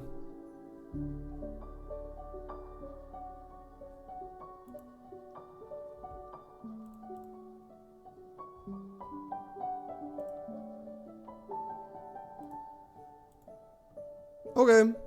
Well.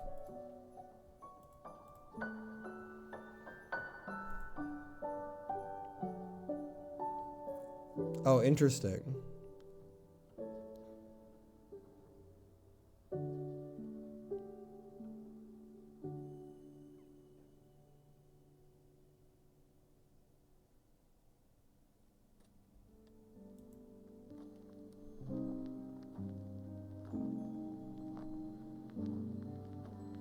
Yeah, I think I agree with this for the most part.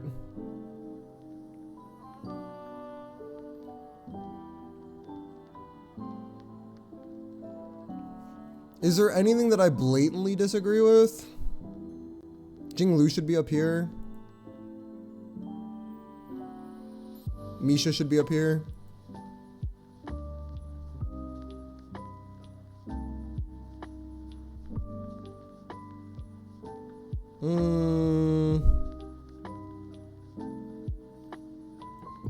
Should Boot Hill be in the higher tier? I'm not going to bed.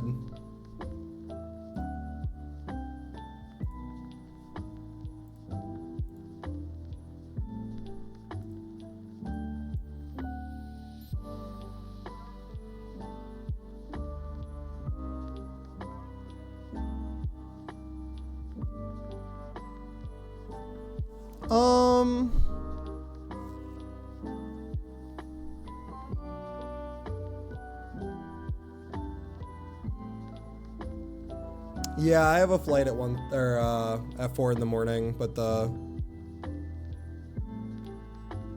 airport's 2 hours away, so I need to get up in 3.5 hours. Why do you have Arlen's OI? Arlen's cool. What?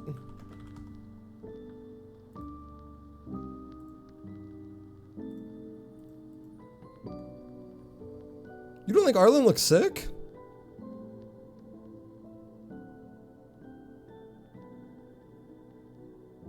No?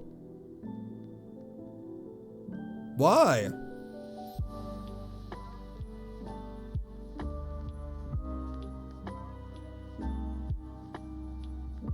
No, you're right though. He shouldn't be that high.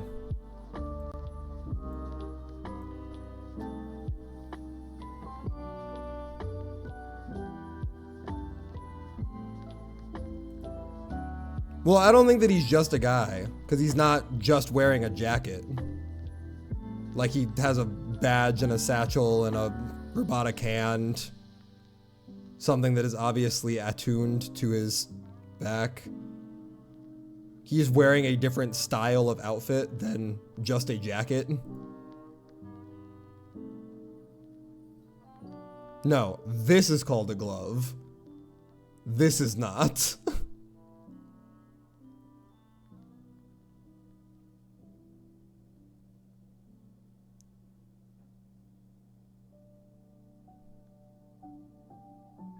I believe those were called gauntlets. Because if you look up glove, I don't think you get anything like that.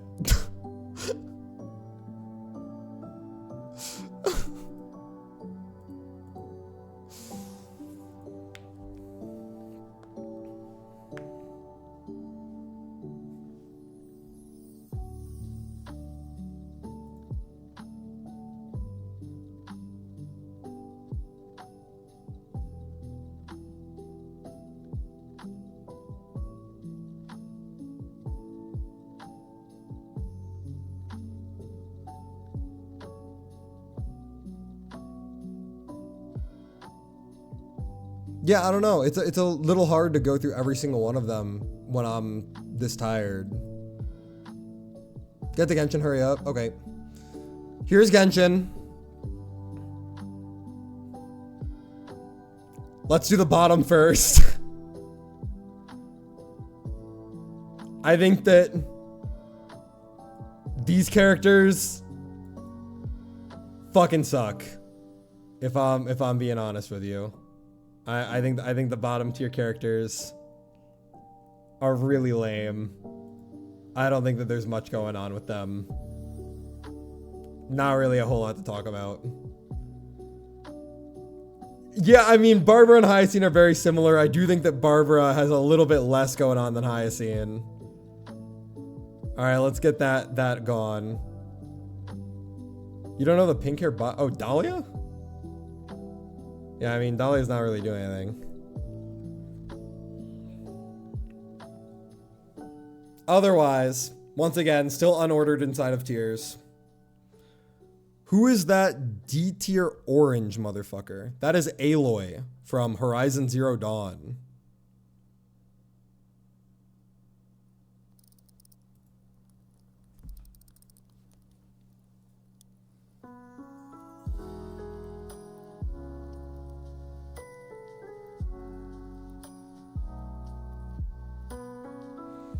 The guy left of Wolf Punch guy should be bottom tier. D-Luke?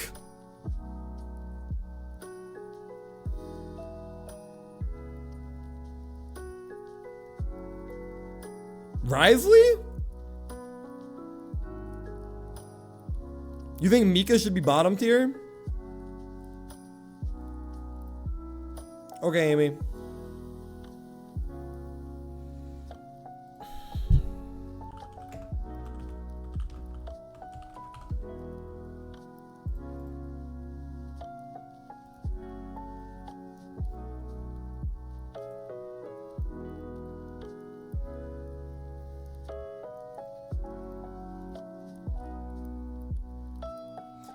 If he is in the bottom tier, he's at the very top of it. No, I'm not saying that he looks good. I'm saying that his character design is better than them.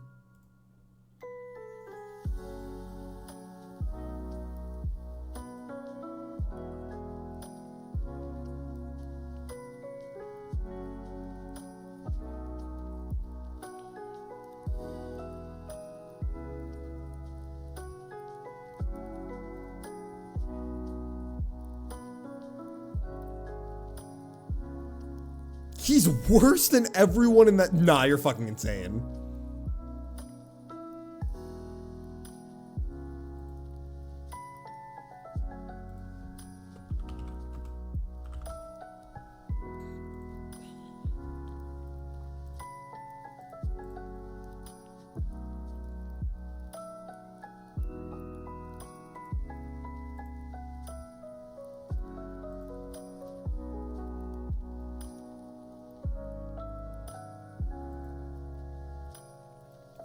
Okay, I'm willing to do it.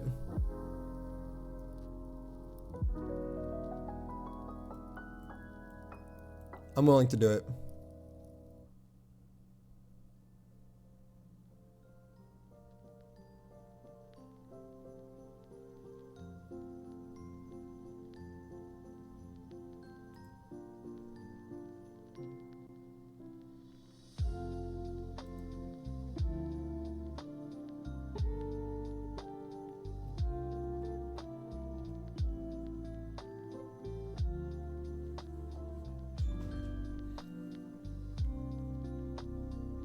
I think that there's very little room for negotiation on my opinions on this one. I think that this one is the one that I spent the most time on out of all of the other ones. Guy to the left of Nuvi.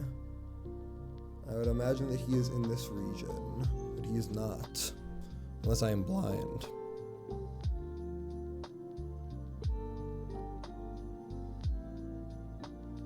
There you are. Fremine? So Fremine, I agree with you. If you just look at him like this. However, I don't know why they're not showing it, but he does get a diver suit. And I think that him getting a diver suit is pretty cool.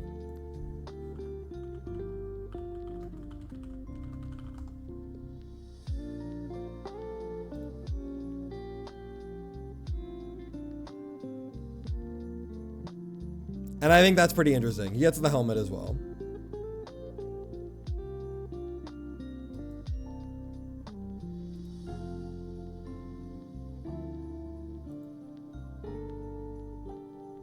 I begrudgingly put Wanderer up here. I wanted to put Wanderer down here.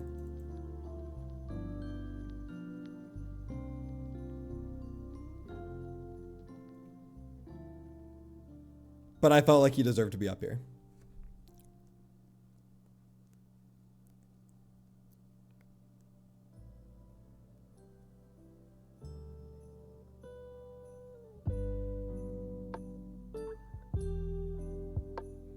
I don't know.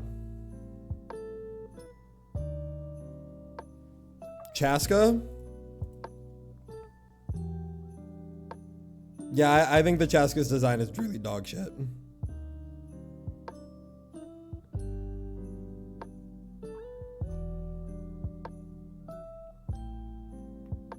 But she is really fucking cool, so I do like using her.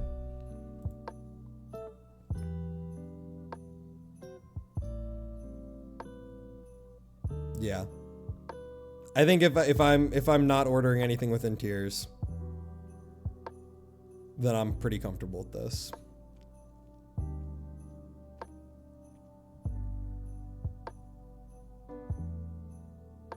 Yeah, I think that Zhongli is fine. And that's not to say, maybe this is a little bit too split up, but I think that there's like a pretty solid mix of characters in here that I'm just kind of like, whatever about.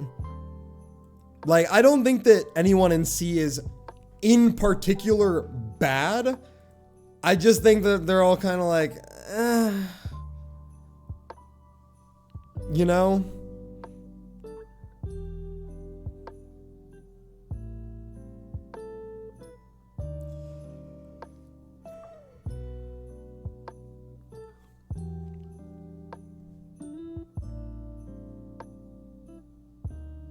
I think Yae, Miko, and Raiden are bad, but that's just me.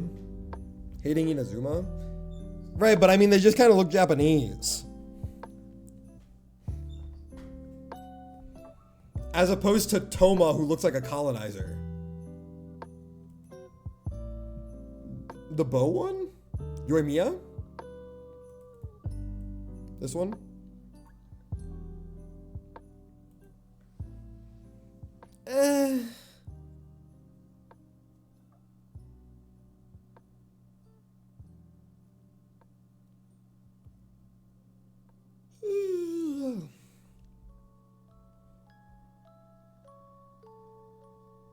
Toma as a colonizer is too accurate. I mean, Toma's awesome. I love Toma in the story, but his design leaves something to be desired.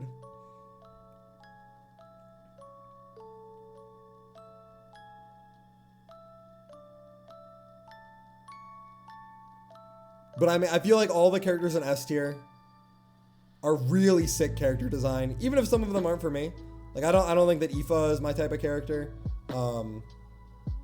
Nor do I think that Arle is my type of character, although I do think she's pretty cool. But I do think that Hu Tao is definitely my type of character. And I think that she's pretty much the only character on here that I think is super fucking sick. Yeah, I don't think that she's like my particular cup of tea, but I think that she's pretty cool. And I think that Farina is pretty coolly designed as well. I like her outfit. And I like her color theme. I think that she does the one or two colors pretty well. I think that both Yansan and Aoife are really sick. And I think that both Inefa and Aino are really, really sick. I think that they do very, very good visual storytelling in their character designs.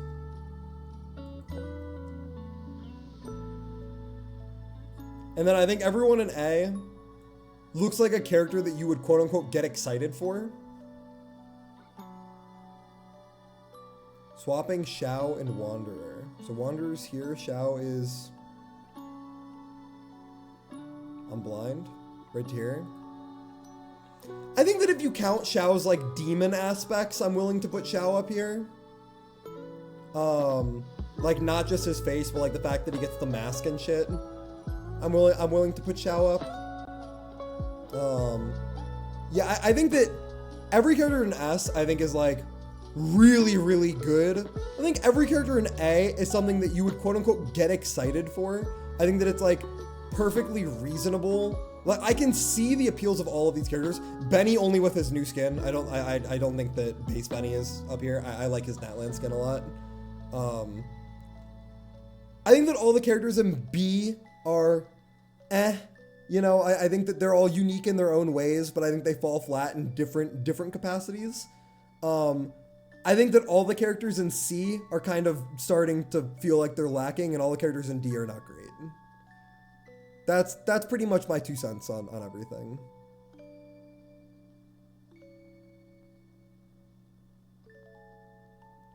That's true.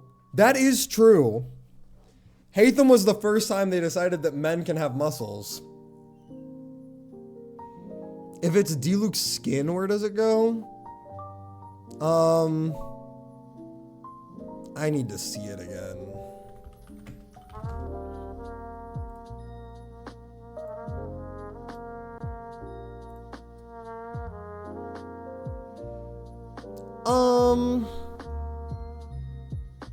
I mean, it's nice. I don't think it really changes too much about his character design. I think he just like kind of looks better. Fair or not fair? Thank you. Thank you for that similar. Thank you for that validation. Hi, Mimi.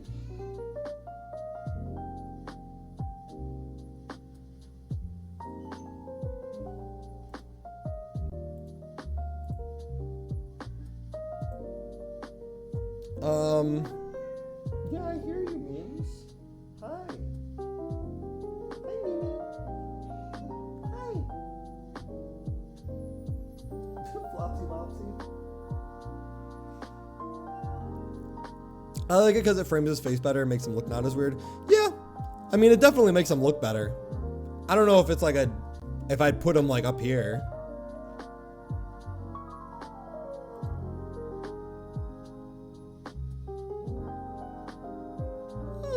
Maybe. I can see an argument for him being like on the same tier as Linny, like towards the bottom of it.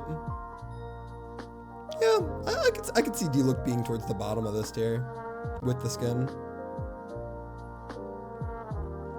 Sethos is a little lame, for sure, but I do think that his design is interesting. I don't think that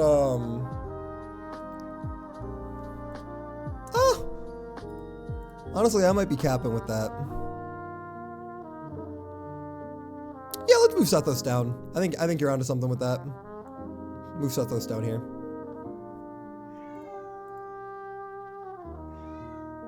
Hi, Memes. Hi, little one. Hi,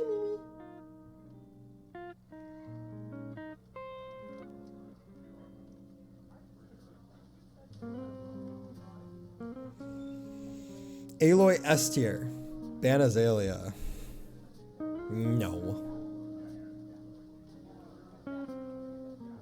Unmod. I don't know, if there's nothing in particular that's jumping out, I think that we can move to our actual rankings. to close out this big old tier list. This one's pretty good. Nowhere near as controversial as the Star Rail one.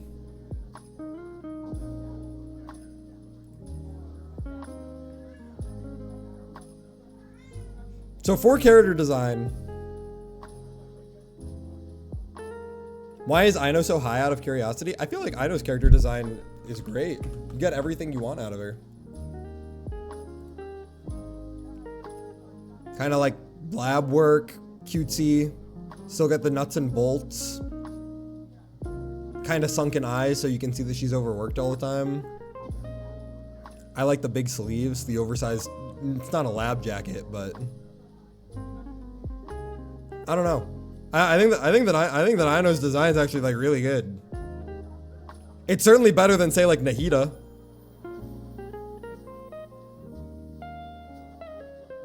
Yeah, we all understand that nobody likes children. We get it.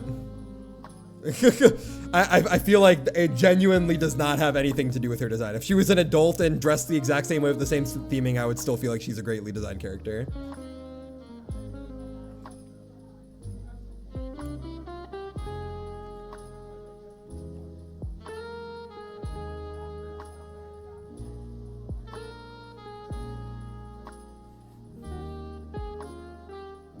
Yeah. I just think she's sick.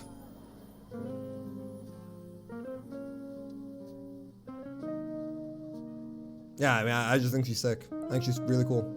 I do think she's probably...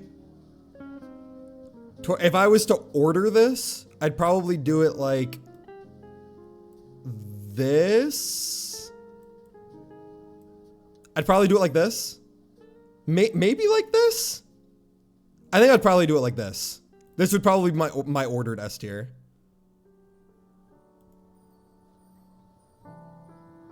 Aoife and Aino might be interchangeable. Nah, Aino's definitely higher.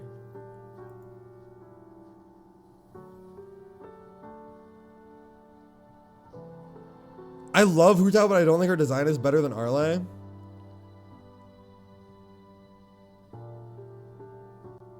I'm visualizing.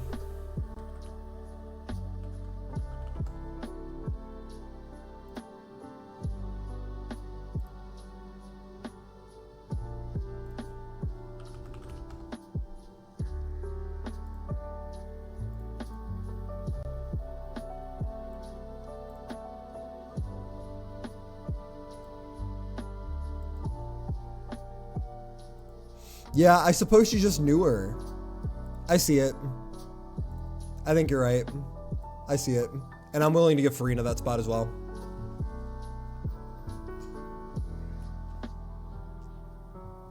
Because I already know that Farina's going to be more detailed. I think that Hu Tao is just too old. Hi, Mimi. Hi, pretty girl.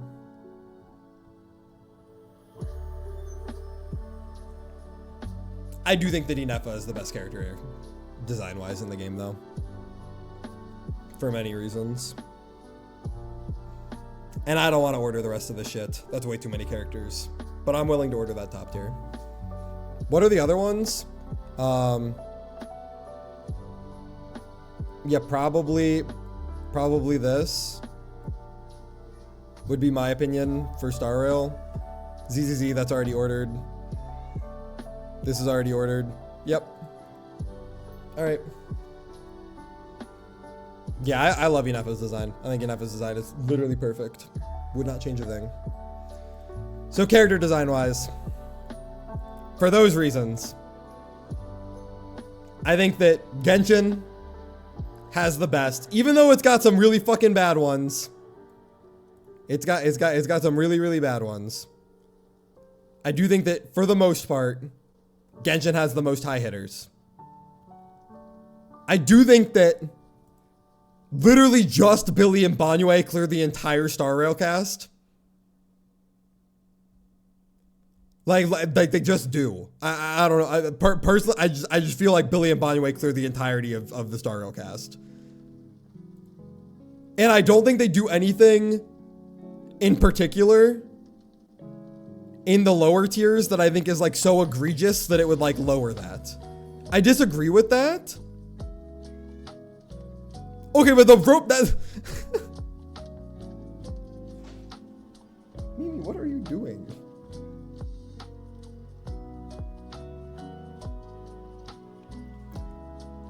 If you were to remove Billy's robot head, he would not be Billy anymore. That's like a major part of his design.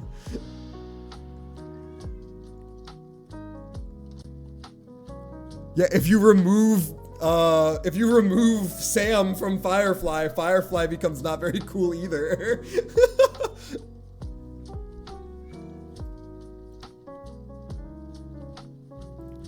I don't know. What characters do you feel are like that high up, Mr. Will?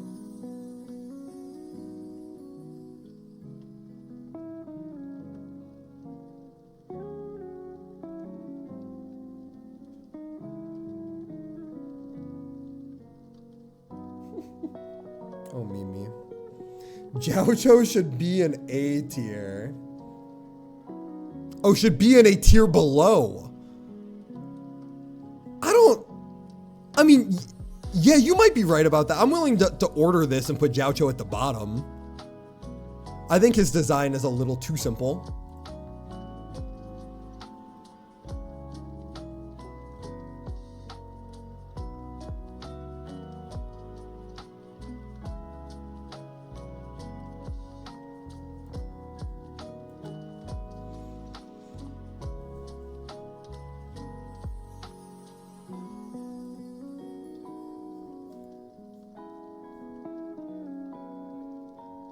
So you feel like A through D aren't strong enough to clear this A through D?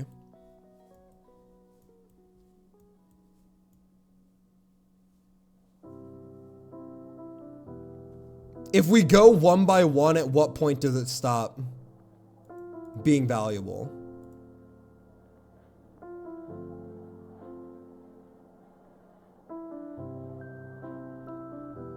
Like, what characters in A through D here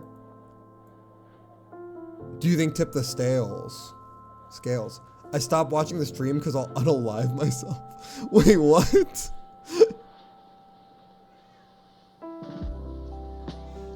Wait, what happened?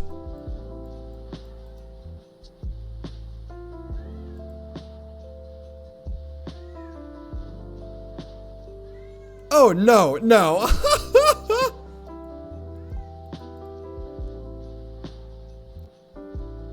I was looking more so for specific examples from you that you think like push the star rail cast up above, let's say S through A. But honestly, even S through B, I think that people get excited about all these characters in B, except for maybe like, I mean, people like Ben and like Pan Yin-Hu. But like, I think that when people, at least from of the ZZZ community, and maybe if you like aren't a part of the ZZZ community, I think that pretty much every character that I have in B is a character that people like, for the most part, do really enjoy. If they're not for like any particular reason other than they are charming. But like, there are for sure people that are like, oh man, I can't wait to pull Evelyn, or oh man, I can't wait to pull Caesar, or man, I can't wait to pull Yishuan, or Dylan, or the fuck is her name? Yidari. And I guess that's true up here as well.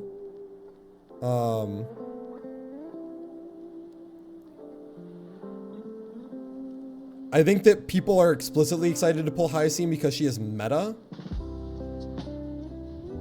I think that people pulled Anaxa because they really liked him. Same thing with like any of the other characters on this list that aren't 4 stars. Like I don't think that the people who got Jade were explicitly thinking to themselves like, oh my god, she's so good for Herta, I need to pull Jade. Right? I think that Jade is good, People didn't get Tribby for the character, but because she's broken, strong disagree. Tribby is a fucking amazing character. I think that she is reflected poorly in her gameplay. And I think that Tribby is, what's it called? I think that Tribby is definitely meta as shit. But I don't think that people are sitting there like, ugh, I guess I have to pull Tribby because she's broken. Like, I think it certainly helps.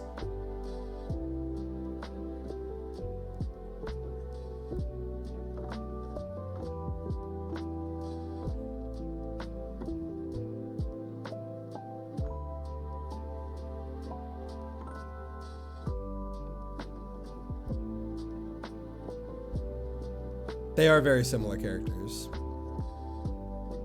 Tormented in different ways. But both are very old teacher-like characters.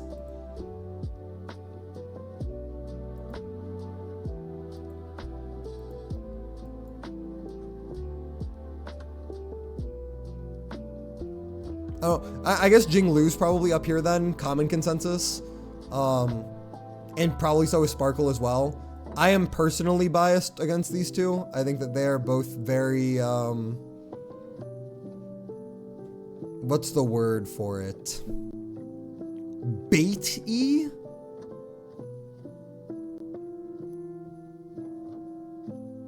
Yeah, it's not that I don't like her. It's that I feel like it's just like, it's a little too grabby. And yeah, that's exactly what I mean. They lose points for like the common Shanjo. They're just like, I feel like Jinglu's a little too stoic and Sparkle's a little too giggly.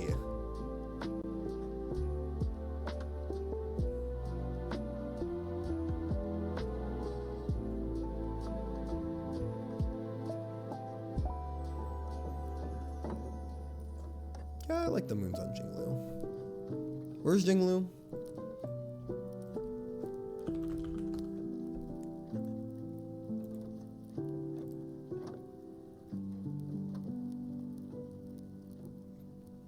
Yeah, I like those.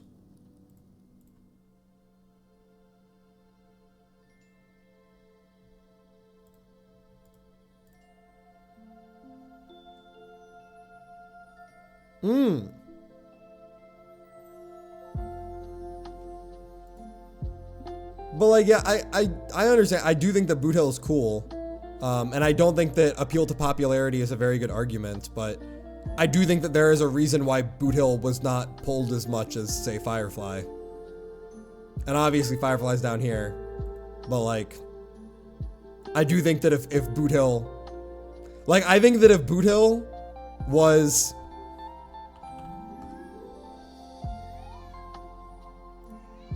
hi Mimi. I do think if Boot Hill was like in this range, people would probably still not pull him as much.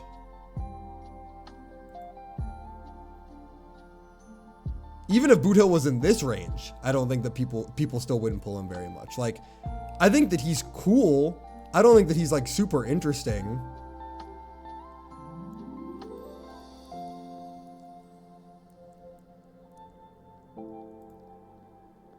Right?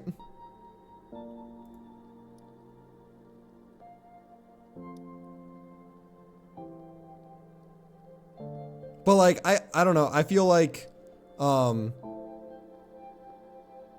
every character S through B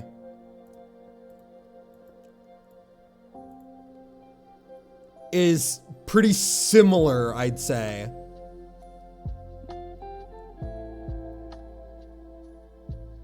I mean, that gets into a super strong realm of subjectivity.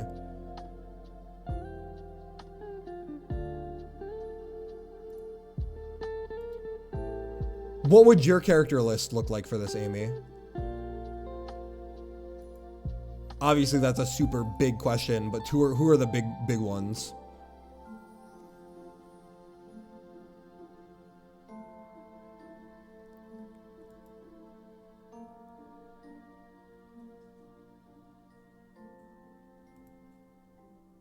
Interesting.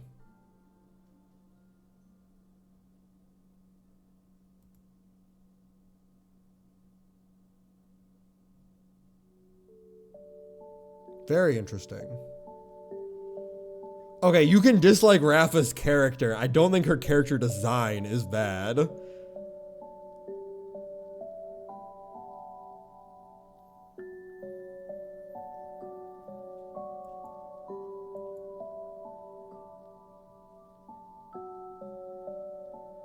Right, that's kind of what I'm getting at.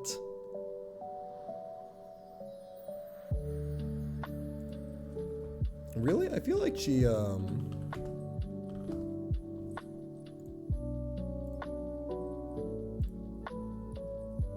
feel like she's doing the street demon thing pretty well. I get it, but I don't like it. I guess that's fair.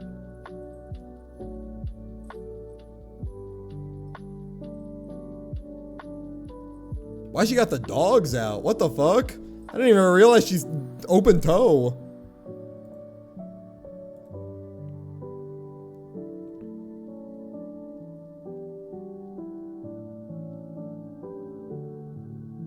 Shinobi footwear.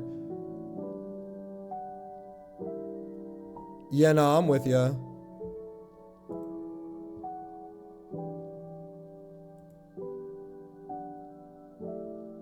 Or at the very least, baggy pants. Like really long baggy pants. I agree with that, majorly. I definitely agree with that majorly.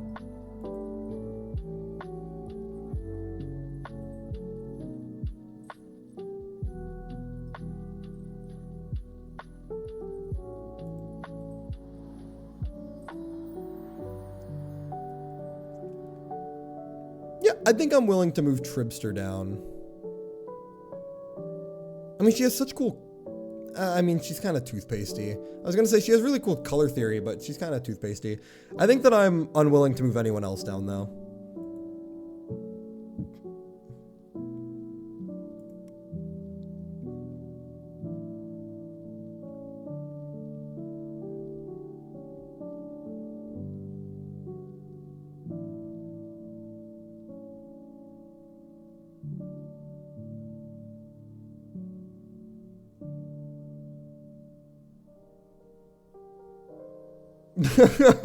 The March skin would be an F-.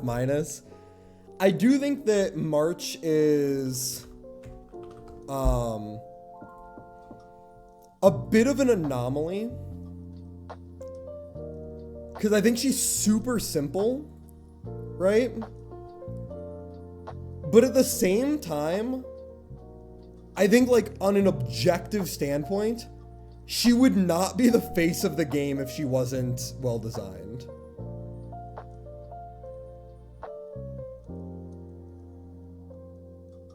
Alice has homophobia.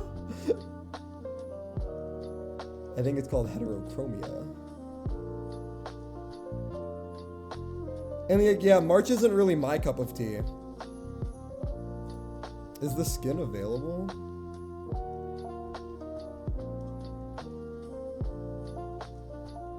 I don't see it in the gallery.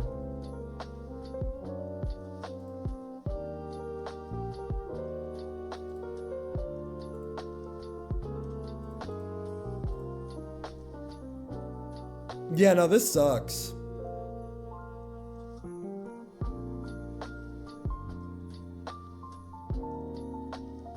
I don't think Pella is technically fully symmetrical, is she?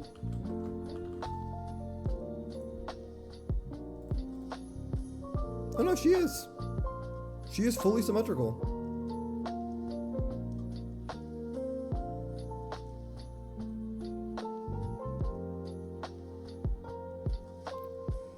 Interesting.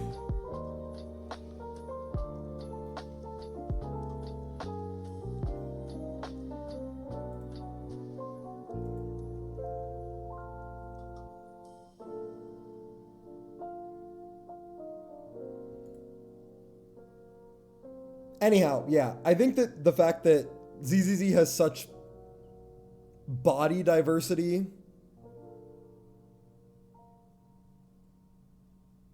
and general theme diversity.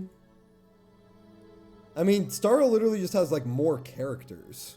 It's like doubling the roster.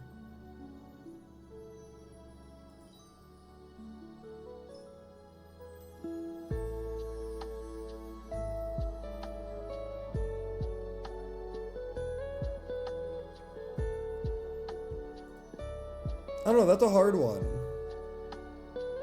We agree that Genshin's at the top and HI 3rd's at the bottom though, yeah?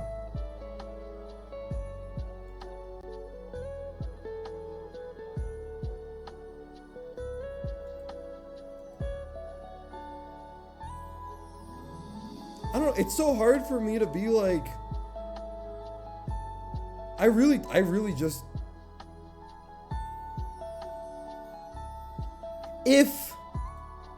if we're not counting only playable characters, if we're also counting NPCs, I think Star Rail wins. Because I was literally about to say Star Rail could never add a character like Billy or Banyue, and that's just not true.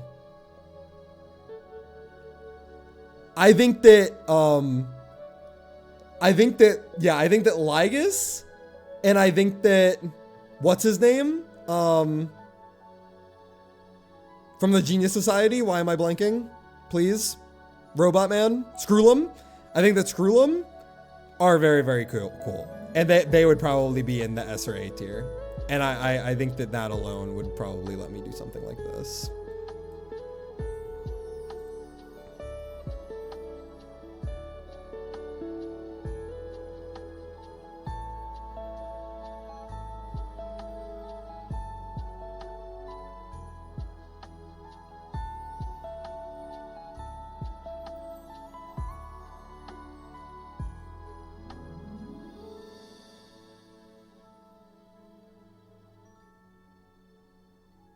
They need to change Ambi's head pose to mess. So let's look at this.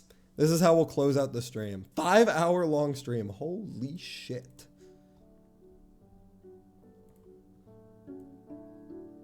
Compared to this. So they said story was HI 3rd, ZZZ, Genshin Impact, and Star Rail. I agreed with Genshin Impact over Star Rail. But I do think that ZZZ is the worst. They didn't have a lore category. But I do think that Genshin Impact just has, like, in general, better lore. I can see an argument for Honkai Star Rail being higher than HI 3rd. But right now, I think that... But it has nothing to do... Yeah, I do think that there's some accessibility issues that all the games could benefit from. Character design, what did they say? HI 3rd, ZZZ, Genshin Impact, Star Rail. Well, we said Genshin, Star Rail, ZZZ, HI 3rd. So I guess we agree that Genshin is higher than Honkai Star Rail. Animation, we split this one up. They said that HI 3rd, and then ZZZ, and then Honkai Star Rail, and then Genshin Impact.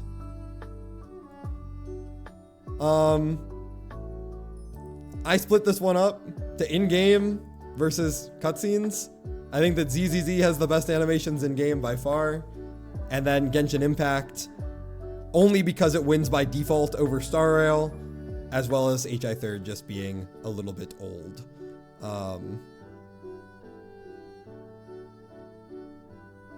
Gameplay, we'll get to that. And then animation / cutscenes for out of game. Think we agreed. Star Rail probably has the best cutscenes. I do think that ZZZ's really fucking good though. Genshin Impact has some pretty good cutscenes. I think that, honestly, if story value was included, HI 3rd would be the best. But honestly, do we think that it might be this? The HI 3rd animations are pretty cool. They've got some pretty decent choreography. Is there any Genshin Impact animation that has anything like that? I mean, I think pretty much all the story ones are pretty cool. Yeah.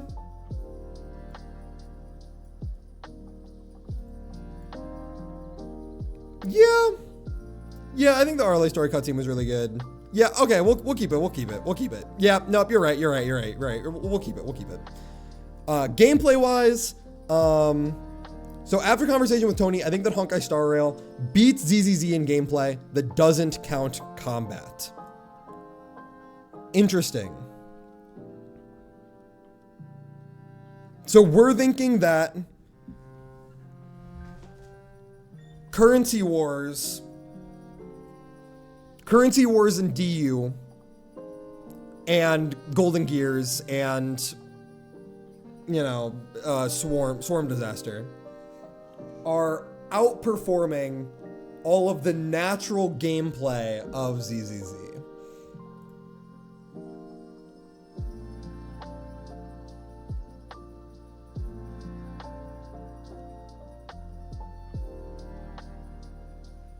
So ZZZ, that is still like, yes, they have Hollow Zero, they have Battle Tower, they got Withered Domain. What is the natural gameplay of ZZZ though? So yeah, all of that is combat, but you've got, what else did it have outside of that? You have the regular like worldly progression. I don't know the way to articulate it because I'm tired, but like interacting with all of your characters on a baseline is something that Honkai Star Rail like literally just does not have. It also has very meaningful NPCs that you interact with. Like there is a shopkeep. There are multiple shopkeeps in ZZZ that all have personality and are characters that you are going to interact with. I feel like the dates with characters would be more lore though. I don't know.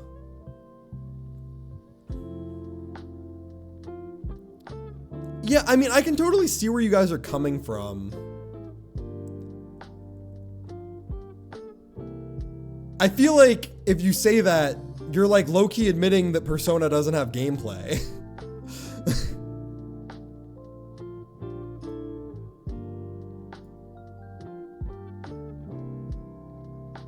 I mean, different rabbit hole conversation.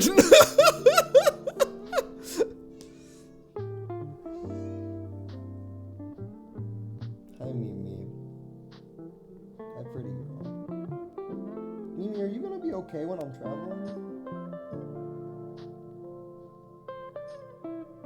You're so needy now. Hopefully you forgive me. It's basically Pokemon. I mean, I'm willing to do this. I'm willing to say this. I think this is fair. Yeah. What did they say?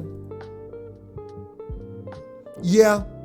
I mean, I think that's entirely fair to say.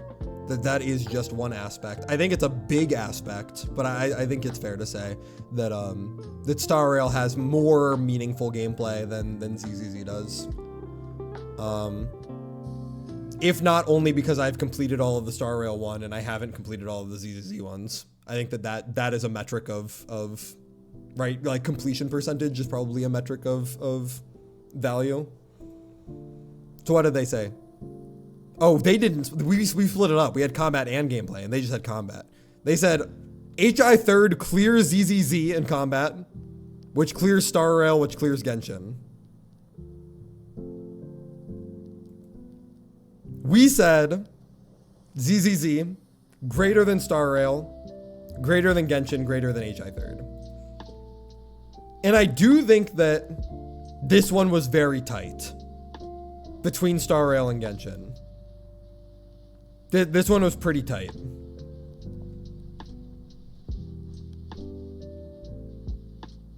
I have no other words for it than that. That was a really, really big one. Events. This one was a lot of back and forth. Yeah, I completely agree. I think I like the team building in Genshin more than any of the other games. I think the team building in Genshin is just leagues above all of the other ones. Events, after some lengthy discussion, we have decided that Genshin Impact is the best.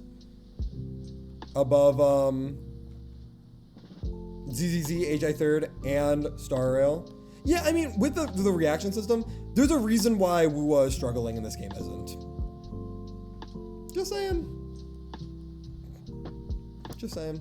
What do they say about events? They said ZZZ events are peak, which I was also of the opinion of, but I was heavily swayed on the Genshin events. The Genshin events are pretty good, as it turns out. And then they said HI Third, and then Genshin, and then 3 walls of bricks, and then Honkai Star Rail. I mean, we're pretty aligned on that one. They just really like HI Third. And I think that they're extremely undervaluing Genshin. Endgame, they said HI Third has the best endgame. I guess they really like spending money. Following ZZZ. So I guess they really like just hitting striking dummies. And then they don't like the Genshin Impact or the Star Rail endgame. Interesting. I would say this one was very, very hard between Genshin and Star Rail toss-up. I do believe that my opinion has been swayed, that IT is a beneficial addition, even if there are probably things that I would tweak about it. I think that it is a pretty beneficial addition to the game. I also think that Stygian is just, like, in general fucking awesome. I wish that they did more, as I wish that all of them would do more. But I do think that between IT Stygian and MOC, or not MOC, Abyss, I think that the Genshin probably does win over. And yeah, pretty much every Star Rail endgame is just kind of like beat the boss. Yeah. HI Third obviously is suffering, and ZZ does not have an endgame. Music, they did not split up. They just said that HI Third clears. And to be fair, we also said HI Third clears. However, I do think that saying that ZZZ is above Genshin and Star Rail is fucking insane.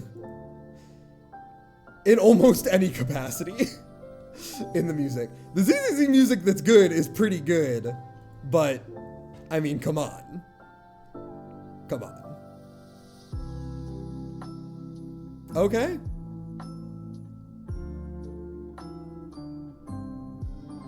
And I think that's it. 5-hour-long stream, lads.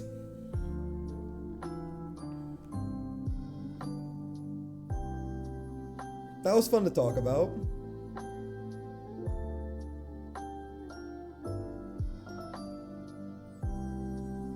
How do I end stream? Nah. Alright, so plan. I am going back to Georgia tomorrow morning. I will be returning on Sunday. Expect me back on Tuesday? Question mark? Spitting with the music take, even though I only slightly properly know ZZZ. Yeah, no, I think that HI Third's, like, themed musics are pretty good. What should I call these? Like, music grand?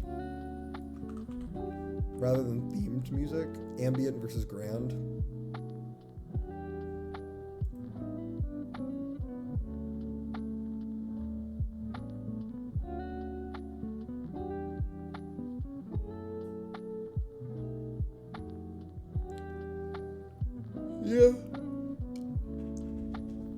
Yeah, I think that I can agree with that. Any closing thoughts? Otherwise, yeah, I'm traveling tomorrow. And only concern is Mimi. You're second. Sorry, dude. Thank you. I appreciate that you love Mimi as much as I do. I think we're going to end it there. Genshin did much better than I thought. In terms of objectivity or in terms of my opinion, you did some heavy convincing. You did some very heavy convincing on both events and endgame.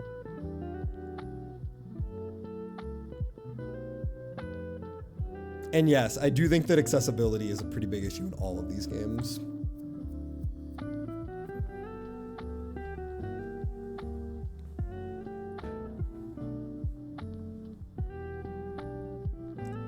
But I'll put the VOD up. That's true. You've been playing daily for a long time.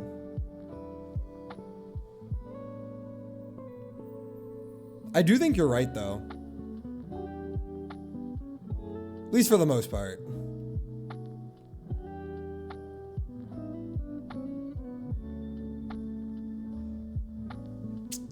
Yeah, I mean, there's like a delicate balance that you're going to have to preserve between like respecting veteran player time as well as getting new players into the game. I don't know. Hard balance to hit. Gramblue certainly didn't do it. So, we're going to call it there. I've already given everyone the rundown. I hope you all have a wonderful rest of your evening. Thank you so much for taking the time to chat with me. And I think that's it. So I'll talk to you all another day.